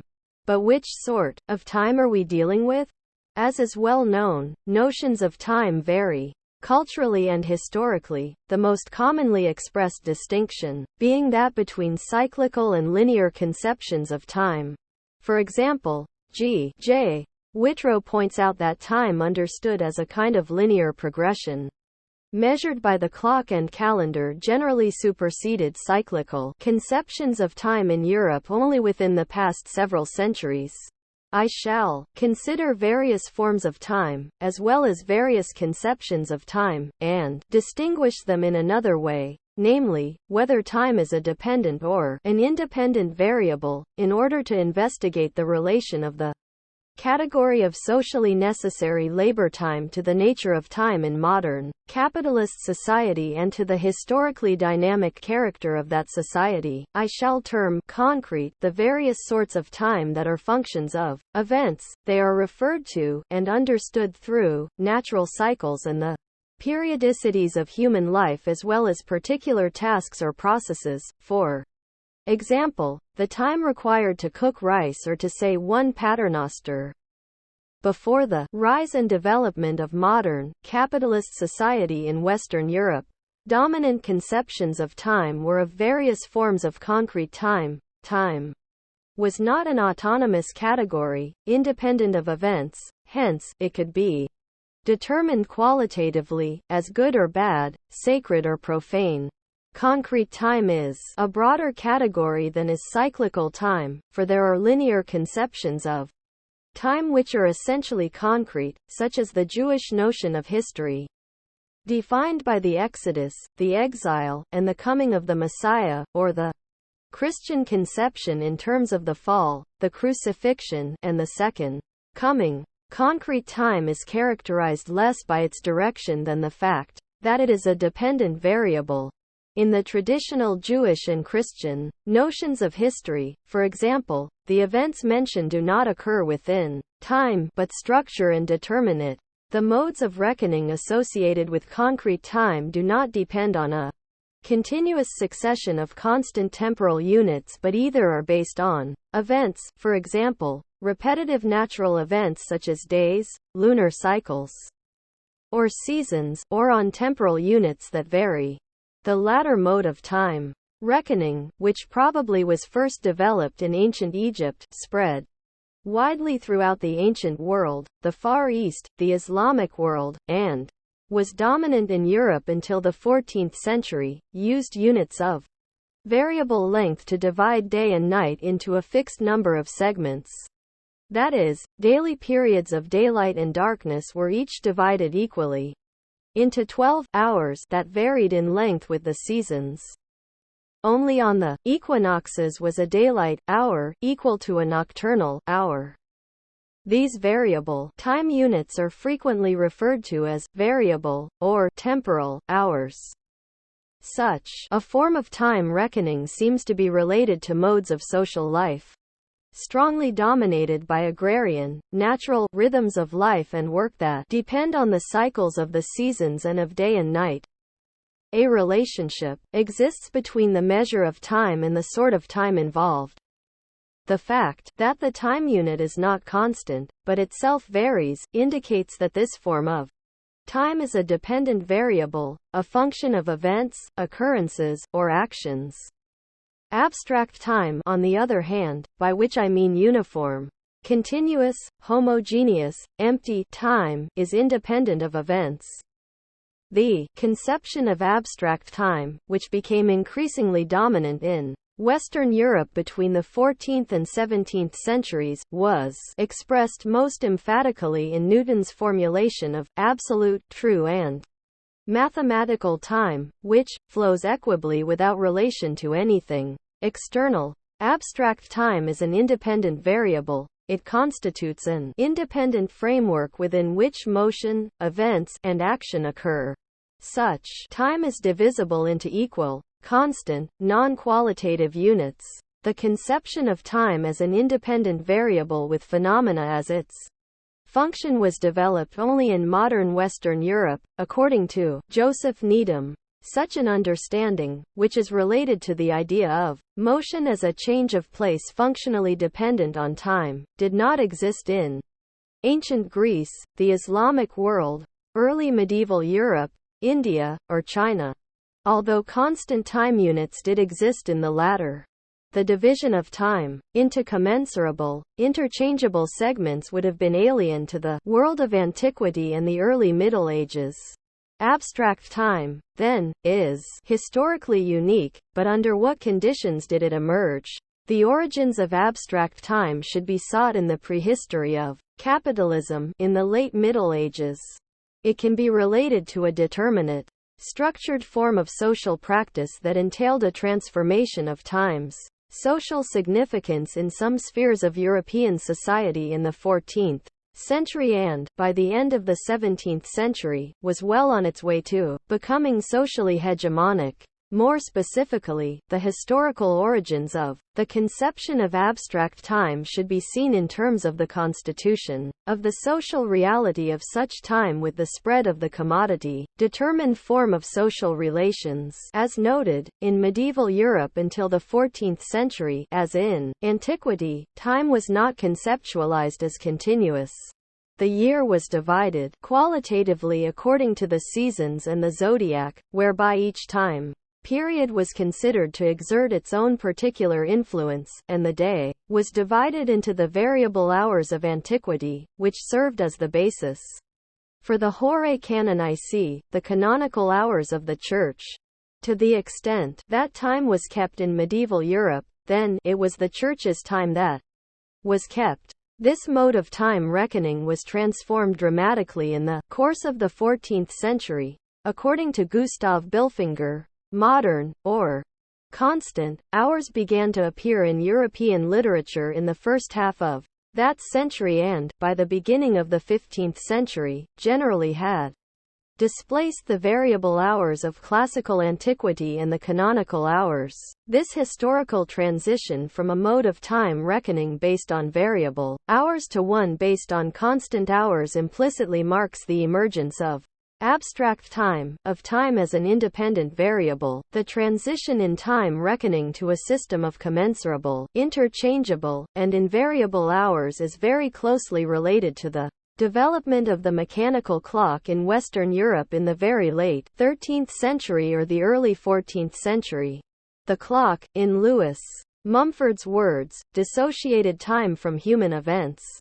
Nevertheless, the emergence of abstract time cannot be accounted for solely with reference to a technical development such as the invention of the mechanical clock. Rather, the appearance of the mechanical clock itself must be understood with reference to a socio-cultural process that it, in turn, strongly reinforced. Many historical examples indicate that the development of a mode of time reckoning based upon such interchangeable and invariable time units must be understood socially and cannot be understood in terms of the effects of technology alone. Until the development of the mechanical clock, and its refinement in the 17th century by Christian Huygens' invention of the pendulum clock, the most sophisticated widely known form of timekeeper was the clepsydra, or water clock. Various kinds of water clocks were used in Hellenistic and in Roman society and were widespread in both Europe and Asia. What is significant for our purposes is the fact that, although water clocks operated on the basis of a roughly uniform process, the flow of water, they were used to indicate variable hours. This generally was effected by constructing those parts of the clock that indicated the time in such a way that, although the rate of the water's flow remained constant, the indicator varied with the seasons. Less frequently, a complicated mechanism was devised that allowed the flow of water itself to be varied seasonally. On this basis, complex water clocks that marked the variable hours with ringing bells were constructed. Such a clock, apparently was sent as a gift by Caliph Harun al-Rashid to Charlemagne in 807. In either case, it would have been technically simpler to mark constant uniform hours with water clocks. That variable hours were marked was, therefore, clearly not because of technical constraints. Rather, the ground seems to have been social and cultural. Variable hours apparently were significant, whereas equal hours were not. The example of China clearly indicates that the problem of the emergence of abstract time in the mechanical clock is a social and cultural one, and not merely a matter of technical ability or of the existence of any sort of constant time units. In many respects, the level of technological development in China was higher than that of medieval Europe prior to the 14th century. Indeed, some Chinese innovations such as paper and gunpowder were seized upon by the West, with important consequences. Yet the Chinese did not develop the mechanical clock or any other timekeeping device that both mark equal hours and was used primarily for that purpose in organizing social life. This seems particularly puzzling, inasmuch as the older system of variable hours, which had been in use after about 1270 BC in China, had been superseded by a system of constant hours, one system of time reckoning used in China after the 2nd century BC was the Babylonian system of dividing the full day into 12 equal, constant, double hours. Moreover, the Chinese developed the technical ability to measure such constant hours. Between AD 1088 and 1094, Su Sung, a diplomat and administrator, coordinated and planned the construction of a gigantic water-driven astronomical clock tower for the Chinese emperor. His clock was perhaps the most sophisticated of various clockwork drive mechanisms developed in China between the 2nd and the 15th centuries. It was primarily a mechanism for displaying and studying the movements of the heavenly bodies, but it also showed constant hours and quarters co. Nevertheless, neither this device nor its marking of equal hours seems to have had much social effect. No such devices, not even smaller and modified versions, were produced on a large scale, and used to regulate daily life. Neither a lack of technological sophistication, nor ignorance of constant hours, then, can account for the fact that the mechanical clock was not invented in China. What seems more important is that the constant double hours were apparently not significant in terms of the organization of social life. According to David Lanz, there was little social need in China for time expressed in constant units, such as hours or minutes. Life in the countryside and in the cities was regulated by the diurnal round of natural events and chores, and the notion of productivity, in the sense of output per unit time, was unknown. Moreover, to the extent that urban timekeeping was regulated from above, it seems to have been with reference to the 5 night watches, which were variable time periods. If this was the case, what was the significance of the constant, double hours used in China? Although a full discussion of this problem lies beyond the bounds of this work, it is significant that those time units were not numbered serially, but bore names. This not only meant that there were no unambiguous ways to announce each hour, for example, by drum or gong, but suggests that those time units, although equal, were not abstract. That is, commensurable and interchangeable. This impression is reinforced by the fact that the 12 double hours were linked in a 1-to-1 correspondence with the astronomical succession of signs of the zodiac, which are certainly not interchangeable units. There was a conscious paralleling of the daily and yearly course of the sun, with the months and the hours bearing the same names. Together, this system of signs designated a harmonious, symmetrical cosmic system. It seems, however, that this cosmic system did not serve to organize what we would regard as the practical realm of everyday life. We have already seen that the Chinese waterwheel towers were intended not primarily as clocks but as astronomical devices. Hence, as Lanz notes, their accuracy was checked, not by comparing the time with the heavens, but a copy of the heavens with the heavens. This apparent separation between that aspect of the cosmic system inscribed in the Chinese clockwork mechanisms and the practical realm is also suggested by the fact that, although the Chinese measured the solar year, they used a lunar calendar to coordinate social life. They also did note the 12 houses of their Babylonian zodiac to locate the position of heavenly bodies, but used a 28-part moon zodiac to that end. Finally, as already said, the constant double hours used in China apparently did not serve to organize everyday social life. That Su Sung's technical device made no difference in this regard suggests, therefore, that the constant Babylonian time units used in China were not the same sorts of constant time units as those associated with the mechanical clock. They were not really units of abstract time, of time as an independent variable with phenomena as its function. Rather, they might best be understood as units of heavenly, concrete time. The origin of abstract time, then, seems to be related to the organization of Social time. Abstract time, apparently, cannot be understood solely in terms of invariable time units any more than its origins can be attributed to technical devices. Just as the Chinese waterwheel towers effected no change in the temporal organization of social life, the introduction of mechanical clocks into China in the late 16th century by the Jesuit missionary Matteo Ricci was without effect in this regard.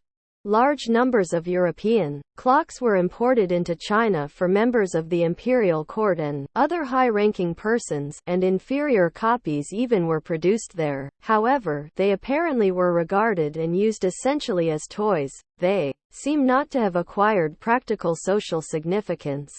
Neither life nor work in China had been organized on the basis of constant time units or became so organized because of the introduction of the mechanical clock.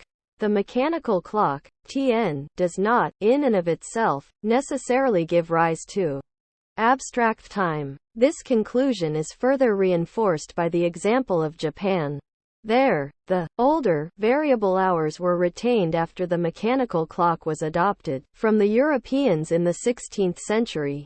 The Japanese even modified the mechanical clock by constructing movable numerals on the dials of their clocks, which were adjusted to indicate the traditional variable hours.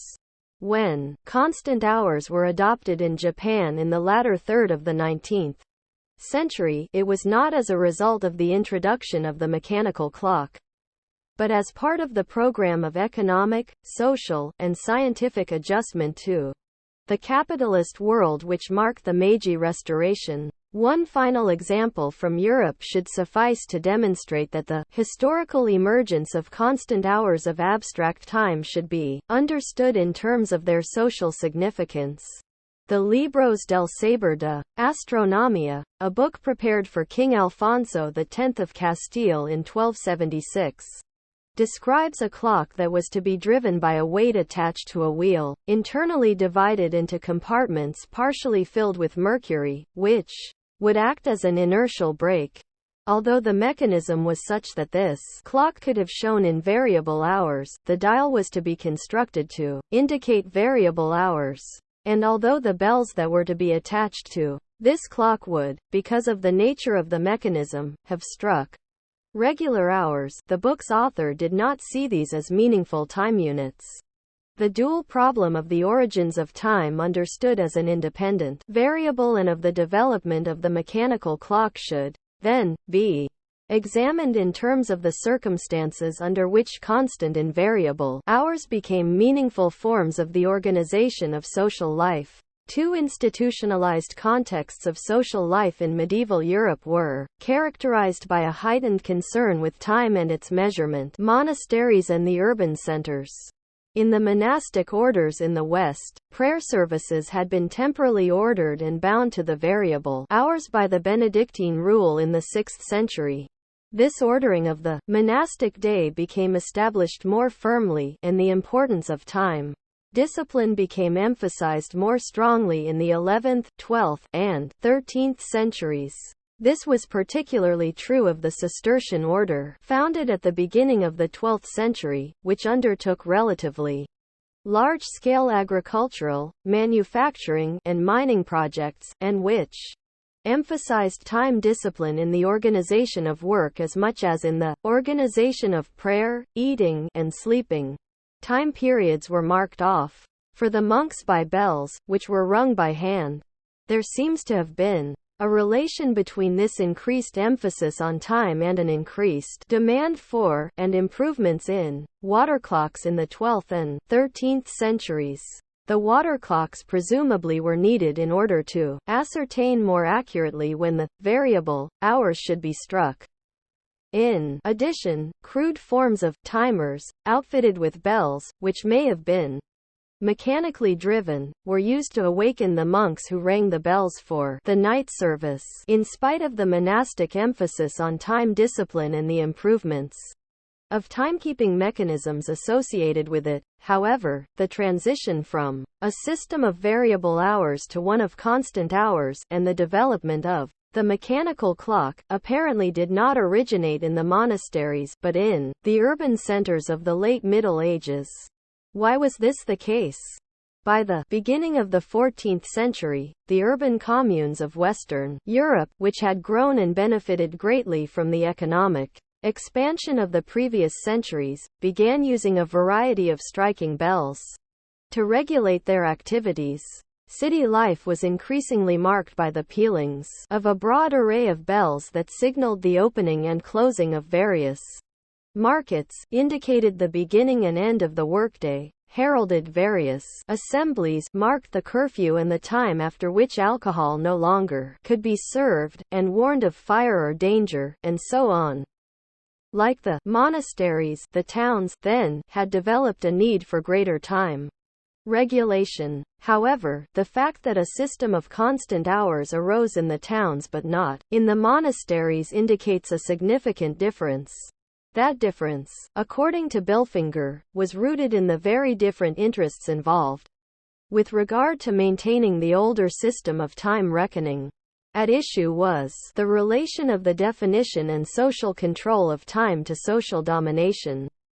Bilfinger argues that the Church may have been interested in measuring time, but was not at all interested in changing the old system of variable hours, the Horae Canonicae, which had become closely tied to its dominant position in European society. The towns, on the other hand, had no such interest in maintaining that system and, therefore, were able to exploit fully the invention of the mechanical clock in introducing a new system of hours.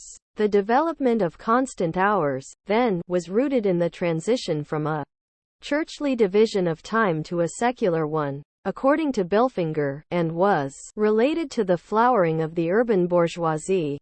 This argument, in my opinion, is underspecified. Bilfinger focuses on the factors that hindered the Church's adoption of a system of constant hours, and notes the lack of such constraints among the urban bourgeoisie. This implies that the system of constant hours resulted from a technical innovation in the absence of social constraints. As I have indicated, however, the technical means for measuring constant hours existed long before the 14th century. Moreover, the mere absence of reasons not to adopt constant hours does not seem sufficient to explain why they were adopted. David Landes has suggested that the system of constant hours was rooted in the temporal organization of the man-made day of town dwellers, which differed from that of the natural day of peasants. However, the differences between an urban and a rural environment, and between the sorts of work done in each, are an insufficient explanation. After all, large cities existed in many parts of the world long before the rise of a system of constant hours in Western European cities.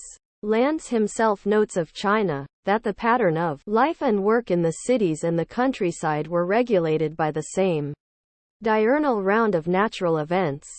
Moreover, the urban workday in medieval European towns until the 14th century, which was marked off approximately by the Home Canonicae, was also defined in terms of variable, natural time, from sunrise until sunset. The transition from variable to constant time units in the European urban centers in the 14th century cannot, then, be understood adequately in terms of the nature of town life per se.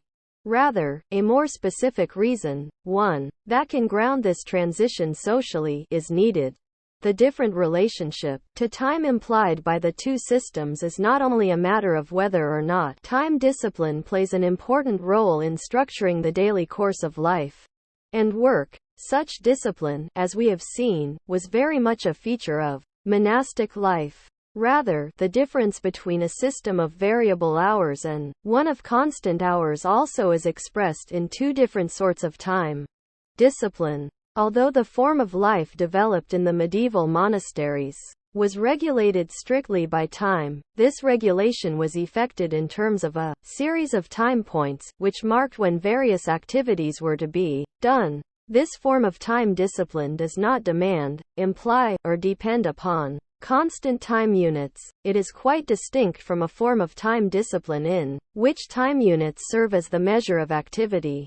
As I shall show, the transition to constant time units should be further specified in terms of a new form of social relations, a new social form that cannot be grasped fully in terms of sociological categories such as peasant life and urban life, and that is bound to abstract time. Jacques Le Goff, in his investigation of this transition, which he describes as the transition from church's time to merchant's time, or from medieval time to modern time, focuses on the proliferation of various sorts of bells in medieval European towns, especially the work bells, which appeared and spread quickly in the cloth-producing towns of the 14th century. On the basis of Le Goff's discussion, I shall briefly suggest how the work bells might have played an important role in the emergence of a system of constant time units and, relatedly, of the mechanical clock. The work bells themselves were an expression of a new social form that had begun to emerge, particularly within the medieval cloth-making industry. This industry did not produce primarily for the local market, like most medieval industries, but, along with the metal industry, was the first that engaged in large-scale production for export. The craftsmen of most other industries sold what they produced, but in the textile industry there was a strict separation between the cloth merchants, who distributed the wool to the workers, collected the finished cloth from them and sold it, and the workers, many of whom were pure wage earners, possessing only their labor power. The work generally was done in small workrooms that belonged to master weavers, fullers, dyers, and shearmen, who owned or rented the equipment, such as the looms, received the raw material as well as the wages from the cloth merchants, and supervised the hired workers. The organizing principle of the medieval cloth industry, in other words, was an early form of the capital-wage-labor relationship. It was a form of relatively large-scale, privately controlled production for exchange, that is, for profit, based upon wage labor, and it both presupposed and contributed to the growing monetarization of some sectors of medieval society. Implicit in this form of production is the importance of productivity. The merchants' goal, profit, depended in part on the difference between the worth of the cloth produced and the wages they paid, that is, on the productivity of the labor they had hired. Thus, productivity, which, according to Lanz, had been an unknown category in China, as opposed to busyness, was constituted, at least implicitly, as an important social category in the textile industry of medieval Western Europe. The productivity of labor depended, of course, on the degree to which it could be disciplined and coordinated in a regularized fashion. This, according to Le Goff, became an increasingly contentious issue between textile workers and employers as a result of the economic crisis of the late 13th century, which strongly affected the cloth-making industry. Because workers were paid by the day, conflict became focused on the length and definition of the workday. It seems that it was the workers who, at the beginning of the 14th century, demanded initially that the work day be lengthened in order to increase their wages, which had declined in real value as a result of the crisis. Very quickly, however, the merchants seized upon the issue of the length of the workday and tried to turn it to their advantage by regulating it more closely. It was in this period, according to Le Goff, that work bells, which publicly mark the beginning and end of the workday, as well as the intervals for meals, spread throughout the textile-producing towns of Europe. One of their primary functions was to coordinate the working time of large numbers of workers. The cloth-producing towns of Flanders of the time were like large factories. Their streets were filled in the morning with thousands of workers on their way to the workshops, where they began and ended their work to the stroke of the municipal work bell. Equally important, the work bells marked a time period the work surreptitiously had been determined, naturally, by sunrise and sunset. The workers' demands for a longer workday, that is, longer than the daylight period, already implied a loosening of the tie to natural time and the emergence of a different measure of duration. To be sure, this did not mean that a system of standard, equal hours was introduced immediately. There was a transition period during which it is not clear whether the hours of the working day continued to be the older variable hours, which changed with the seasons, or were standardized initially at a summer length and a winter length. Nevertheless, it could be argued that the move toward equal time units was potentially present once a regularized and standardized workday, no longer bound directly to the diurnal cycle, was constituted historically. The workday had come to be defined in terms of a temporality that was not a dependent variable of the seasonal variations in the length of daylight and darkness. This is the significance of the fact that the focal issue of workers' struggles in the 14th century was the duration of the workday. The length of the workday is not an issue when it is determined, naturally, by sunrise and sunset. That it became an issue and was determined by the outcome of struggle rather than by tradition implies a transformation in the social character of temporality. The struggle over the length of the workday not only is, as Anthony Giddens notes, the most direct expression of class conflict in the capitalist economy, but it also expresses and contributes to the social constitution of time as an abstract measure of activity. Temporality as a measure of activity is different from a temporality measured by events. It implicitly is a uniform sort of time. The system of work bells, as we have seen, developed within the context of large-scale production for exchange, based upon wage labor. It expressed the historical emergence of a de facto social relationship between the level of wages and labor output as measured temporally, which, in turn, implied the notion of productivity, of labor output per unit time. In other words, with the rise of early capitalist forms of social relations in the cloth-producing urban communes of Western Europe, form of time emerged that was a measure of and eventually a compelling norm for activity.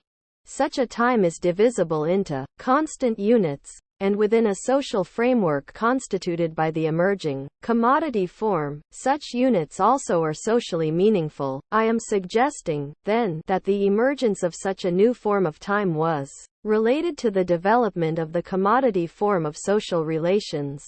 It was rooted not only in the sphere of commodity production but in that of commodity circulation as well. With the organization of commercial networks in the Mediterranean and the region dominated by the Hanseatic League, increased emphasis was placed on time as a measure. This occurred because of the crucial question of the duration of labor in production, and because factors such as the duration of a commercial voyage or the fluctuation of prices in the course of a commercial transaction became increasingly important objects of measurement. It was within this social context that mechanical clocks were developed in Western Europe. The introduction of striking clocks placed on towers and owned by the municipalities, not the church, occurred shortly after the system of work bells had been introduced, and spread very rapidly throughout the major urbanized areas of Europe in the second quarter of the 14th century. Mechanical clocks certainly did contribute to the spread of a system of constant hours. By the end of the 14th century, the 60-minute hour was firmly established in the major urbanized areas of Western Europe, replacing the day as the fundamental unit of labor time. This account has suggested, however, that the origins of such a temporal system, and the eventual emergence of a conception of abstract mathematical time, cannot be attributed to the invention and spread of the mechanical clock.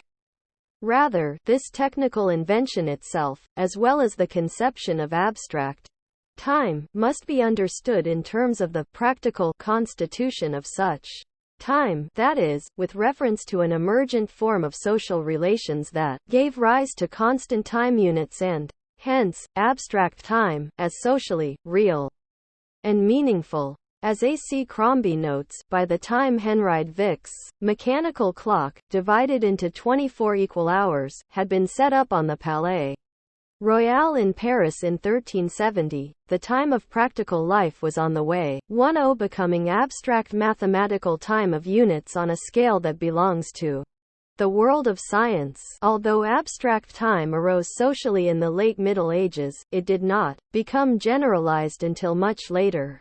Not only did rural life continue to be governed by the rhythms of the seasons, but even in the towns, abstract time impinged directly upon only the lives of merchants and the relatively small number of wage earners. Moreover, abstract time remained local time for centuries. That large areas share the same time is a very recent development. Even the 0 hour, the beginning of the day, varied widely after the spread of the mechanical clock, until it finally was standardized at midnight, that is, at an abstract time point independent of the perceptible transitions of sunrise and sunset. It was the standardization of this abstract 0 hour which completed the creation of what Billinger calls the bourgeois day. The progress of abstract time as a dominant form of time is closely tied to the progress of capitalism as a form of life. It became increasingly prevalent as the commodity form slowly became the dominant structuring form of social life in the course of the following centuries. It was only in the 17th century that Huygens' invention of the pendulum clock made the mechanical clock into a reliable measuring instrument, and that the notion of abstract mathematical time was formulated explicitly. Nevertheless, the changes in the early 14th century that I have outlined did have important ramifications then. The equality and divisibility of constant time units abstracted from the sensuous reality of light, darkness, and the seasons became a feature of everyday urban life, even if it did not affect all town dwellers equally, as did the related equality and divisibility of value, expressed in the money form, which is abstracted from the sensuous reality of various products. These moments in the growing abstraction and quantification of everyday objects, indeed, of various aspects of everyday life itself, probably played an important role in changing social consciousness. This is suggested, for example, by the new significance accorded time, the increased importance of arithmetic in 14th-century Europe, and the beginnings of the modern science of mechanics, with the development of the impetus theory by the Paris School. The abstract form of time associated with the new structure of social relations also expressed a new form of domination. The new time, proclaimed by the clock towers which frequently were erected opposite the church bell towers, was the time associated with a new social order, dominated by the bourgeoisie, who not only controlled the cities politically and socially but also had begun wrest cultural hegemony away from the church. Unlike the concrete time of the church, a form of temporality, controlled overtly by a social institution, abstract time, like other aspects of domination in capitalist society, is objective. It would, however, be mistaken to regard this objectivity as no more than a veil that disguises the concrete particularistic interests of the bourgeoisie. As with the other categorical social forms investigated in this work, abstract time is a form that emerged historically with the development of the domination of the bourgeoisie and has served the interests of that class, but it has also helped to constitute those interests historically, indeed, the very category of interests, and it expresses a form of domination beyond that of the dominating class. The temporal social forms, as I shall show, have a life of their own and are compelling for all members of capitalist society, even if in a way that benefits the bourgeois class materially. Although constituted socially, time in capitalism exerts an abstract form of compulsion. As Aaron Gurevich puts it, the town had become master of its own time, in the sense that time had been wrestled from the control of the church. But it is also true that it was precisely in the town that ceased to be master of time, for time, being now free to pass by independently of man and events, established its tyranny, to which men are constrained to submit. The tyranny of time in capitalist society is a central dimension of the Marxian categorical analysis. In my consideration of the category of socially necessary labor time thus far, I have shown that it does not simply describe the time expended in the production of a particular commodity, rather, it is a category that, by virtue of a process of general social mediation, determines the amount of time that producers must expend if they are to receive the full value of their labor time. In other words, as a result of general social mediation, labor time expenditure is transformed into a temporal norm that not only is abstracted from, but also stands above and determines individual action. Just as labor is transformed from an action of individuals to the alienated general principle of the totality under which the individuals are subsumed, time expenditure is transformed from a result of activity into a non-native measure for activity.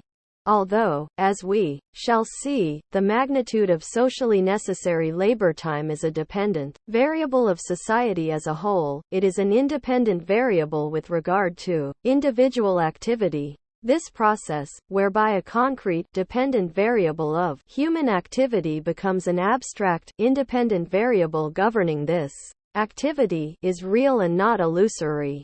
It is intrinsic to the process of alienated social constitution effected by labor. I have suggested that this form of temporal alienation involves a transformation of the nature of time itself. Not only is socially necessary labor time constituted as an objective, temporal norm, which exerts an external compulsion on the producers, but time itself has been constituted as absolute and abstract. The amount of time that determines a single commodity's magnitude of value is a dependent variable. The time itself, however, has become independent of activity, whether individual, social, or natural. It has become an independent variable, measured in constant, continuous, commensurable, and interchangeable conventional units, hours, minutes, seconds, which serves as absolute measure of motion and of labor qua expenditure. Events and action in general, labor and production in particular, now take place within and are determined by time, a time that has become abstract, absolute, and homogeneous. The temporal domination constituted by the forms of the commodity and capital is not restricted to the process of production but extends into all areas of life. Giddens writes, "The commodification of time holds the key to the deepest transformations of day-to-day social life that are brought about by the emergence of capitalism. These relate both to the central phenomenon of the organization of production processes and to the workplace, and also the intimate textures of daily social life is experienced. L shall not, in the present work, address the effects of this temporal domination on the texture of experience in everyday life. Instead, I shall discuss some of the social epistemological implications of our investigation of temporality thus far. Then, in Part 3, I shall return to the question of the social constitution of time in capitalist society by investigating the temporal dualism of the underlying social forms of capitalism and, on that basis, outlining the conception of history implied by Marx's categorical theory. The opposition between abstract and concrete time overlaps, but is not fully identical, with the opposition between time in capitalist society and time in pre-capitalist societies. The rise of capitalism does, to be sure, entail the supersession of earlier forms of concrete time by abstract time. E. P. Thompson, for example, describes the domination of a task-oriented notation of time in pre-industrial societies and its supersession by the timing of labor with the development of industrial capitalism. In the former case, time is measured by labor, whereas in the latter it measures labor. I have chosen to speak of concrete and abstract time in order to emphasize that two different sorts of time are involved rather than merely two different modes of measuring time. Moreover, as I shall elaborate in Chapter 8, abstract time is not the only form of time that is constituted in capitalist society. A peculiar form of concrete time is constituted as well. We shall see that the dialectic of capitalist development is, on one level, a dialectic of the two sorts of time constituted in capitalist society and, therefore, cannot be understood adequately in terms of the supersession by abstract time, of all forms of concrete time, forms of social mediation and forms of consciousness. Marx's determination of the magnitude of value, in my interpretation, implies that time as an independent variable, the homogeneous, absolute, mathematical time that has come to organize much of social life in our society, has been constituted socially. This attempt to relate abstract, mathematical time as well as its concept to the commodity-determined form of social relations is an instance of the socio-historical theory of knowledge and subjectivity presented in this work, which analyzes both social objectivity and social subjectivity as socially constituted by historically specific structured forms of practice. Such a theory transforms the classical epistemological problem of the subject-object relation, and entails a reconceptualization and critique of the terms of that problem itself. The notion of the constitution by the subject of the object of knowledge is central to Kant's Copernican turn from examining the object to considering the subjective conditions of knowledge, which he undertakes after elucidating the antinomies generated by the subject-object problematic, as classically conceived. Kant conceives of constitution in terms of the constituting role of the subject, arguing that reality in itself, the noumenon, is not available to human knowledge. Kant maintains that our knowledge of things is a function of transcendental a priori categories with which perception is organized. That is, to the degree that our knowledge and perception are organized by such subjective categories, we co-constitute the phenomena we perceive.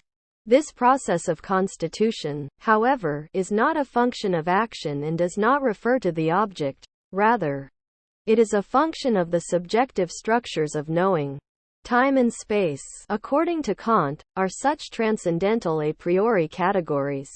Hegel, criticizing Kant, claims that his epistemology results in a dilemma. It requires knowledge of the cognitive faculties as a precondition of knowledge. Using a different theory of the constitution by the subject of the object of knowledge, Hegel seeks to overcome the subject-object dichotomy by demonstrating their intrinsic connection. I have discussed how he treats all of reality, including nature, as constituted by practice, as an externalization, a product and expression, of the world historical subject. The Geist, in its unfolding, constitutes objective reality as a determinate objectification of self, which, in turn, reflexively affects determinate developments in consciousness of self.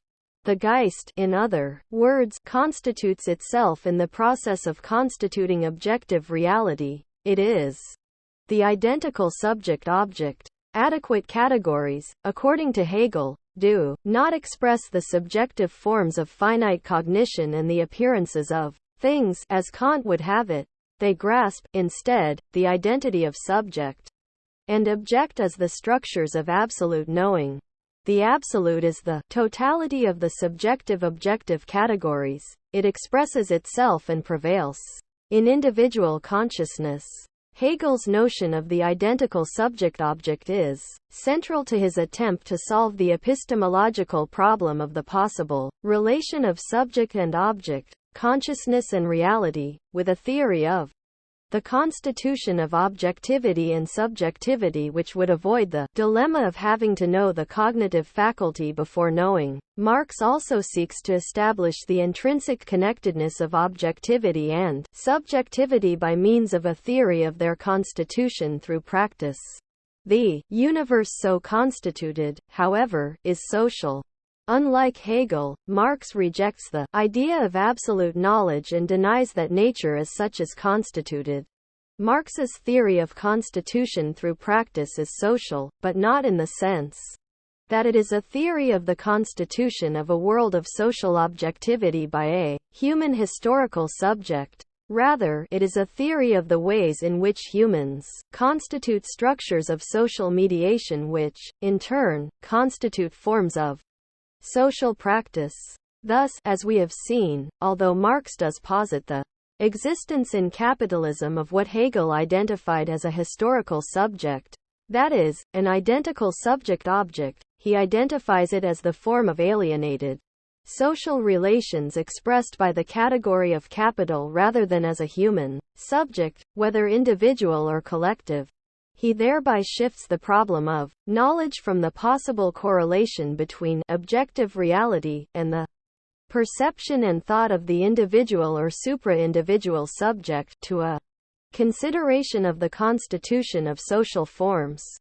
His approach analyzes social objectivity and subjectivity not as two ontologically different spheres that must be related but as intrinsically related dimensions of the forms of social life that are grasped by his categories.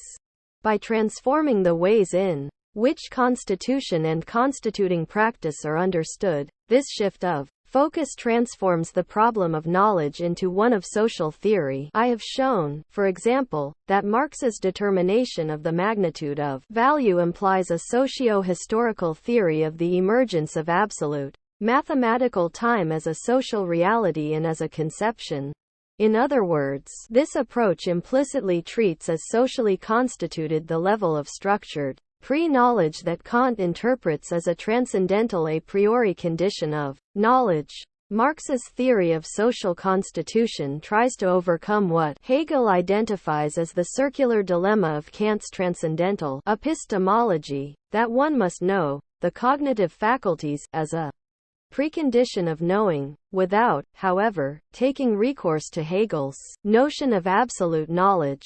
Marx's theory implicitly analyzes as social the condition of self-knowledge, that is, in order to know explicitly, one already must have known. It grasps this pre-knowledge as a pre-conscious structure of consciousness which is socially formed, and neither posits it as a universal, transcendental a priori nor bases it on an assumed absolute knowledge. This socio-historical theory of knowledge is not restricted to examining the social and historical determinations of the subjective conditions of perception and knowledge. Although Marx's critical theory rejects the possibility of absolute knowledge, it does not imply a sort of socially and historically relativized Kantian epistemology, for it seeks to grasp the constitution of forms of social objectivity along with their related forms of subjectivity. The Marxian critique, then, does not imply a theory of knowledge in the proper sense but, rather, one of the constitution of historically specific social forms that are forms of social objectivity and subjectivity, simultaneously. Within the framework of such a theory, categories of apprehending the world and norms of action can be seen as connected, inasmuch as both ultimately are rooted in the structure of social relations. This interpretation suggests that epistemology becomes, in Marx's theory, radical as social epistemology. The unfolding of the categorially grasped social forms in Marx's Capital is the full elaboration of the theory of social practice he had only posited earlier, in the Theses on Feuerbach.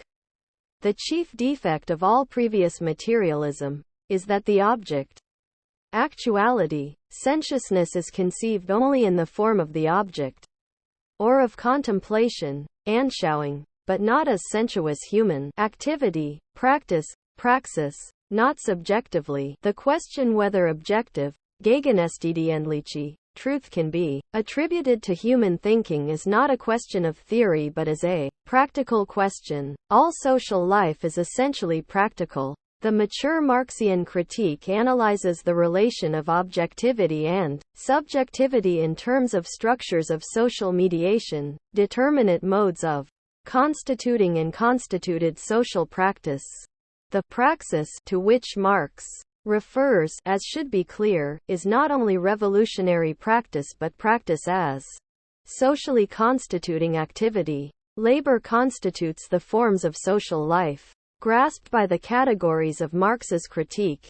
However, this socially constituting practice cannot be understood adequately in terms of labor per se, that is, concrete labor in general. It is not concrete labor alone that creates the world Marx analyzes, but the mediating quality of labor, which constitutes alienated social relations characterized by an antinomy of an abstract, general, objective dimension and a concrete, particular dimension, even as it objectifies itself in products. This duality gives rise to a sort of unified field of social being in capitalism. An identical subject-object, capital, exists as a totalizing historical subject and can be unfolded from a single category, according to Marx, because two dimensions of social life, the relations among people and the relations between people and nature, are conflated in capitalism inasmuch as both are mediated by labor. This conflation shapes both the form of production and the form of social relations in capitalism, and it relates them intrinsically. That the categories of Marx's critique of political economy express both dimensions of social life in a single unified form, which is, nevertheless, intrinsically contradictory, stems from this real conflation. Marx's mature theory of social practice in capitalism, then, is a theory of labor's constitution of social forms that mediate people's relations with each other and with nature, and are, at once, forms of being and consciousness. It is a theory of the social and historical constitution of determinate, structured forms of social practice as well as of social knowledge, norms, and needs that shape action. Although the social forms Marx analyzes are constituted by social practice, they cannot be grasped on the level of immediate interaction alone. Marx's theory of practice is a theory of the constitution and possible transformation of forms of social mediation. This interpretation of Marx's theory transforms the traditional problem of the relation between labor and thought by formulating it in terms of the relation between labor-mediated forms of social relations and forms of thought, rather than between concrete labor and thought. I have argued that, just as social constitution is not a function of concrete labor alone, in Marx's analysis the constitution of consciousness by social practice should not be understood solely in terms of the labor-mediated interactions of individual subjects or social groupings with their natural environment. This applies even to conceptions of natural reality. They are not won pragmatically, merely from struggles with and transformations of nature, but, as I have tried to indicate, also are rooted in the character of the determinate social forms that structure these interactions with nature. In other words, labor as productive activity does not, in and of itself, accord meaning. Rather, as I have argued, even labor acquires its meaning from the social relations in which it is embedded. When these social relations are constituted by labor itself, labor exists in secular form and can be analyzed as instrumental action. The notion that labor is socially constitutive is not, then, based on a reduction by Marx of social praxis to labor qua material production, whereby the interaction of humanity with nature becomes the paradigm of interaction. This would, indeed, have been the case if Marx had understood praxis in terms of labor. However, Marx's conception in his mature works of labor as socially constituting practice is linked to his analysis of labor's mediation of dimensions of social life that, in other societies, are not so mediated. This analysis, according to Marx, is the sine qua non of an adequate critical understanding of the specificity of the forms of social relations, production, and consciousness in the capitalist social formation. The above-mentioned conflation of two dimensions of social life in capitalism allows Marx to analyze social constitution in terms of one form of practice, labor, and to investigate the intrinsic relation of social objectivity and subjectivity in terms of a single set of categories of structured practice. it is conceivable that in another society, where production and social relations are not constituted as a totalizing sphere of social objectivity by a single structuring principle, the notion of a single form of constituting practice would have to be modified, and the relationship between forms of consciousness and forms of social being would have to be grasped differently. Jürgen Habermas and Alfred Schmidt have also argued that Marx's analysis entails a theory of the constitution of social objectivity and social subjectivity. Although they evaluate Marx's theory of practical constitution very differently, both consider this process of constitution only in terms of labor, that is, in terms of the transformation of external physical nature, and, reflexively, of humans themselves, as a result of concrete labor.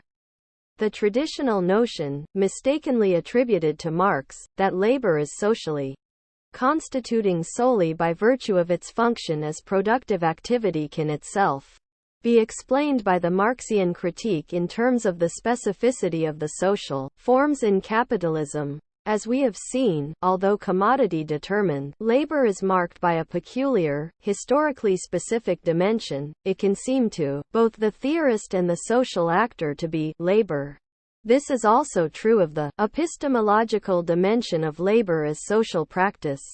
I have maintained, for example, that two moments of humans' relation to nature must be distinguished: the transformation of nature, materials and the environment, as a result of social labor, and people's conceptions of the character of natural reality. The second, I have argued, cannot be explained as a direct consequence of the first alone, that is, of the labor-mediated interactions of humans with nature, but also must be considered with reference to the forms of social relations within which such interactions take place. In capitalism, however, both moments of people's relation to nature area function of labor. The transformation of nature by concrete social labor can, therefore, seem to condition the notions people have of reality, as though the source of meaning is the labor-mediated interaction with nature alone. Consequently, the undifferentiated notion of labor can be taken to be the principle of constitution, and knowledge of natural reality can be presumed to develop as a direct function of the degree to which humans dominate nature. The fact that this position, which was held by Horkheimer in 1937, has been attributed to Marx stems in part from the affirmation by traditional socialist working-class parties of labor, and in part from Marx's immanent mode of presentation. What I have presented as the traditional Marxist theory of social constitution by labor can be understood, on one level, as an attempt to resolve the opposition of objectivity and subjectivity. That is, it remains ultimately within the framework of the terms of the problem as formulated by classical modern philosophy. Marx's approach, as I have presented it, however, is not an attempt to resolve this opposition. Rather, it transforms the terms of the problem by analyzing socially the relation of objectivity and subjectivity so as to ground the presuppositions of the classical problematic itself, the opposition of an external law-like sphere of objectivity and the individual, self-determining subject, in the social forms of modern capitalist society. Further differences between these two approaches to the problem of social constitution are expressed in their divergent understandings of the process of alienation and its relation to subjectivity. The understanding commonly associated with the notion of social constitution by labor can be seen in Hilferding's reply to Bohm-Bawerk, which I cited earlier. Hilferding posits labor as the regulatory principle of human society which is veiled in capitalism and which, in socialism, will emerge openly as the causal principle of human life. Inasmuch as labor remains the constant substratum of society, the form in which it appears in capitalism is separable from its content, from labor itself. This conception of social constitution effected by labor implies the existence of a concrete historical subject, and is related to an understanding of alienation as the estrangement of what already exists as a property of this subject. That is, alienation is treated as a process entailing the simple reversal of subject and object. This is also the case regarding perception and consciousness.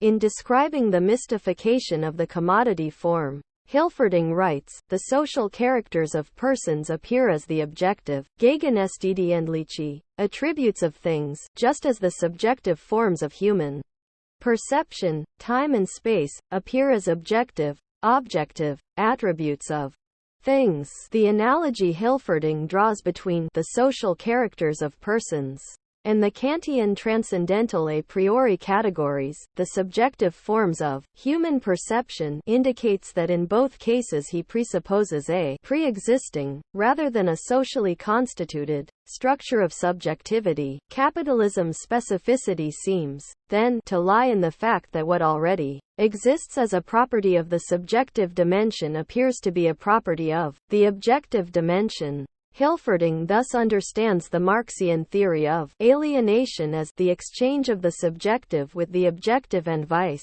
versa. This position implicitly understands Marx's notion of the fetish of commodities as referring to a sort of illusion, whereby attributes of the subjects appear to be attributes of that which they create.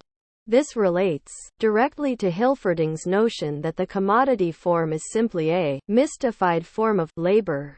When labor in capitalism is analyzed in transhistorical terms as labor, its specificity is understood only extrinsically, in terms of the mode of distribution, and alienation is apprehended as a reversal that mystifies what already exists. Overcoming alienation, within such a framework, is seen as a process of demystification and reappropriation, as the re-emergence of that which is socially ontological from behind the veil of its mystified form of appearance. Overcoming alienation, in other words, entails the historical subject's realization of itself. In the interpretation I present here, the categories of Marx's critique do not express the exchange of the subjective with the objective but, rather, the constitution of each of these dimensions. As I argued in the case of abstract time, determinate subjective forms, together with the objectivity they grasp, are constituted with determinate alienated forms of social relations. They are not pre-existent, universal forms that, because they are alienated, appear to be the objective attributes of things. This further reinforces my contention that, with his analysis of the twofold character of labor in capitalism, Marx developed the theory of alienation as one of a historically specific mode of social constitution, whereby determinate social forms, characterized by the opposition of an abstract universal, objective, law-like dimension and a thingly, particular dimension, are constituted by structured forms of practice and, in turn, shape practice and thought in their image. These social forms are contradictory. It is this quality that renders the totality dynamic, and gives rise to the possibility of its critique and possible transformation. Integral to this theory of the socially and historically determinate constitution of social objectivity and subjectivity by a process of alienation, is a critical analysis of the specificity of the various dimensions of social life in capitalism. This theory does not simply condemn the estrangement from the subject, or subjects, of what already had existed as their property. Rather, it analyzes the historical constitution of human powers in alienated form. Overcoming alienation, in this view, involves the abolition of the self-grounding, self-moving subject, capital, and of the form of labor that constitutes and is constituted by structures of alienation. This would allow humanity to appropriate what had been constituted in alienated form. Overcoming the historical subject would allow people, for the first time, to become the subjects of their own social practices. Marx's notion of the fetish is centrally related to his theory of alienation as social constitution. This notion does not refer merely to socially constructed illusions, but attempts to socially account for various forms of subjectivity. It is integral to Marx's theory of social constitution, which relates forms of thought, worldviews, and beliefs to the forms of social relations and the ways in which they appear to immediate experience. In Capital, Marx tries to grasp the constitution of historically specific deep social structures by forms of social practice that, in turn, are guided by beliefs and motivations grounded in the forms of appearance engendered by these structures. The whole, however, is not statically circular and doxic, but dynamic and contradictory. An adequate elaboration of Marx's theory of the constitution of forms of subjectivity and objectivity in capitalism would analyze the interaction of structure and practice in terms of the nature of the contradictory dynamic of the totality. On this basis, one could develop a theory of the historical transformation of subjectivity that would elucidate the social constitution and historical development of needs and perceptions, both those that tend to perpetuate the system and those that call it into question. Such a theory of the constitution of consciousness and social being has little in common with interpretations in which labor or the economy form the base of society and thought as a superstructural element.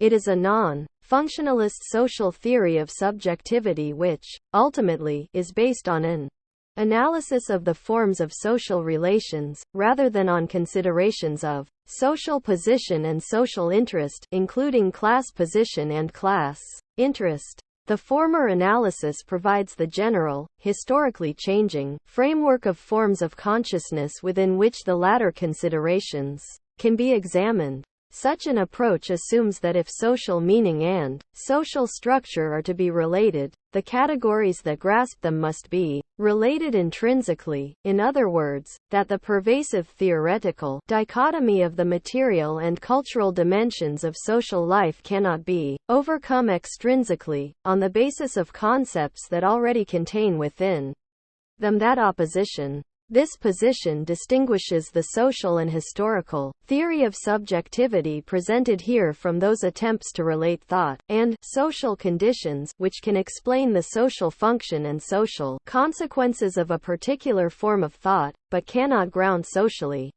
the specificity of this thought and relate it intrinsically to its context.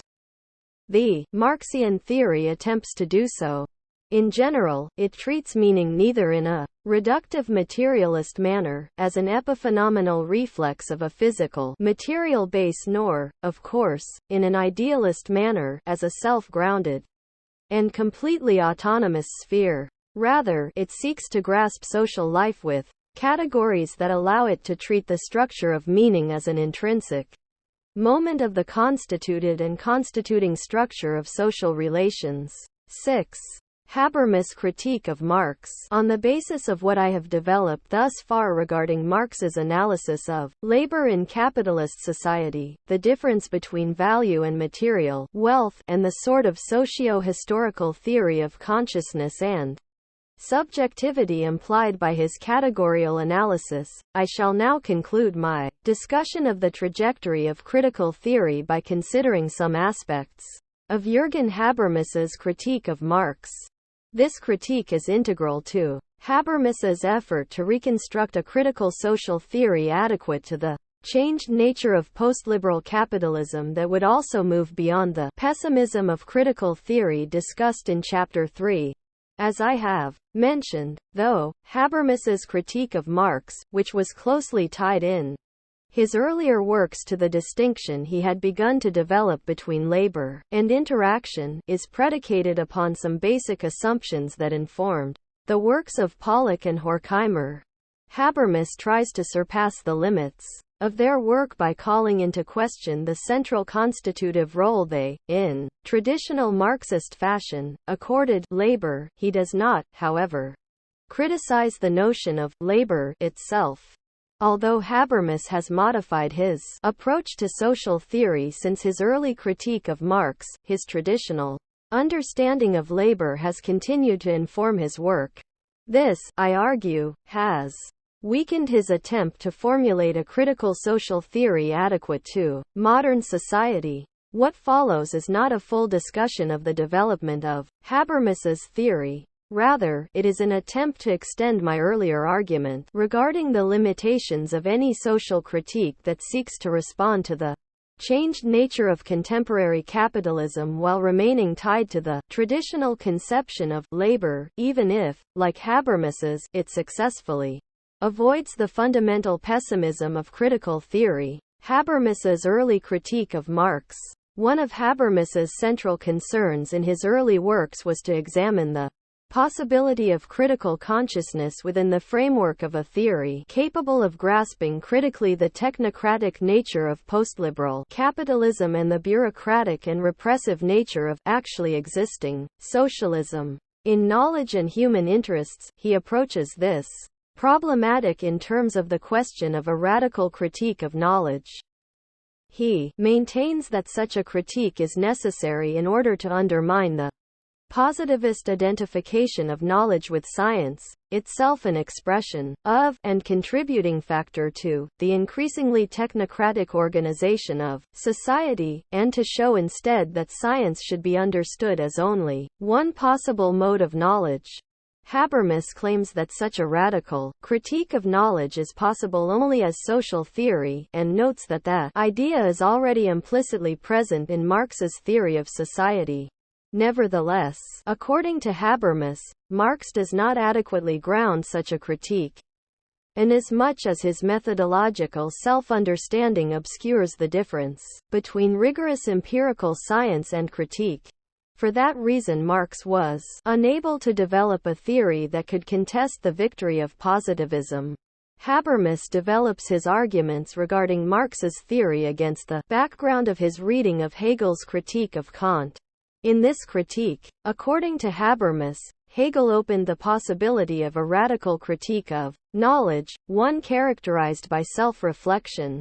Hegel criticized Kant's epistemology for being caught in the circle of having to know the cognitive faculty before knowing, and he uncovered several of the implicit, unreflected presuppositions of this epistemology. These presuppositions include a normative concept of science, a fixed, knowing subject, and the distinction between theoretical and practical reason. Hegel argued that epistemology is not, and cannot be, free of presuppositions, as Kant claims, but actually bases itself on a critical consciousness that results from a process of self-formation. The critique of knowledge, therefore, must become aware of its own self-formative process and know that it itself is incorporated in the experience of reflection as one of its elements. This process of reflection develops as a process of determinate negation in which theoretical and practical reason are one. The categories of understanding the world and norms of behavior are connected. By subjecting the presuppositions of epistemology to self-criticism, Hegel radicalized it. Nevertheless, according to Habermas, he did not proceed further in this direction. Instead of unambiguously radicalizing the critique of knowledge, Hegel negated it abstractly. He attempted, on the basis of the presuppositions of the philosophy of identity, of the world and the knowing subject, and its associated notion of absolute knowledge, to overcome the critique of knowledge as such, rather than to transform it. Marx, according to Habermas, did not share the basic assumptions of the philosophy of identity, for he assumed the externality of nature. He was, therefore, in a position to develop a radical critique of knowledge, but he failed to do so. The grounds for this failure, Habermas argues, are rooted in the philosophical foundations of Marx's materialism, in particular, the role accorded labor. Habermas maintains that labor, in Marx's social theory, is an epistemological category as well as one of human material existence. Not only is it a necessary precondition of the reproduction of social life, but inasmuch as it constitutes the nature around us as an objective nature for us. It also creates the transcendental conditions of the possible objectivity of the objects of experience. Thus, labor both regulates material exchange with nature and constitutes a world. Its function is synthesis. The Marxian notion of synthesis through labor, according to Habermas, entails a materialist transformation of Fichte's philosophy of the ego, according to which the ego is constructed in the very act of self-consciousness. The original ego posits the ego by positing a non-ego in opposition to itself. In Marx's theory, the laboring subject confronts a non-ego, its environment, which obtains its identity through labor. The subject thus gains its own identity by interacting with a nature that has been the object of its labor and the labor of preceding generations. In this sense, the human species posits itself as a social subject in the process of production. With this notion of the self-development of humanity through labor, Marx undercut both philosophical anthropology and transcendental philosophy. Nevertheless, Habermas argues, such a materialist conception of synthesis does not provide an adequate basis for a radicalized critique of knowledge. If synthesis takes place by means of labor, the substratum in which its results are expressed is not a connection of symbols but the system of social labor. Labor, according to Habermas, is instrumental action. Hence, the concept of synthesis through social labor can lead to an instrumentalist theory of knowledge. The condition of possibility of the objectivity of natural scientific knowledge is rooted in labor. However, phenomenological experience, hence self-reflection, exist in another dimension, that of symbolic interaction. Habermas claims that Marx did, to be sure, incorporate this social dimension, which is that of the relations of production, in his material investigations.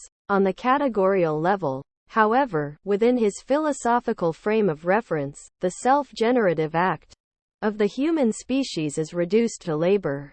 Marx, according to Habermas, conceived of the process of reflection according to the model of production, and, hence, reduced this process to the level of instrumental action. He thereby eliminated reflection as a motive force of history, for, within such a materialist theory, the subject, in confronting the non-ego, not only confronts a product of the ego but also some portion of the contingency of nature. Consequently, the act of appropriation, as conceived by Marx, is not identical with the reflective reintegration of some previously externalized part of the subject itself. As a result of the notion of synthesis through social labor, then, the possibility of a radical critique of knowledge was undermined and the logical status of the natural sciences was not distinguished from that of critique. Habermas maintains that such a materialist conception of synthesis leads to a notion of social theory as technically exploitable knowledge and, therefore, serves to support social engineering and technocratic control. Quoting a long passage from the Grundrisse that deals with the emancipation of humanity from alienated labor on the basis of the transformation of the labor process into a scientific process, Habermas claims that the position it expresses presupposes both that the history of the species has been constructed solely by synthesis through social labor, and that the development of natural science and technology is transposed automatically into the self-consciousness of the social subject. The result is the reciprocal subsumption of the human sciences and natural science, which the young Marx envisioned. Habermas's argument, in other words, is that Marx's theory of social synthesis through labor does not provide an adequate basis for a critical theory of a world characterized by technocratic domination, social engineering, and bureaucratization. Indeed, that the nature of his theory is such that it can be and has been used to further such developments.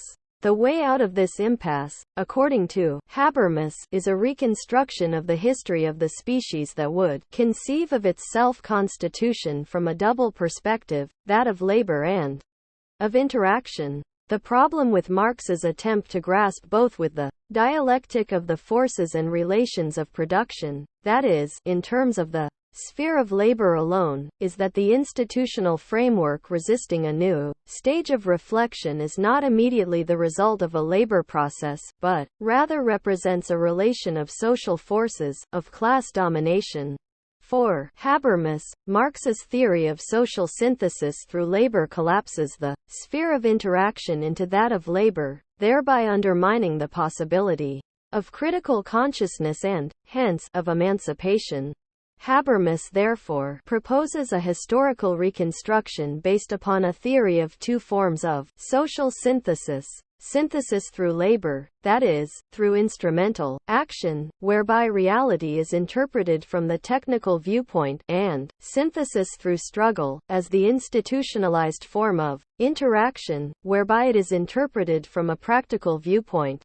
He maintains that synthesis through labor alone historically leads to the organization of society as an automaton, whereas synthesis through interaction can lead to an emancipated society, which he describes in terms of an organization of society on the basis of decisions made in discussions free from domination. The sphere of interaction, then, provides the basis for critique and for the possibility of emancipation. Habermas's proposed reconstruction of the history of the species should be seen as an attempt to move beyond the fundamental pessimism of critical theory and to resuscitate the possibility of an emancipatory critique of contemporary society in a twofold way, by criticizing the notion of synthesis through labor and supplementing it with one of synthesis through interaction. In light of my exposition thus far, however, it should be clear that his critique of Marx's conception of synthesis through labor is based upon an understanding of labor as concrete labor per se, that is, as labor.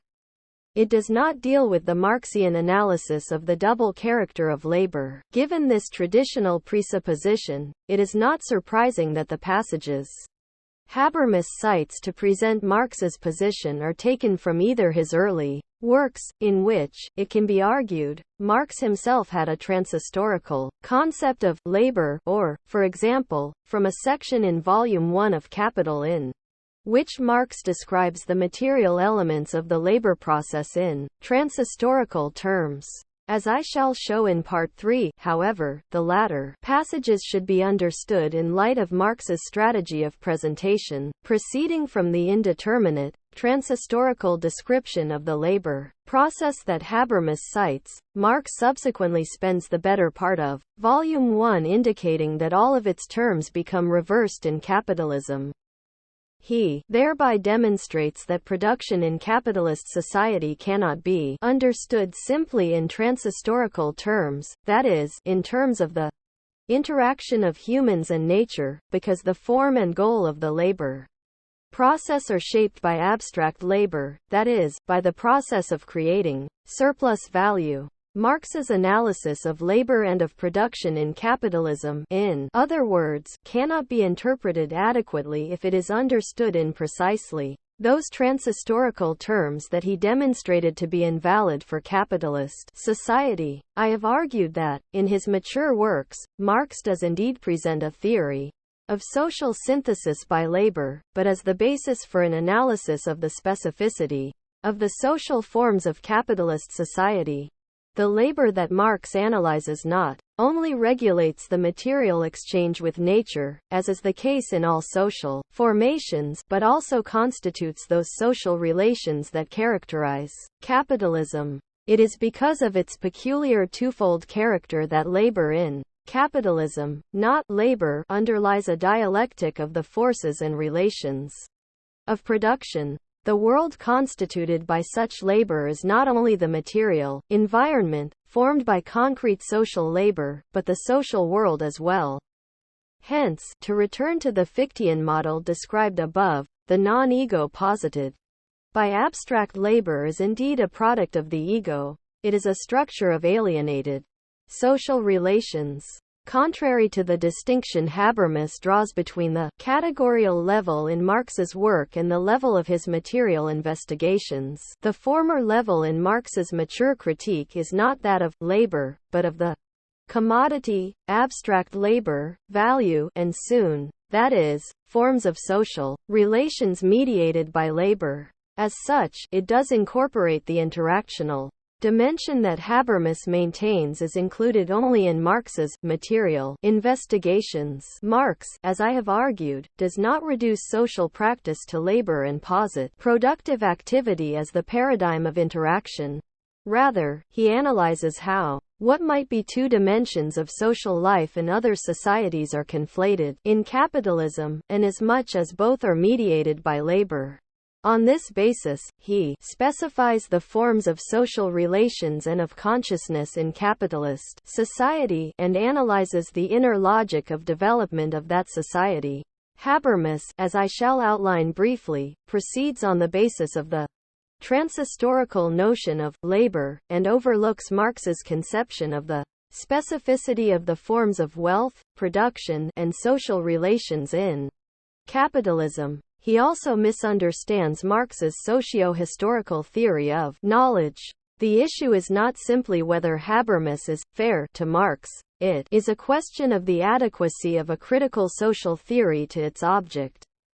If the process of social constitution by labor does indeed specify capitalism, then to project this mode of constitution transhistorically, as traditional Marxism has, or to replace it with an equally transhistorical scheme of the existence of two separate but interdependent spheres, labor and interaction, instrumental and communicative action, is to obscure the specificity of commodity-determined labor and, hence, of what characterizes capitalism. More generally, the methodological and epistemological implications of Marx's categorical analysis of capitalism raise serious questions about any attempt to develop a social theory on the basis of a set of categories presumed to be applicable generally to the history of the human species.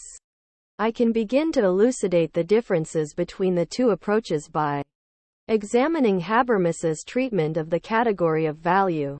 In discussing some implications of technological change in an early essay, Habermas, relying to some extent on Joan Robinson, equates value and material wealth. It is worth looking at his arguments more closely, for they refer to the sections of Marx's Grundrisse that I discussed chapter 1.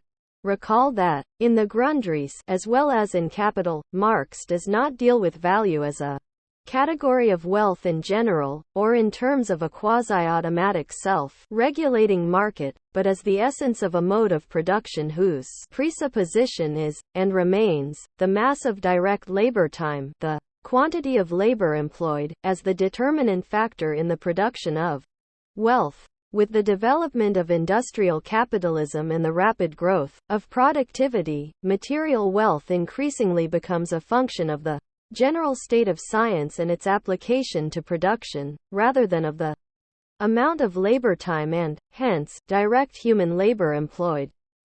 The difference between material wealth and value becomes an increasingly acute opposition, according to Marx, because value remains the essential determination of wealth in capitalism even though material wealth becomes ever less dependent on the expenditure of direct human labor.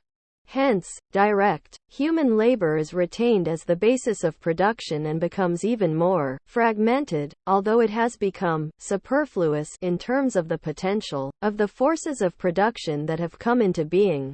The enormous increase in productivity under capitalism, then, does not result in a corresponding reduction of labor time and a positive transformation of the nature of work. The basic contradiction in capitalism, seen thus, is grounded in the fact that the form of social relations and wealth, as well as the concrete form of the mode of production, remain determined by value, even as they become anachronistic from the viewpoint of the material, wealth-creating potential of the system.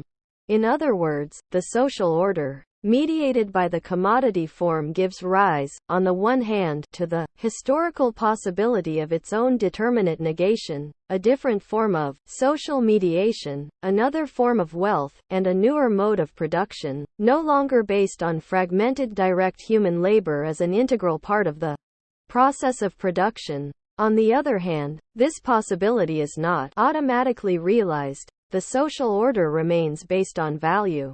In his essay, however, Habermas mistakenly interprets these passages in the Grundrisse as an assertion by Marx that the scientific development of the technical forces of production are to be considered as a possible source of value. He bases his argument on the following statement of Marx's: but, to the degree that large industry develops, the creation of real wealth comes to depend less on labor time and on the amount of labor employed than on the power of the agencies set in motion during labor time.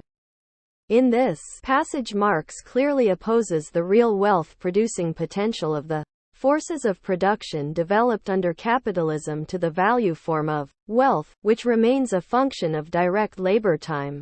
Yet Habermas misses this point by assuming that Marx was positing a changed determination of value, one no longer based on direct human labor. Consequently, he argues that Marx later dropped this revisionist idea, and that it did not enter into the final version of the labor theory of value. In an attempt to save the theory of value and render it adequate to conditions of modern technology, Habermas suggests that the value expression for constant capital, machinery and so on, should be modified to take into account the advance in technical knowledge that goes into its creation. Habermas, in other words, does not grasp Marx's distinction between value and material wealth, and, thus, between the abstract and concrete dimensions of commodity-producing labor. He assumes that Marx's labor theory of value was similar to that of classical political economy, an attempt to explain social wealth in general. Habermas maintains, therefore, that the labor theory was valid only for the stage of development of the technical forces of production when the creation of real wealth did, indeed, depend essentially on labor time and the amount of labor employed. With the rise of highly developed technology, value is based increasingly on science and technology rather than on direct human labor.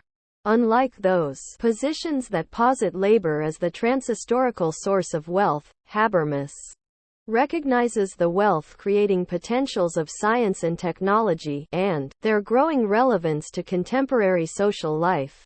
He claims, however, that they constitute a new basis of value, and thereby conflates what Marx had distinguished. This conflation prevents Habermas from understanding the Marxian conception of the contradiction of capitalism as one that arises within capitalist production as a result of the growing discrepancy between value and wealth. As I shall elaborate, the Marxian dialectic of production is socially determinate and contradictory, rooted in the twofold character of the fundamental social forms of capitalism. Habermas, however, interprets the Grundrisse passages cited immediately above as expressing an evolutionary transformation of the basis of value. The labor theory of value, according to Habermas, was once valid for a stage of technical development. It is now no longer valid and should be superseded by a science and technology theory of value. Habermas's notion that the basis of value changes as technology does necessarily implies a linear notion of the course of capitalist production, possessing no intrinsic contradictions and limits. In The Critique of Political Economy, Marx seeks to ground and explain the dialectical course of capitalist development in terms of the nature of its underlying social forms. Habermas, however, takes recourse to a basically evolutionary conception, to a notion of a linear, transhistorical development of production and of interaction, which he does not ground socially. Habermas's approach represents an attempt to conceptualize critically significant changes that have occurred in modern capitalist society. In terms of Marx's analysis, however, a theory based upon the identification of value with wealth in general, and the linear, evolutionary conception of development this implies, does not adequately grasp the specific nature of contemporary capitalist production and the course of its development. The general problem involved, a problem to which I shall return in the next chapters, is the formulation of a theory able to do justice to modern society's major transformations in the 20th century and to its continuing identity as capitalism. Neither a labor theory of wealth, nor a science and technology theory of value can, in my view, provide the basis for a theory that is able to analyze both moments adequately. Habermas's evolutionary conception of development is an expression of a fundamental reversal of Marx's analysis. For Marx, value is a historically specific social category that expresses the essential social relations of capitalism, in terms of which its forms of production and subjectivity, and its dynamic historical development, can be understood. Habermas understands the category of value as a quasi-natural, transhistorical, technical category of wealth, and maintains that the rate of surplus value in the Marxian analysis is a magnitude that is naturally grounded, a fact of natural history. Its basis merely expresses the technical level of production. Although, in other works, Habermas does not always treat value as a transhistorical category of wealth but, at times, as a historically specific category of the market, he does not grasp value as a specific form of wealth and of social relations, and consider it with reference to the specificity of labor in capitalism. Instead, he treats value either as wealth in general or as a specific form of the distribution of wealth. This position is, of course, related intrinsically to an understanding of the category of labor in Marx's analysis of capitalism as concrete labor in general, as a technical activity that mediates the relationship of humans with nature. Habermas's misinterpretation of Marx's analysis of value and of commodity-determined labor reinforces, and is logically consistent with, his failure to develop a conception of the social form of production and technology and, hence, to develop a critique of the process of production in capitalism. Instead, Habermas regards the form and development of production and technology in technical and evolutionary terms, and rejects as romantic all attempts to specify them socially. Habermas's treatment of the Grundrisse passages discussed in Chapter 1 illustrates his identification of labor, understood as productive activity, with the labor-mediated social relations that Marx analyzed. As I have shown, Habermas misinterprets as an evolutionary development the contradiction outlined by Marx between production based on value and the form that production would be able to take were it not for value. In addition, Habermas interprets these passages as implying that the transformation of science into machinery leads automatically to the liberation of a self-conscious general subject. He imputes to Marx, in other words, a notion of emancipation as a quasi-automatic technical consequence of the linear development of material production. In his early essay, Labor and Interaction, Habermas had already called such a technocratic vision of social emancipation into question. Liberation from hunger and misery does not necessarily converge with liberation from servitude and degradation, for there is no automatic developmental relation between labor and interaction. Overcoming material want alone is not a sufficient condition for freedom from domination, according to Habermas. Hence, the development of production alone does not lead automatically to emancipation, even when it is used to free people from material deprivation. On the contrary, as we have seen, the logical endpoint of the development of labor, for Habermas, is society as an automaton, managed technocratically. Because of this interpretation of the nature and consequences of social synthesis through labor, Habermas regards Marx's distinction in the Grundrisse between the self-conscious control of social life by the collective producers, on the one hand, and the automatic regulation of the process of production that has become independent of the producers, on the other, as the expression of another position on Marx's part, one not consonant with the analytic centrality he accords labor. Contrary to Habermas's interpretation, however, the distinction between the self-conscious and the automatic regulation of social life is completely consistent with Marx's analysis of the form of social constitution effected by commodity-determined labor, as well as with his description of the growing contradiction between production that remains based on value and the potential of its own results. I have shown that Marx's critique is very much directed against the automatic regulation of production and of society. Such regulation, however, is not rooted in production per se. According to Marx, it is not a function of labor as such.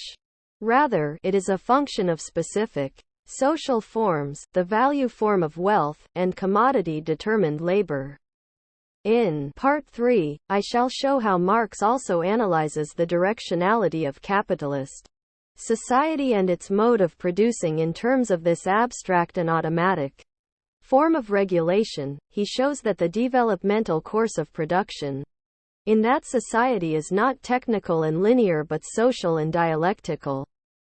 Science and technology are embedded in a value-determined mode of production that they both reinforce and contradict. According to Marx, they are not automatically transposed into the self-consciousness of the social subject. Social constitution by labor in Marx's analysis, then, is not transhistorical, but, rather, a historically specific mode that underlies the automatic regulation of social life in capitalism. This form of social constitution is the object, not the standpoint, of his critique. It, therefore, follows that emancipation would require not the realization but the overcoming of the consequences of this mode of social constitution. Overcoming the contradiction outlined in the Grundrisse does not, then, imply emancipation from hunger and toil alone. Overcoming the capitalist relations of production, as expressed by the categories of value and capital, also entails overcoming the automatic regulation of society. Although this may not be a sufficient condition for establishing the self-conscious control of social life, overcoming abstract domination certainly is a necessary presupposition for the realization of such social self-determination. Marx's analysis of the historically specific process of social constitution by labor thus involves a critique of precisely what Habermas maintains Marx's theory affirms. Habermas's critique of Marx is a critique of the traditional Marxist notion of social constitution by labor from the standpoint of a position that shares some traditional assumptions. His concern is to develop a notion of emancipation in terms of liberating the many from material deprivation, as well as establishing the self-conscious control by people of social and political life, in sharp contradistinction to any technocratic conception. Yet, because Habermas fails to distinguish a historically specific social form, commodity-determined labor, from labor understood trans-historically as productive activity, he is less able than Marx, in my judgment, to ground the automatism of modern life and, hence, the conditions of its possible overcoming. Labor in capitalism may be a form of instrumental action, as Habermas claims, but not by virtue of the fact that it is productive activity. It may very well be the case that, whatever their other significance, various labors and their tools in all societies can also be seen as technical means to achieving particular ends. This, however, does not constitute the basis for instrumental reason. There is no necessary correlation between the level of technical sophistication in various societies and the existence and strength of what can be called instrumental reason.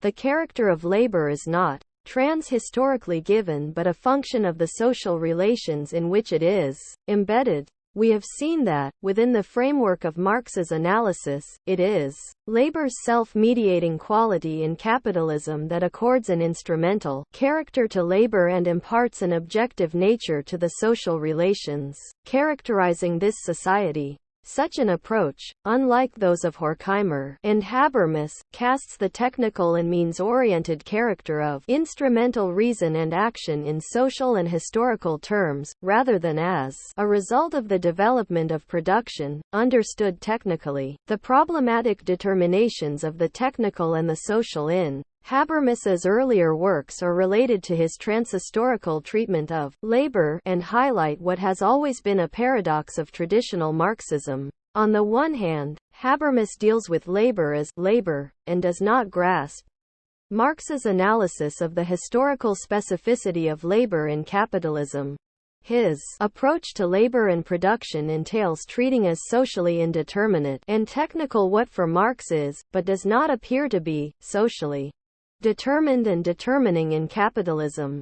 On the other hand, Habermas does retain the notion of labor as socially synthetic, even if he limits its scope by supplementing it with a notion of interaction. As a result, he is led to attribute to labor per se, to a purportedly technical activity, properties that labor in capitalism possesses because of its historically specific social function, according to Marx, which are not everywhere and always properties of laboring activity.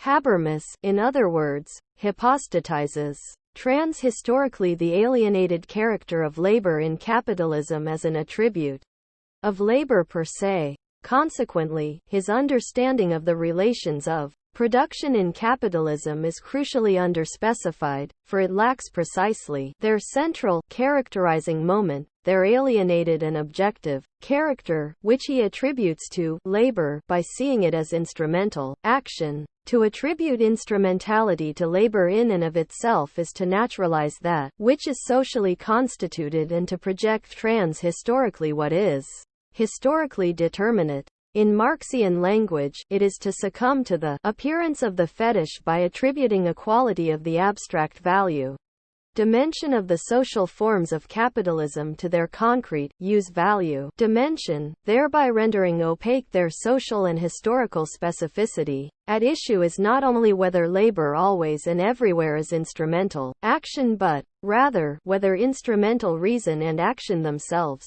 regardless of how constituted, should be considered trans-historically rather than as expressions of a particular form of social life. Unlike more orthodox versions of Marxism, both Habermas's approach and the Marxian theory share a critical attitude toward the consequences of social synthesis by labor. Because Marx's conception of social synthesis by labor is historically specific, however, it points to consequences that are very different from those attributed to it by Habermas, and it allows for an analysis of, for example, the growth of instrumental reason and action, or of the quasi-automatic regulation of capitalist society, more satisfactory than that proposed by Habermas in his early critique. It seeks to elucidate such developments with reference to the specificity of capitalism's social forms, rather than in terms of socially indeterminate categories that purportedly describe the interactions among humans and between humans and nature in all societies and at all times. A transhistorical approach also tends not to distinguish between labor as socially constitutive and as individually self-constituting. Thus, orthodox forms of traditional Marxism evaluate both positively.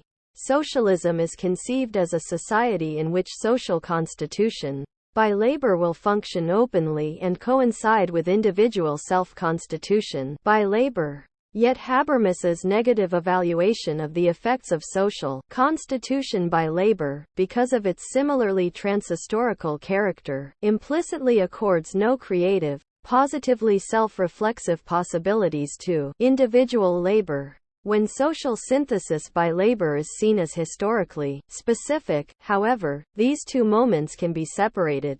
We have seen that, for Marx, overcoming capitalism would entail the abolition of value and allow for a radical transformation of the nature of social labor.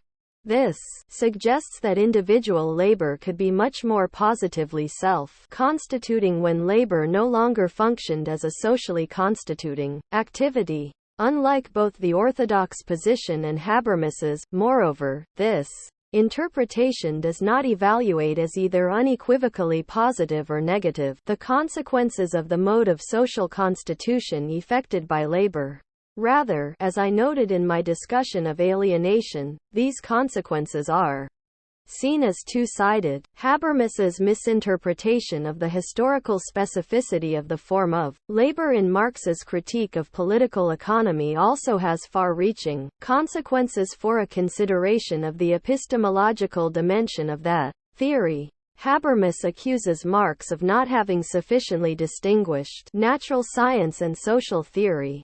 He provides as one proof Marx's claim to have uncovered the economic laws of motion of capitalism as a natural law that operates independently of human will.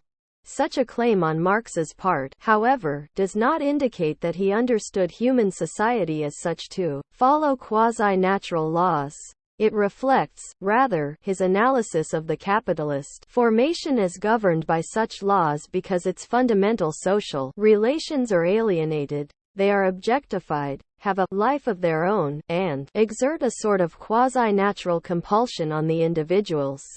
Habermas, however, does not interpret Marx's statement as referring to an abstract domination historically specific to capitalism, for example, to the process of capital accumulation that constantly revolutionizes all aspects of social life on a worldwide scale, a process that indeed is independent of individual will. He takes Marx's statement, rather, as expressing a transhistorical position according to which the science of society in general and natural science are essentially similar. Marx's position, however, implies a relationship between natural science and society very different from what Habermas imputes to it. Far from considering natural science to be the only model of knowledge, including knowledge of society, it implies a historical theory of all forms of knowledge, including natural science. Marx's categorical analysis of the social relations of capitalism as mediated by labor implies not that society is like nature, but that there is a similarity between these forms of social relations and modern forms of thought, including the natural sciences. Marx's theory of the fetish does not merely unmask the legitimation of power in bourgeois society, as Habermas would have it. Rather, it is a social theory of subjectivity that relates forms of consciousness to the manifest forms of social relations in a society where labor mediates itself and thereby constitutes people's relations among each other as well as with nature. The reason Marx's critique of political economy does not separate sharply the system of meaning, a connection of symbols, from the system of social labor is because of his analysis of the historically specific constitutive role of labor in capitalism, not because of any ontological presuppositions regarding labor. Marx grounds both systems in the structure of labor-mediated social relations. Habermas apparently does not at this point have a comparable social theory of knowledge. As noted, he does not have a conception of the social constitution of the process of production. Although Habermas argues in his early works that the category of labor alone is insufficient to grasp social synthesis, he does seem to accept the notion that knowledge of nature arises directly out of the labor-mediated interaction of humans with nature.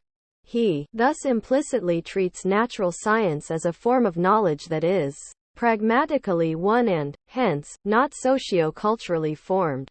I have argued that conceptions of reality cannot be derived from concrete labor alone, because labor itself does not impart meaning but, rather, is accorded meaning by the structure of its social universe. In terms of what I have suggested thus far, it could be argued that a theory that grounds conceptions of nature in concrete labor, such as the one Habermas apparently accepts in his earlier works, is itself a form of thought that expresses a social situation in which labor functions as a social mediation. I have argued that Habermas, in his earlier works, emphasizes the epistemological dimension of critical social theory in order to criticize the increasingly technocratic nature of domination in the modern world, as well as technocratic tendencies within the Marxist tradition, and to provide a theoretical standpoint of critique that would allow a contemporary critical theory to move beyond the sort of fundamental pessimism that characterized critical theory after 1940. However, the nature of Habermas's critique of the notion of synthesis by labor does not, in my opinion, provide a satisfactory alternative to what he criticizes. The notion of a radical epistemology promulgated in knowledge and human interests does not entail a socio-historical theory of knowledge and subjectivity, a theory of determinate forms of consciousness. The nature of critical consciousness, therefore, remains underspecified socially. Moreover, Habermas's interpretation of labor and interaction contains a fundamental ambiguity. As I have shown, Habermas grounds the growth of instrumental reason and action not socially, in a structure of labor-mediated social relations, but in labor as such. He claims that instrumentality has extended beyond its proper realm, for example, the sphere of production, and is invading other spheres of social life, yet it remains unclear why the extension of instrumentality into the sphere of interaction, which presumably results from the growing importance and complexity of production in the modern world, is not inexorable and irreversible. In other words, Habermas does not clarify how it is that social self-determination can take place at all in a situation of advanced technological development, given that a result of this development would likely be the growing tendency for society to be organized as an automaton. Put simply, there is an ambiguity in Habermas's earlier works as to whether practical reason is or should be dominant in the sphere of interaction. If the former, then it is unclear how practical reason could have succumbed in the face of labor's progress. However, if the instrumentalization of the world is bound necessarily to the development of production as such, it is not evident why the appeal to practical reason could be more than an exhortation. Habermas's early attempt to reconstitute the possibility of a critical social theory can be seen in light of Horkheimer's pessimistic turn, examined in Chapter 3. There, I showed that, in 1937, Horkheimer still regarded synthesis through labor to be emancipatory. The totality it constitutes allows for a rational and just organization of social life. This totality, however, is fragmented and hindered from realizing itself by capitalist social relations. Following his adoption of the thesis of the primacy of the political, Horkheimer became deeply skeptical regarding labor as a source of emancipation, without, however, reconsidering his transhistorical understanding of that category. Habermas has retained Horkheimer's traditional understanding of labor, and also has adopted his later negative evaluation of it as instrumental action, as the source of technocratic domination. In order to avoid Horkheimer's fundamental pessimism, Habermas's strategy has been to limit theoretically the scope of labor's significance by supplementing it with a conception of interaction, by arguing that the latter social sphere serves as the standpoint of the critique. Habermas theoretically grounds the possibility of emancipation in a sphere of social relations outside of that of labor. He characterizes that sphere as a social dimension, which does not coincide with that of instrumental action, one within which phenomenological experience moves. In a sense, Habermas reverses the relationship among labor, social relations, and emancipation posited by Horkheimer in 1937, because Habermas interprets Marx's conception of social synthesis through labor in terms of instrumental action. His early critique of Marx is strongly reminiscent of Horkheimer's polemic in Eclipse of Reason against the certainly non-dialectical and non-critical forms of scientism and faith in automatic progress he saw as dominant in the United States. Horkheimer criticized pragmatism for making experimental physics the prototype of all scientific knowledge. He also polemicized against positivism for regarding natural science as the automatic guarantor of social progress, and criticized the technocratic assumption that theoretical social criticism is superfluous, because technological development will automatically solve all human problems. These charges are basically similar to Habermas's early critique of Marx.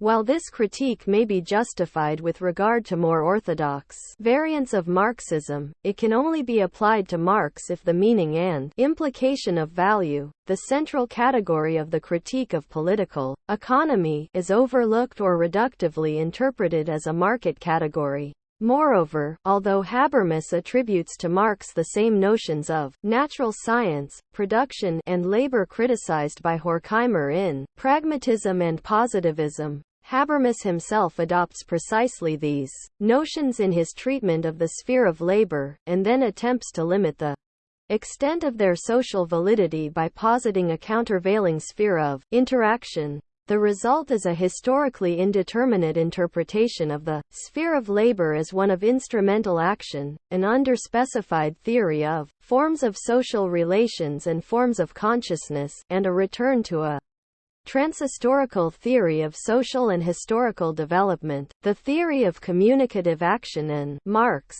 Habermas's theory of communicative action, 1981, represents the culmination to date of his efforts to lay the foundation for a new critical theory of modern society. It entails a reconstruction of the history of the human species in the context of an attempt to transform the fundamental presuppositions of modern social theory.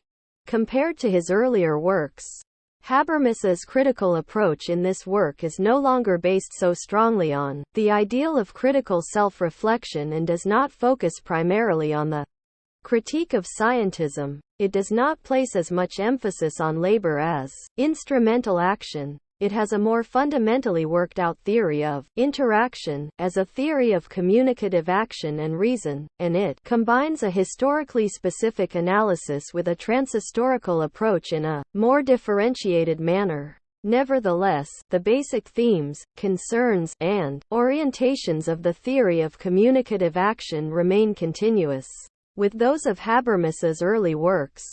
As in these early works, Habermas's reading of Marx is constitutive of his approach.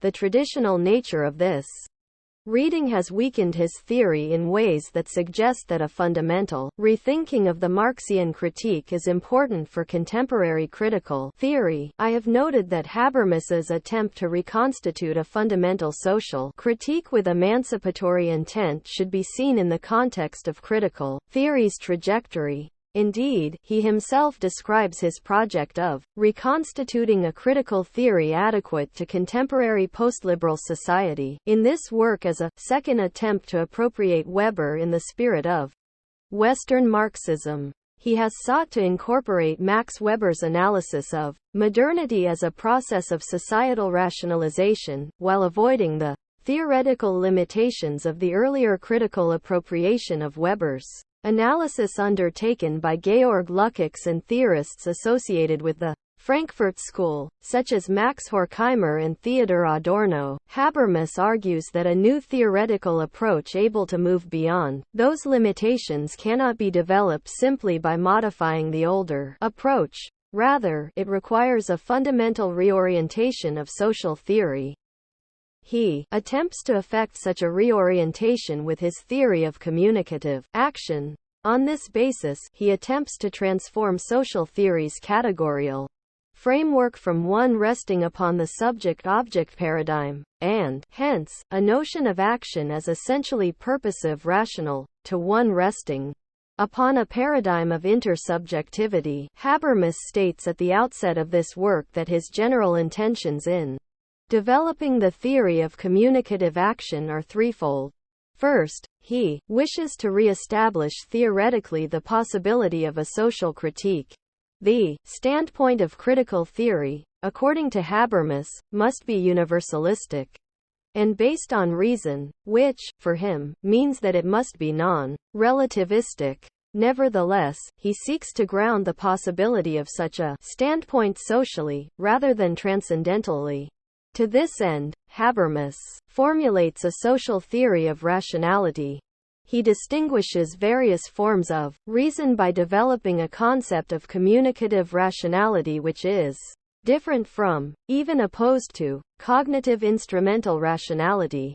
He roots both forms of reason in determinate modes of social action and, on this basis, formulates a theory of historical development in terms of two distinguishable processes of rationalization, rather than in terms of the development of purposive rationalization alone.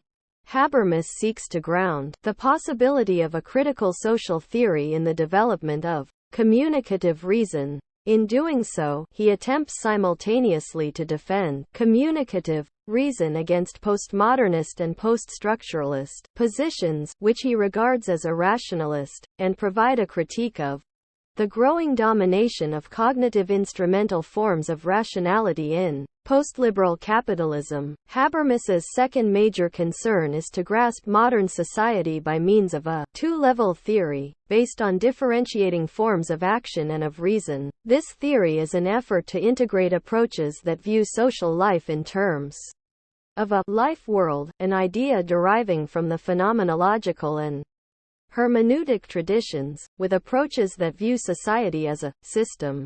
He argues that modern society should be understood in terms of both dimensions, as differentiated modes of social integration, and relates each of these dimensions to a determinate form of rationality, communicative, and cognitive instrumental. He attempts to do justice to the notion of people as social actors, as well as to the idea that modern society is characterized by emergent forms of social integration, for example, the capitalist economy, the modern state, that function quasi-independently of actors' intentions and, frequently, of their awareness and understanding. Habermas's third concern is to construct on this basis a theory of postliberal modern society which affirmatively apprehends the historical development of modernity as a process of rationalization and differentiation, and yet also views critically the negative, pathological aspects of existing forms of modern society. He interprets such pathologies in terms of a selective process of rationalization under capitalism which leads to the growing domination and penetration of the communicatively structured life world by quasi-autonomous, formally organized systems of action. These three interrelated thematic concerns, which refer to three different levels of historical specificity, define the contours of a theory based on the conception of communicative action. With it, Habermas criticizes the main theoretical tendencies in contemporary social scientific inquiry as well as the tradition of Western Marxism. He tries to redeem the intentions of that latter tradition by questioning some of its fundamental theoretical propositions. He begins anew, as it were, by appropriating major currents of 20th-century philosophy and social theory, speech-act theory and analytic philosophy, classical social theory, hermeneutics, phenomenology, developmental psychology, systems theory, in order to transform the basic paradigm of social theory and formulate a critical theory adequate to the contemporary world. Nevertheless, he does so with an understanding of Marx that leads him, in the process of appropriation, to adopt presuppositions that ultimately are in tension with the critical thrust of his theory. This, in turn, raises the question whether a socially grounded critical theory of modernity which overcomes the limitations of earlier critical theory requires the sort of social ontology and evolutionary approach that Habermas proposes. In order to elaborate this contention, I must outline briefly Habermas's complex argumentative strategy in the theory of communicative action. The conceptual point of departure for his critical theory of modernity is an immanent critique of Weber's theory of rationalization and its reception by Lukács, Horkheimer, and Adorno. As Habermas notes, Weber analyzed modernization as a process of societal rationalization that involved the institutionalization of purposive rational action in Europe between the 16th and 18th centuries. This development, for Weber, presupposed a process of cultural rationalization involving the differentiation of individual value spheres, of scientific, artistic, legal, and moral representations, that began to follow their own independent and autonomous logics. The paradoxical result of these processes of rationalization, in Weber's account, is that modern life increasingly becomes an iron cage, characterized by a loss of meaning, of any theoretical and ethical unification of the world, as well as a loss of freedom due to the institutionalization of cognitive instrumental rationality in the economy and the state. Habermas adopts Weber's analysis of modernity in terms of processes of rationalization but maintains that the iron cage is not a necessary feature of all forms of modern society. Rather, what Weber attributed to rationalization as such should be grasped in terms of a selective pattern of rationalization in capitalism which leads to the dominance of purposive rationality. Habermas claims that Weber's own theory provides the basis for such an approach, for it implicitly presupposed, as its standpoint, a more complex notion of reason from which it criticized the increasing dominance of purposive rationality. However, it never explicitly clarified that standpoint. Habermas makes explicit this implicit critical standpoint by reconstructing the theory of cultural rationalization suggested by Weber's treatment of the world religions. His two-stage reconstruction postulates a universal, historical process of the rationalization of worldviews, which sets the stage for the historically specific transposition of cultural rationalization into social rationalization in the West. Habermas adopts and modifies this evolutionary theory of worldview development. First, he distinguishes the universal inner logic of the historical development of worldview structures from the empirical dynamic of worldview development, which depends on external factors. This distinction is fundamental to Habermas's reconceptualization of critical social theory. Second, Habermas claims that Weber's focus in analyzing modernization as rationalization was too narrow. He did not adequately consider the implications of the differentiation of value spheres, each characterized by a single universal validity claim, truth, normative rightness, beauty, and form of rationality. Cognitive instrumental, moral practical, and aesthetic. This critical appropriation of Weber's approach points toward a broader conception of rationality, rooted in the purportedly inner logic of rationalization and differentiation. It allows Habermas to distinguish what was empirically actualized in capitalist society from the possibilities contained in the modern structures of consciousness that resulted from the process of disenchantment. Habermas is thus able to present the rise to preeminence of cognitive instrumental rationality, at the expense of moral, practical and aesthetic practical rationality, as an expression of the partial character of rationalization in capitalism, rather than of rationalization per se. It is important to note that, within the framework of Habermas's reconstruction, the possibilities resulting from the process of disenchantment are present at the beginning of capitalism. This implies that capitalism represents a deformation of what had become possible as a result of a universal inner logic of historical development. The standpoint of the critique, in other words, is outside of capitalism, in what Habermas earlier had termed the sphere of interaction, now interpreted as a universal social potential. Similarly, capitalism is implicitly understood in terms of cognitive instrumental reason alone, what Habermas had considered the sphere of labor in his earlier works, that is, as one-dimensional. Habermas begins to explicate the preconditions of his reconstruction by uncovering two basic reasons for Weber's failure to realize the explanatory potential of his own theory.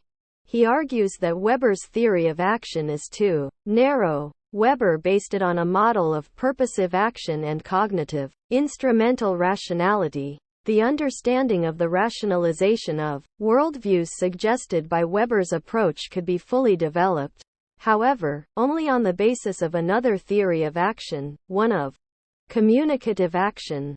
Habermas asserts, moreover, that a theory of modern society cannot be based on a theory of action alone. What characterizes modern society is that important dimensions of social life, for example, the economy and the state, are integrated in a quasi-objective way. They cannot be grasped by action theory, but must be understood systemically. Hence, a critical theory of the present requires a theory of communicative action as well as a theory of society able to combine an action theoretic with a systems theoretic approach. Lukács and the members of the Frankfurt School did attempt to incorporate Weber's analysis of rationalization in a theory of systematic integration. Nevertheless, according to Habermas, their efforts were unsuccessful. Central to those attempts was Lukács's concept of reification, with which he sought, on the basis of Marx's analysis of the commodity, to separate Weber's analysis of societal rationalization from its action-theoretical framework, and to relate it to anonymous processes of capital realization. Using this concept, Lukács argued that economic rationalization is not an example of a more general process, but that, on the contrary, commodity production and exchange underlie the basic phenomenon of societal rationalization. The latter, therefore, should not be seen as a linear and irreversible process. Habermas does not confront directly Lukács's Marxian analysis of rationalization. Rather, he criticizes his Hegelian solution to the problem, which entailed a dogmatic deification of the proletariat as the identical subject-object of history. Horkheimer and Adorno also rejected this Hegelian logic in their respective attempts to develop further a critical theory based on the concept of reification. As Habermas notes, however, their critique of instrumental reason in the 1940s raised problems regarding the normative foundations of critical theory. They assumed that the rationalization of the world had become total, and rejected Lukács's appeal to objective reason. Consequently, they no longer grounded reification in a historically specific and transformable form, the commodity, but rooted it transhistorically in the labor-mediated confrontation of humanity with nature. Habermas points out that, with this turn, critical theory no longer could articulate the standards of its critique. The problem with all of these efforts, Habermas claims, is that they remained bound to the subject-object paradigm, which he calls the paradigm of the philosophy of consciousness. Their theoretical difficulties reveal the limits of any social theory based on this paradigm and indicate the need for a fundamental theoretical change to a paradigm of intersubjective communication. In some respects, Habermas's critique of Western Marxism parallels the interpretation I present here. What he terms the philosophy of consciousness is related to the concept of labor. I have analyzed both approaches are critical of theories based on the subject-object paradigm and place considerations of social relations at the center of analysis. Nevertheless, Habermas's critique leads to an analysis of communication as such, whereas mine leads to a consideration of the determinate form of social mediation that constitutes modern society. I shall consider some implications of this difference somewhat later. Habermas tries to provide the basis for the theoretical change to a paradigm of intersubjectivity by developing the concepts of communicative reason and communicative action. He argues that the modern understanding of the world, which, unlike mythic forms of thought, is reflexively aware of itself and entails differentiated objective, social, and subjective worlds, is both socially grounded and yet has universal significance. Making tacit use of Jean Piaget's theory of the ontogenesis of structures of consciousness, Habermas maintains that the modern worldview results from a universal, historical process of the rationalization of worldviews that takes place by means of historical learning processes. This process of rationalization does not only entail the growth of cognitive instrumental rationality but is primarily associated with the development of communicative rationality. Habermas grasps the latter in procedural terms, not in terms of content, as relating a decentered understanding of the world to the possibility of communication based on uncoerced agreement. Using speech act theory, Habermas then argues that reaching understanding is the most essential aspect of language, although not every linguistically mediated interaction is oriented to that end. Moreover, he maintains that speech acts can coordinate interactions rationally, that is, independently of external forces, such as sanctions and traditional norms, when the validity claims they raise are criticizable. Finally, Habermas also argues that, in coming to an understanding, actors necessarily claim validity for their speech acts. In other words, Habermas roots communicative rationality in the very nature of language-mediated communication and, thereby, implicitly claims that it has universal significance.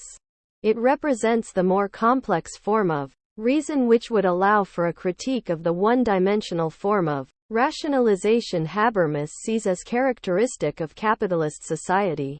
Indeed, the potential for critique is built into the very structure of communicative action. This does not allow questions of meaning to be separated from those of validity. Having grounded the possibility of communicative rationality abstractly, Habermas then attempts to provide a genetic account of its development by apprehending the universal historical rationalization process in terms of the rationalization of the life world.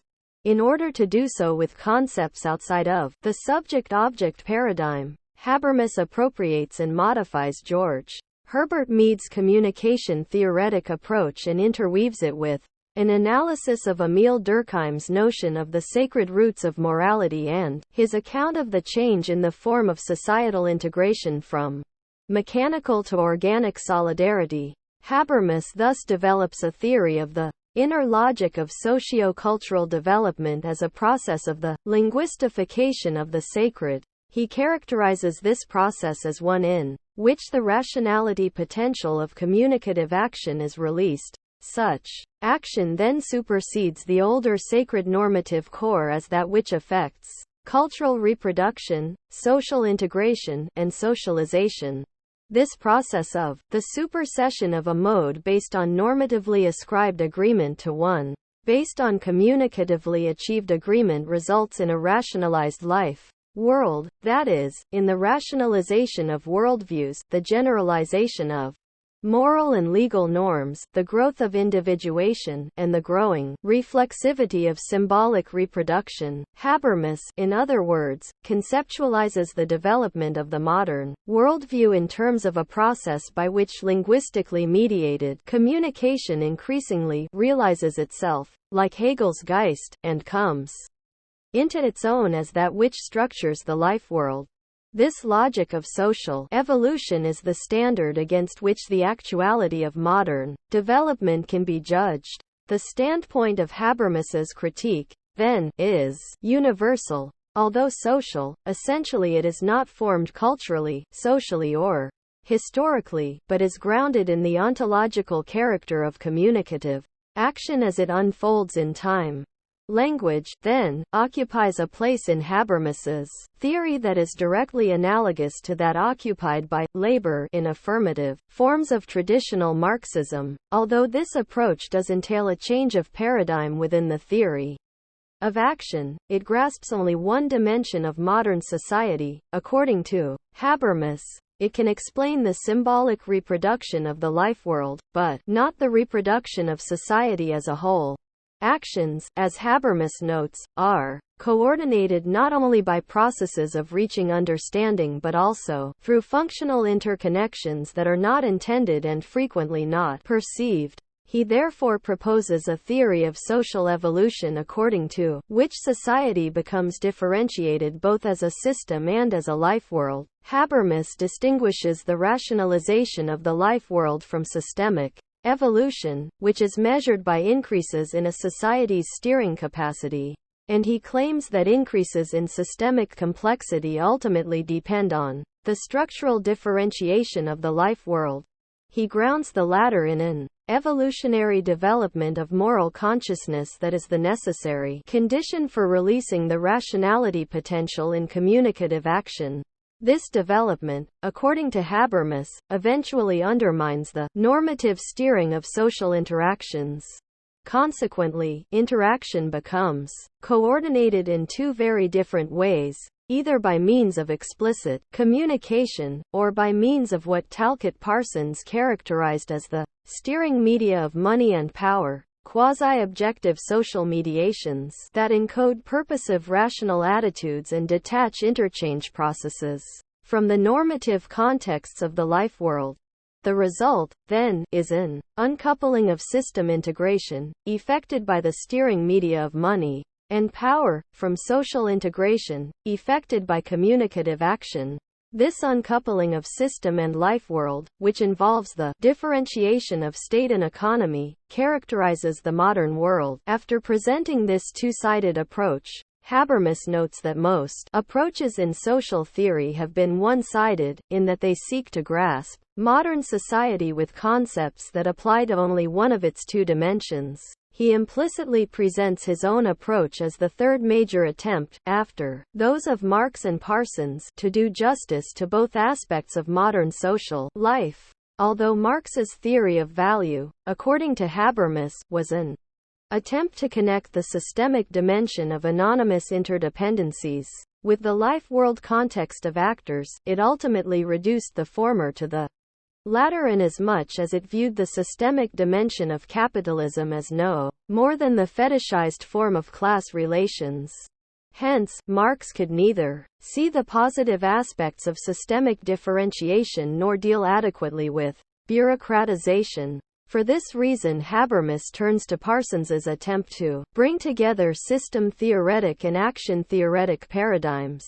He tries to embed this attempt within the framework of a more critical approach that at once entails a reconceptualization of action theory and, unlike Parsons's approach, addresses the pathological aspects of capitalist modernization. On the basis of this two-sided approach, Habermas then outlines a critical theory of postliberal capitalism. He begins by reformulating Weber's diagnosis of modernity and his thesis of the paradox of rationalization, rejecting conservative positions that attribute the pathologies of modernity either to secularization or to the structural differentiation of society.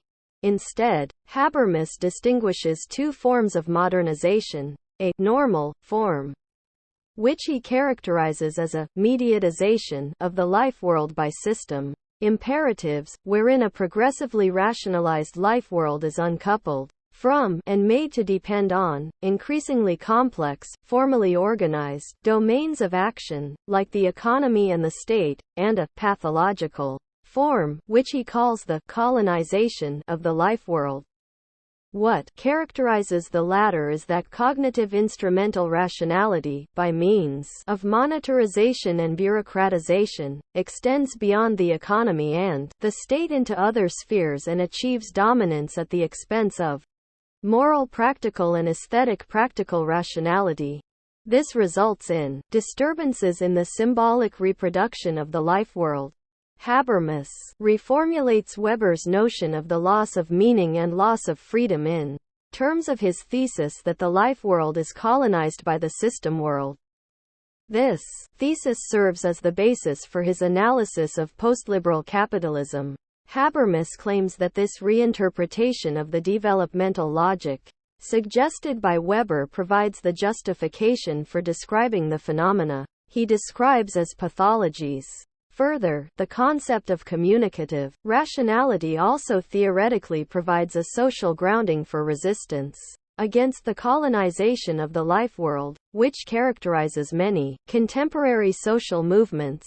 Nevertheless, he asserts, one must also understand the developmental dynamics of the modern world, that is, explain why such pathologies appear.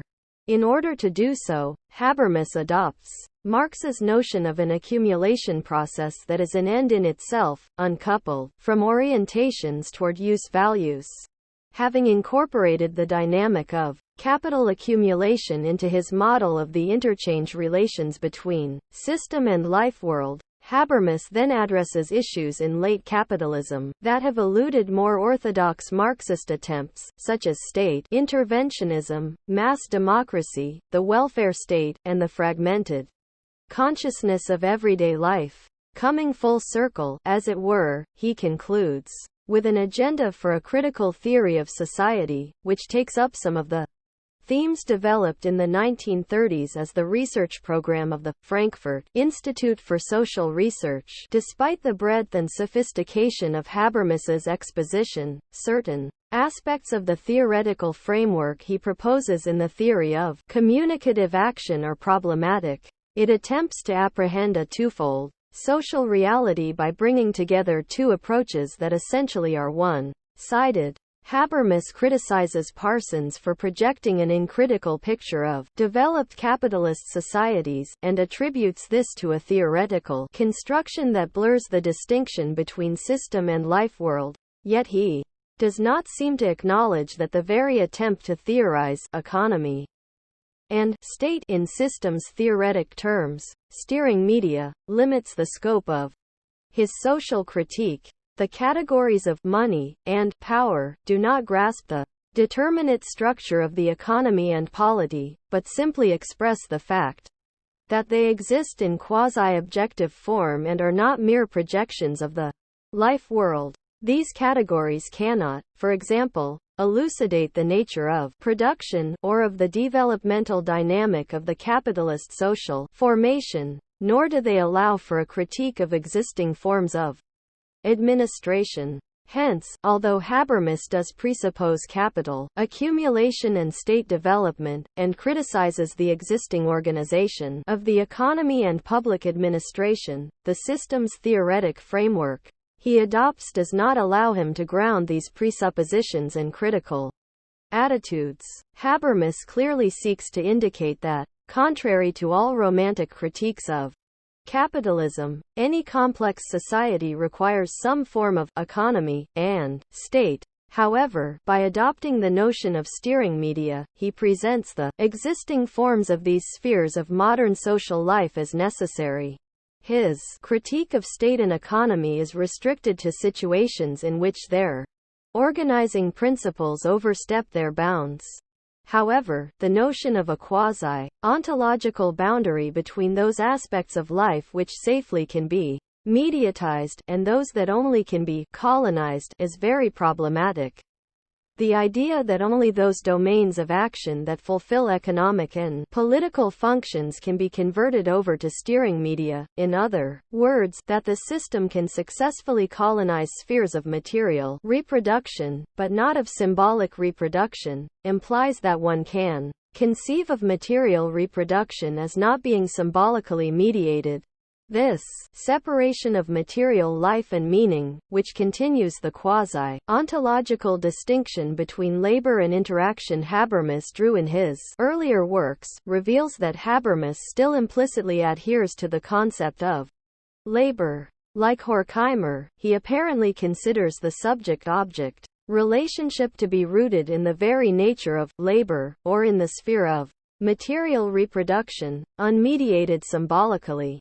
This is in sharp contrast to the position I present here, which roots instrumentality in the nature of a particular form of social mediation rather than in the relations of human with nature. Habermas's decision to grasp modern economic and political processes in systems theoretic terms complements his attempt to conceptualize modern forms of morality, legality, culture, and socialization in terms of a rationalized life world constituted by communicative action. Apparently, he conceives of the cultural and social constitution of worldviews and forms of life only in terms of overt, traditional, and religious, socio-cultural forms.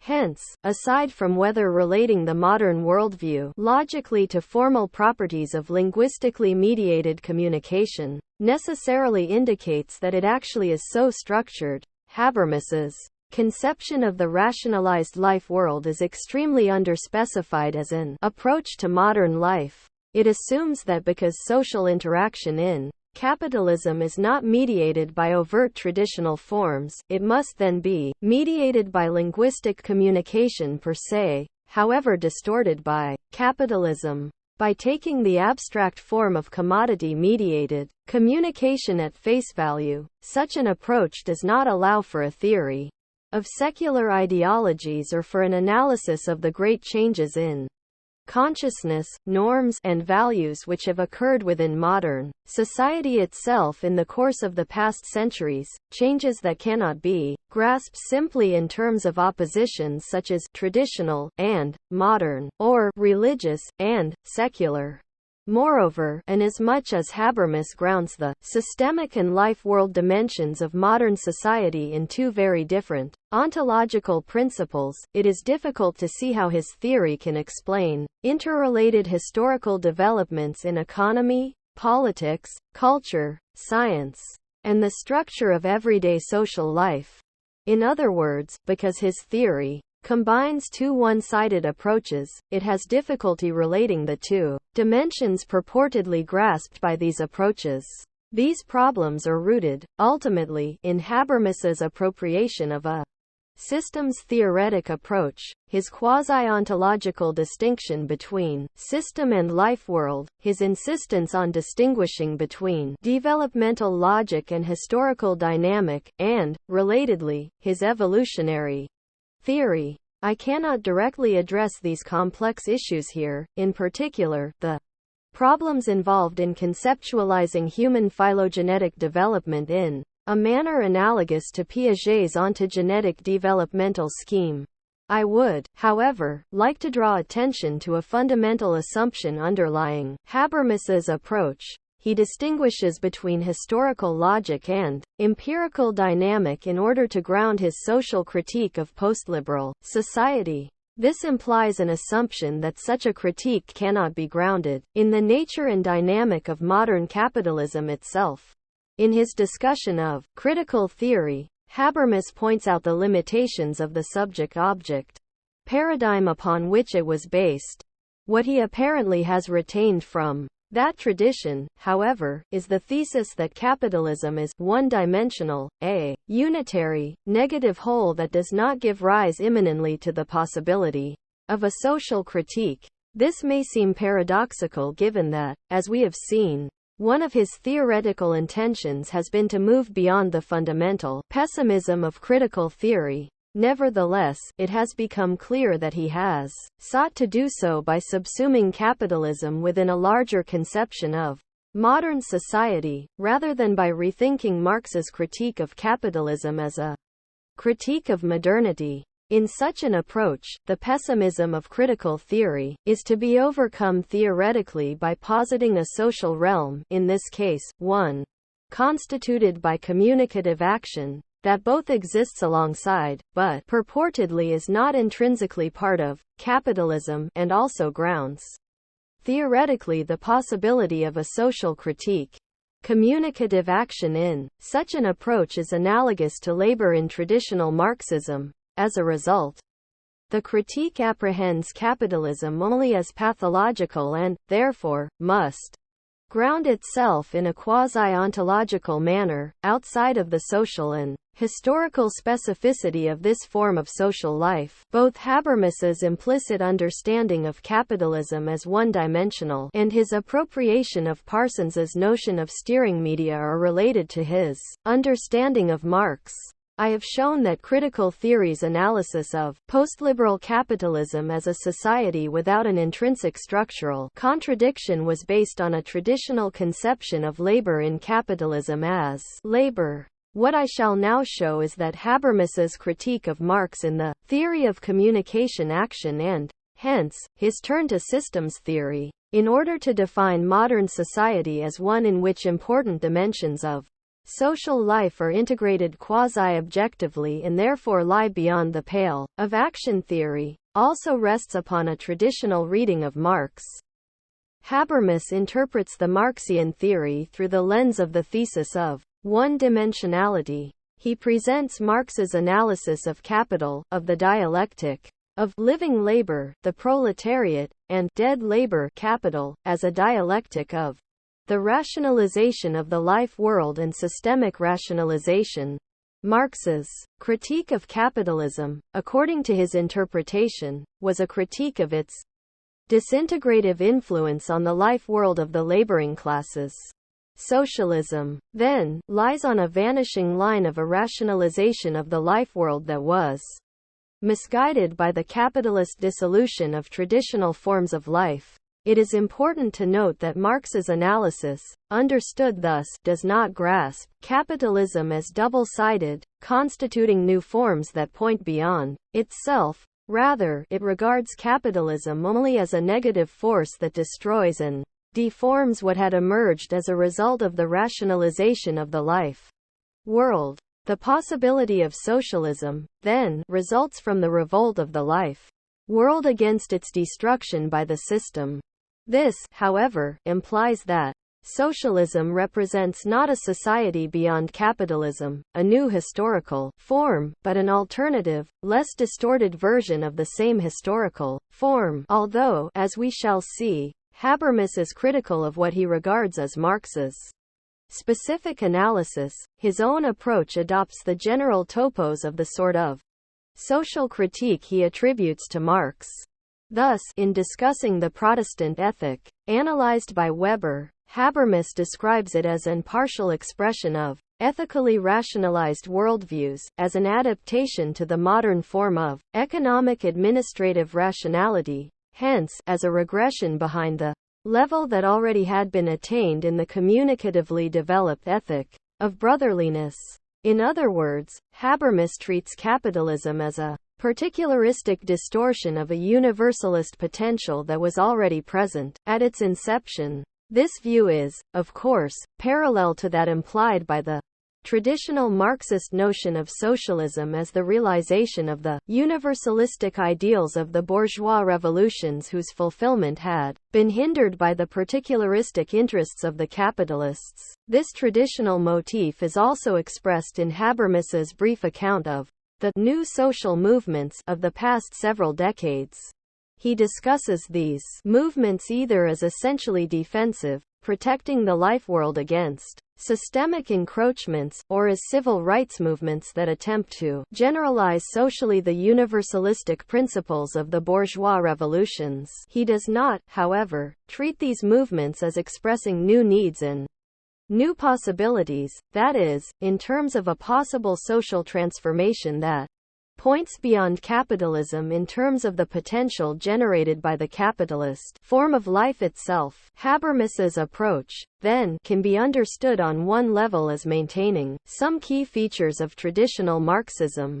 At the same time, however, it criticizes as quasi-romantic Marx's specific analysis of capitalism. As I have noted, Habermas's appropriation of elements of Parsons's systems theoretic approach is related to his evaluation of Marx's theory of value as an inadequate approach to modern society, unable to deal with the two analytic levels of system and life world. Habermas claims that, despite the apparent two-level character of the Marxian theory, Marx did not present an adequate analysis of the systemic level of capitalism, inasmuch as he treated this level essentially as an illusion, as the ghostly form of class relations that have become anonymous and fetishized.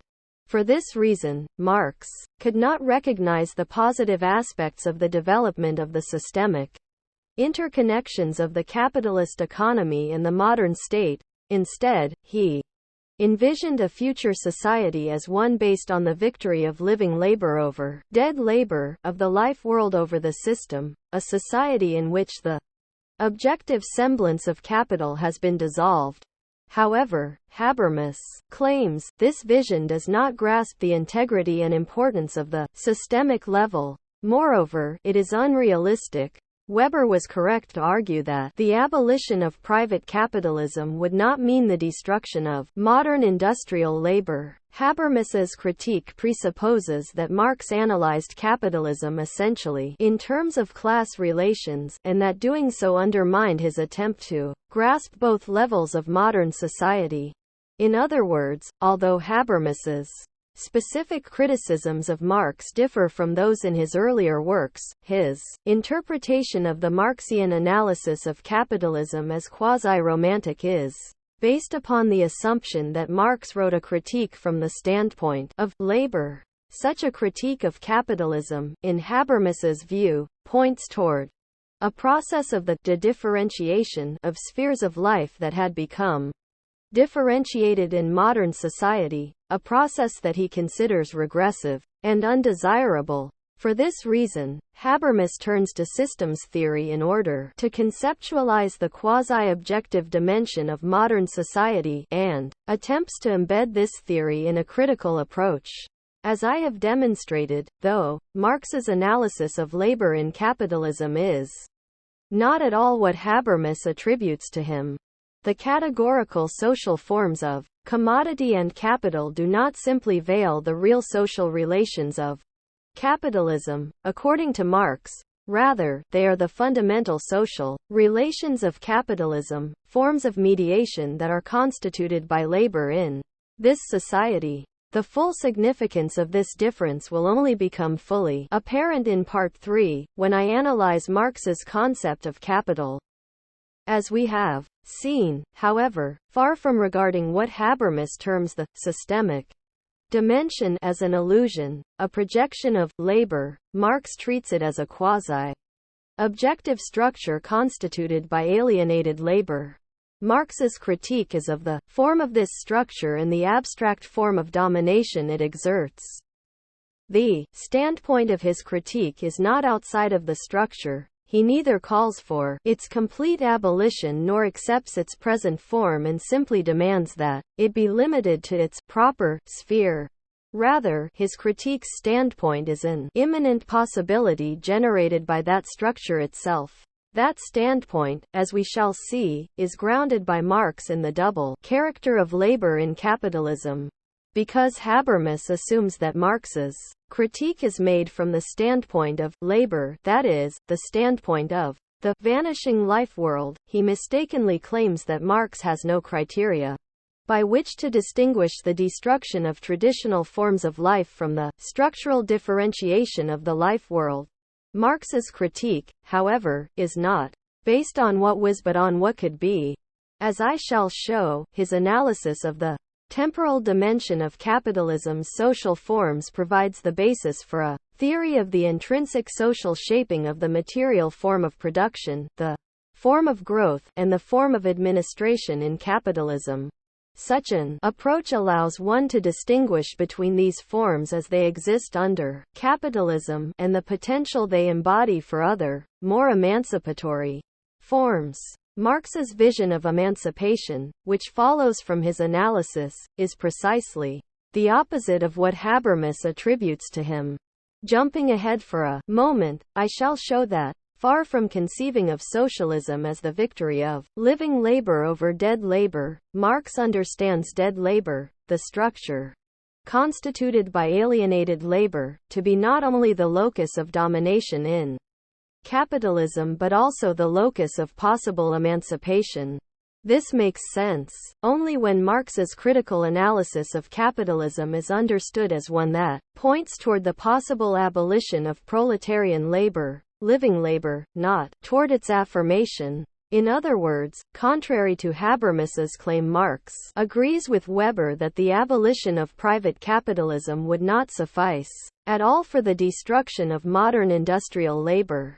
Nevertheless, and this is a crucial difference, Marx's analysis does not accept the existing form of such labor as necessary.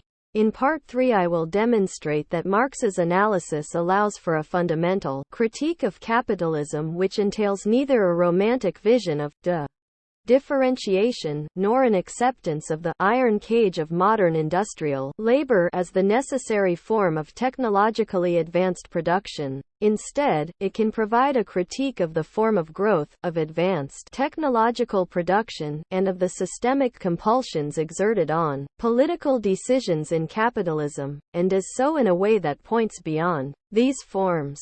Such a critique would not simply evaluate negatively the encroachments of the system but would uncover and analyze the social forms underlying its determinate character and its imperialist expansion. From the standpoint of such a critique, one could argue that Habermas has no way of distinguishing between the forms of production and growth which developed in capitalism and other possible, differentiated, forms. Habermas's approach, with its static categories of money and power, must accept the forms developed in capitalism as historically final, as the results of differentiation per se.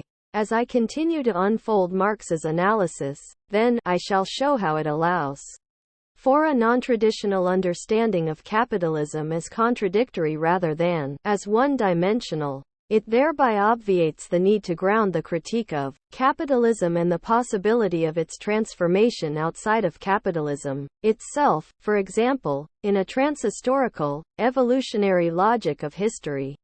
Whether that history is interpreted as a process of the self-realization of labor or of linguistically mediated communication. The issue here is not simply whether Habermas has adequately interpreted Marx. Rather, it is whether the Marxian theory, as I have been reconstructing it, provides the possibility for a theoretical approach that could not only move beyond the weaknesses of traditional Marxism and the pessimism of critical theory, but also avoid the problematic aspects of Habermas's attempt to ground a critical theory adequate to contemporary society. Turning to a theory of the historical specificity of the form of mediation that constitutes capitalism can, as noted, provide the basis for a reinterpretation of capitalism's contradictory character and for a critique of the form of production, of the economy, and, in general, of the form of interdependence in capitalism, in a way that a systems-theoretic approach cannot. Such a critical theory treats the analysis of capitalism as one of the underlying structures of modernity itself, and allows one to recover the idea of the possible transformation of production and the economy and, hence, of socialism as a historically different form of life. The notion of the historical specificity of the Marxian critical theory, as well as of the forms of social life it grasps, also refers to history itself, in the sense of an immanent logic of historical development. In Part 3, I shall outline how Marx grounds the historical dynamic of capitalism in the double character of its basic social forms. Such a historically specific social explanation of the existence of a historical logic rejects any notion of an immanent logic of human history as yet another projection onto history in general of capitalist society's conditions. The historical specificity of the critique of political economy delineates Marx's final break with his earlier transhistorical understanding of historical materialism and, hence, with notions of the philosophy of history, Geschichtsphilosophie. Ironically, Habermas's attempt to reformulate historical materialism in terms of an evolutionary logic of history, which he can posit but cannot really ground, remains closer than Marx's mature theory to Hegel's philosophy of history, precisely the ballast from which Habermas seeks to liberate historical materialism, the theory of historical development implied by Marx's analysis of the social forms of capitalism can also avoid some problems associated with a transhistorical, evolutionary theory of development.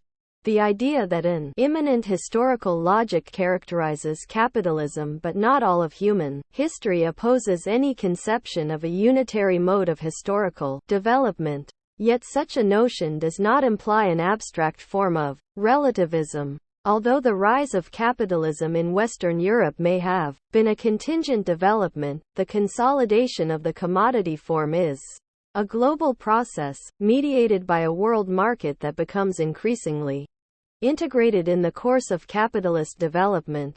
This process entails the constitution of world history. Thus, according to such an approach, a universal process with an immanent logic of development that provides the standpoint of a general critique does exist. It is historically determinate, however, and not transhistorical. As a historically specific theory of social mediation, the approach I have been outlining also allows for a theory of determinate forms of consciousness and subjectivity. It could serve as a better basis for a theory of ideology as well as for efforts to address interconnected historical developments in various spheres of social life. Because such an approach can address the constitution of values and worldviews in terms of specific, contradictory social forms, rather than in terms of the cognitive and moral progress of the human species, it could serve as the starting point for attempts to grasp the two-sided character of capitalist development in cultural and ideological terms as well. One could, for example, analyze historical developments such as the spread of witchcraft trials or absolute slavery in the early modern period, or the rise of exterminatory anti-Semitism in the late 19th and 20th centuries, with reference to the two-sidedness of capitalist development, rather than in terms of a presumed historical or cultural regression that cannot be justified. Historically, the historical specificity of the categories of Marx's mature critique has more general implications for the question of a self-reflexive social epistemology. I have argued that because both the interaction of humanity with nature and essential social relations are mediated by labor in capitalism, the epistemology of this mode of social life can be formulated in terms of categories of alienated social labor. The forms of interaction with nature and of human interaction, however, vary considerably among social formations. Different formations, in other words, are constituted by different modes of social constitution. This, in turn, suggests that forms of consciousness and the very mode of their constitution vary historically and socially. Each social formation, then, requires its own epistemology. Put more generally, even if social theory proceeds on the basis of certain very general and indeterminate principles, for example, social labor as a prerequisite of social reproduction, its categories must be adequate to the specificity of its object. There is no trans-historically valid, determinate social theory. This historically determinate Marxian approach provides a framework within which the underspecified character of Habermas's notions of system and life world can also be analyzed. As I have shown, Marx argues that capitalism's social relations are unique in that they do not appear to be social at all. The structure of relations constituted by commodity-determined labor undermines earlier systems of overt social ties without, however, replacing them with a similar system. Instead, what emerges is a social universe that Marx describes as one of personal independence in a context of objective dependence. Both the abstract, quasi-objective, structure of necessity and, on an immediate level, the much greater latitude of interaction in capitalist society than in a traditional society, are moments of the form of mediation that characterizes capitalism. In a sense, the opposition of system and life world, like the earlier one of labor and interaction, expresses a hypostatization of these two moments in a way that dissolves capitalist social relations into material and symbolic spheres. The characteristics of the value dimension of the alienated social relations are attributed to the systemic dimension. This conceptual objectification leaves an apparently indeterminate sphere of communication, which no longer is seen as structured by a form of social mediation, inasmuch as that form is not overtly social, rather, it is seen as self-structuring and naturally social. Within the framework of this approach, Then, the underspecification of life world as well as system expresses a theoretical point of departure that has retained the notion of labor. The reading of Marx's theory I present here changes the terms of the theoretical problem to which Habermas has responded by reconceptualizing, as historically determinate, the notion of constitution by labor. This reinterpretation of the Marxian notion of contradiction moves away from the concept of labor and reconsiders the thesis of capitalism's one-dimensionality. Interpreting labor in capitalism as socially mediating allows one to move beyond the fundamental pessimism of critical theory. In a way that is different from Habermas's, it entails a theory of the social constitution and specificity of production and of forms of subjectivity in capitalism, and treats critical and oppositional consciousness as socially determinate possibilities constituted by the dialectical social forms themselves. In grounding itself socially and historically in this manner, such a critical social theory could dispense with the last vestiges of Hegel's philosophy of history. In such an approach, the possibility of emancipation is grounded neither in the progress of labor, nor in any evolutionary development of linguistically mediated communication. Rather, it is grounded in the contradictory character of the structuring social forms of capitalist society in their historical development. At this point, then, I shall turn to a consideration of Marx's concept of capital and examine the initial determinations of its intrinsic dialectic.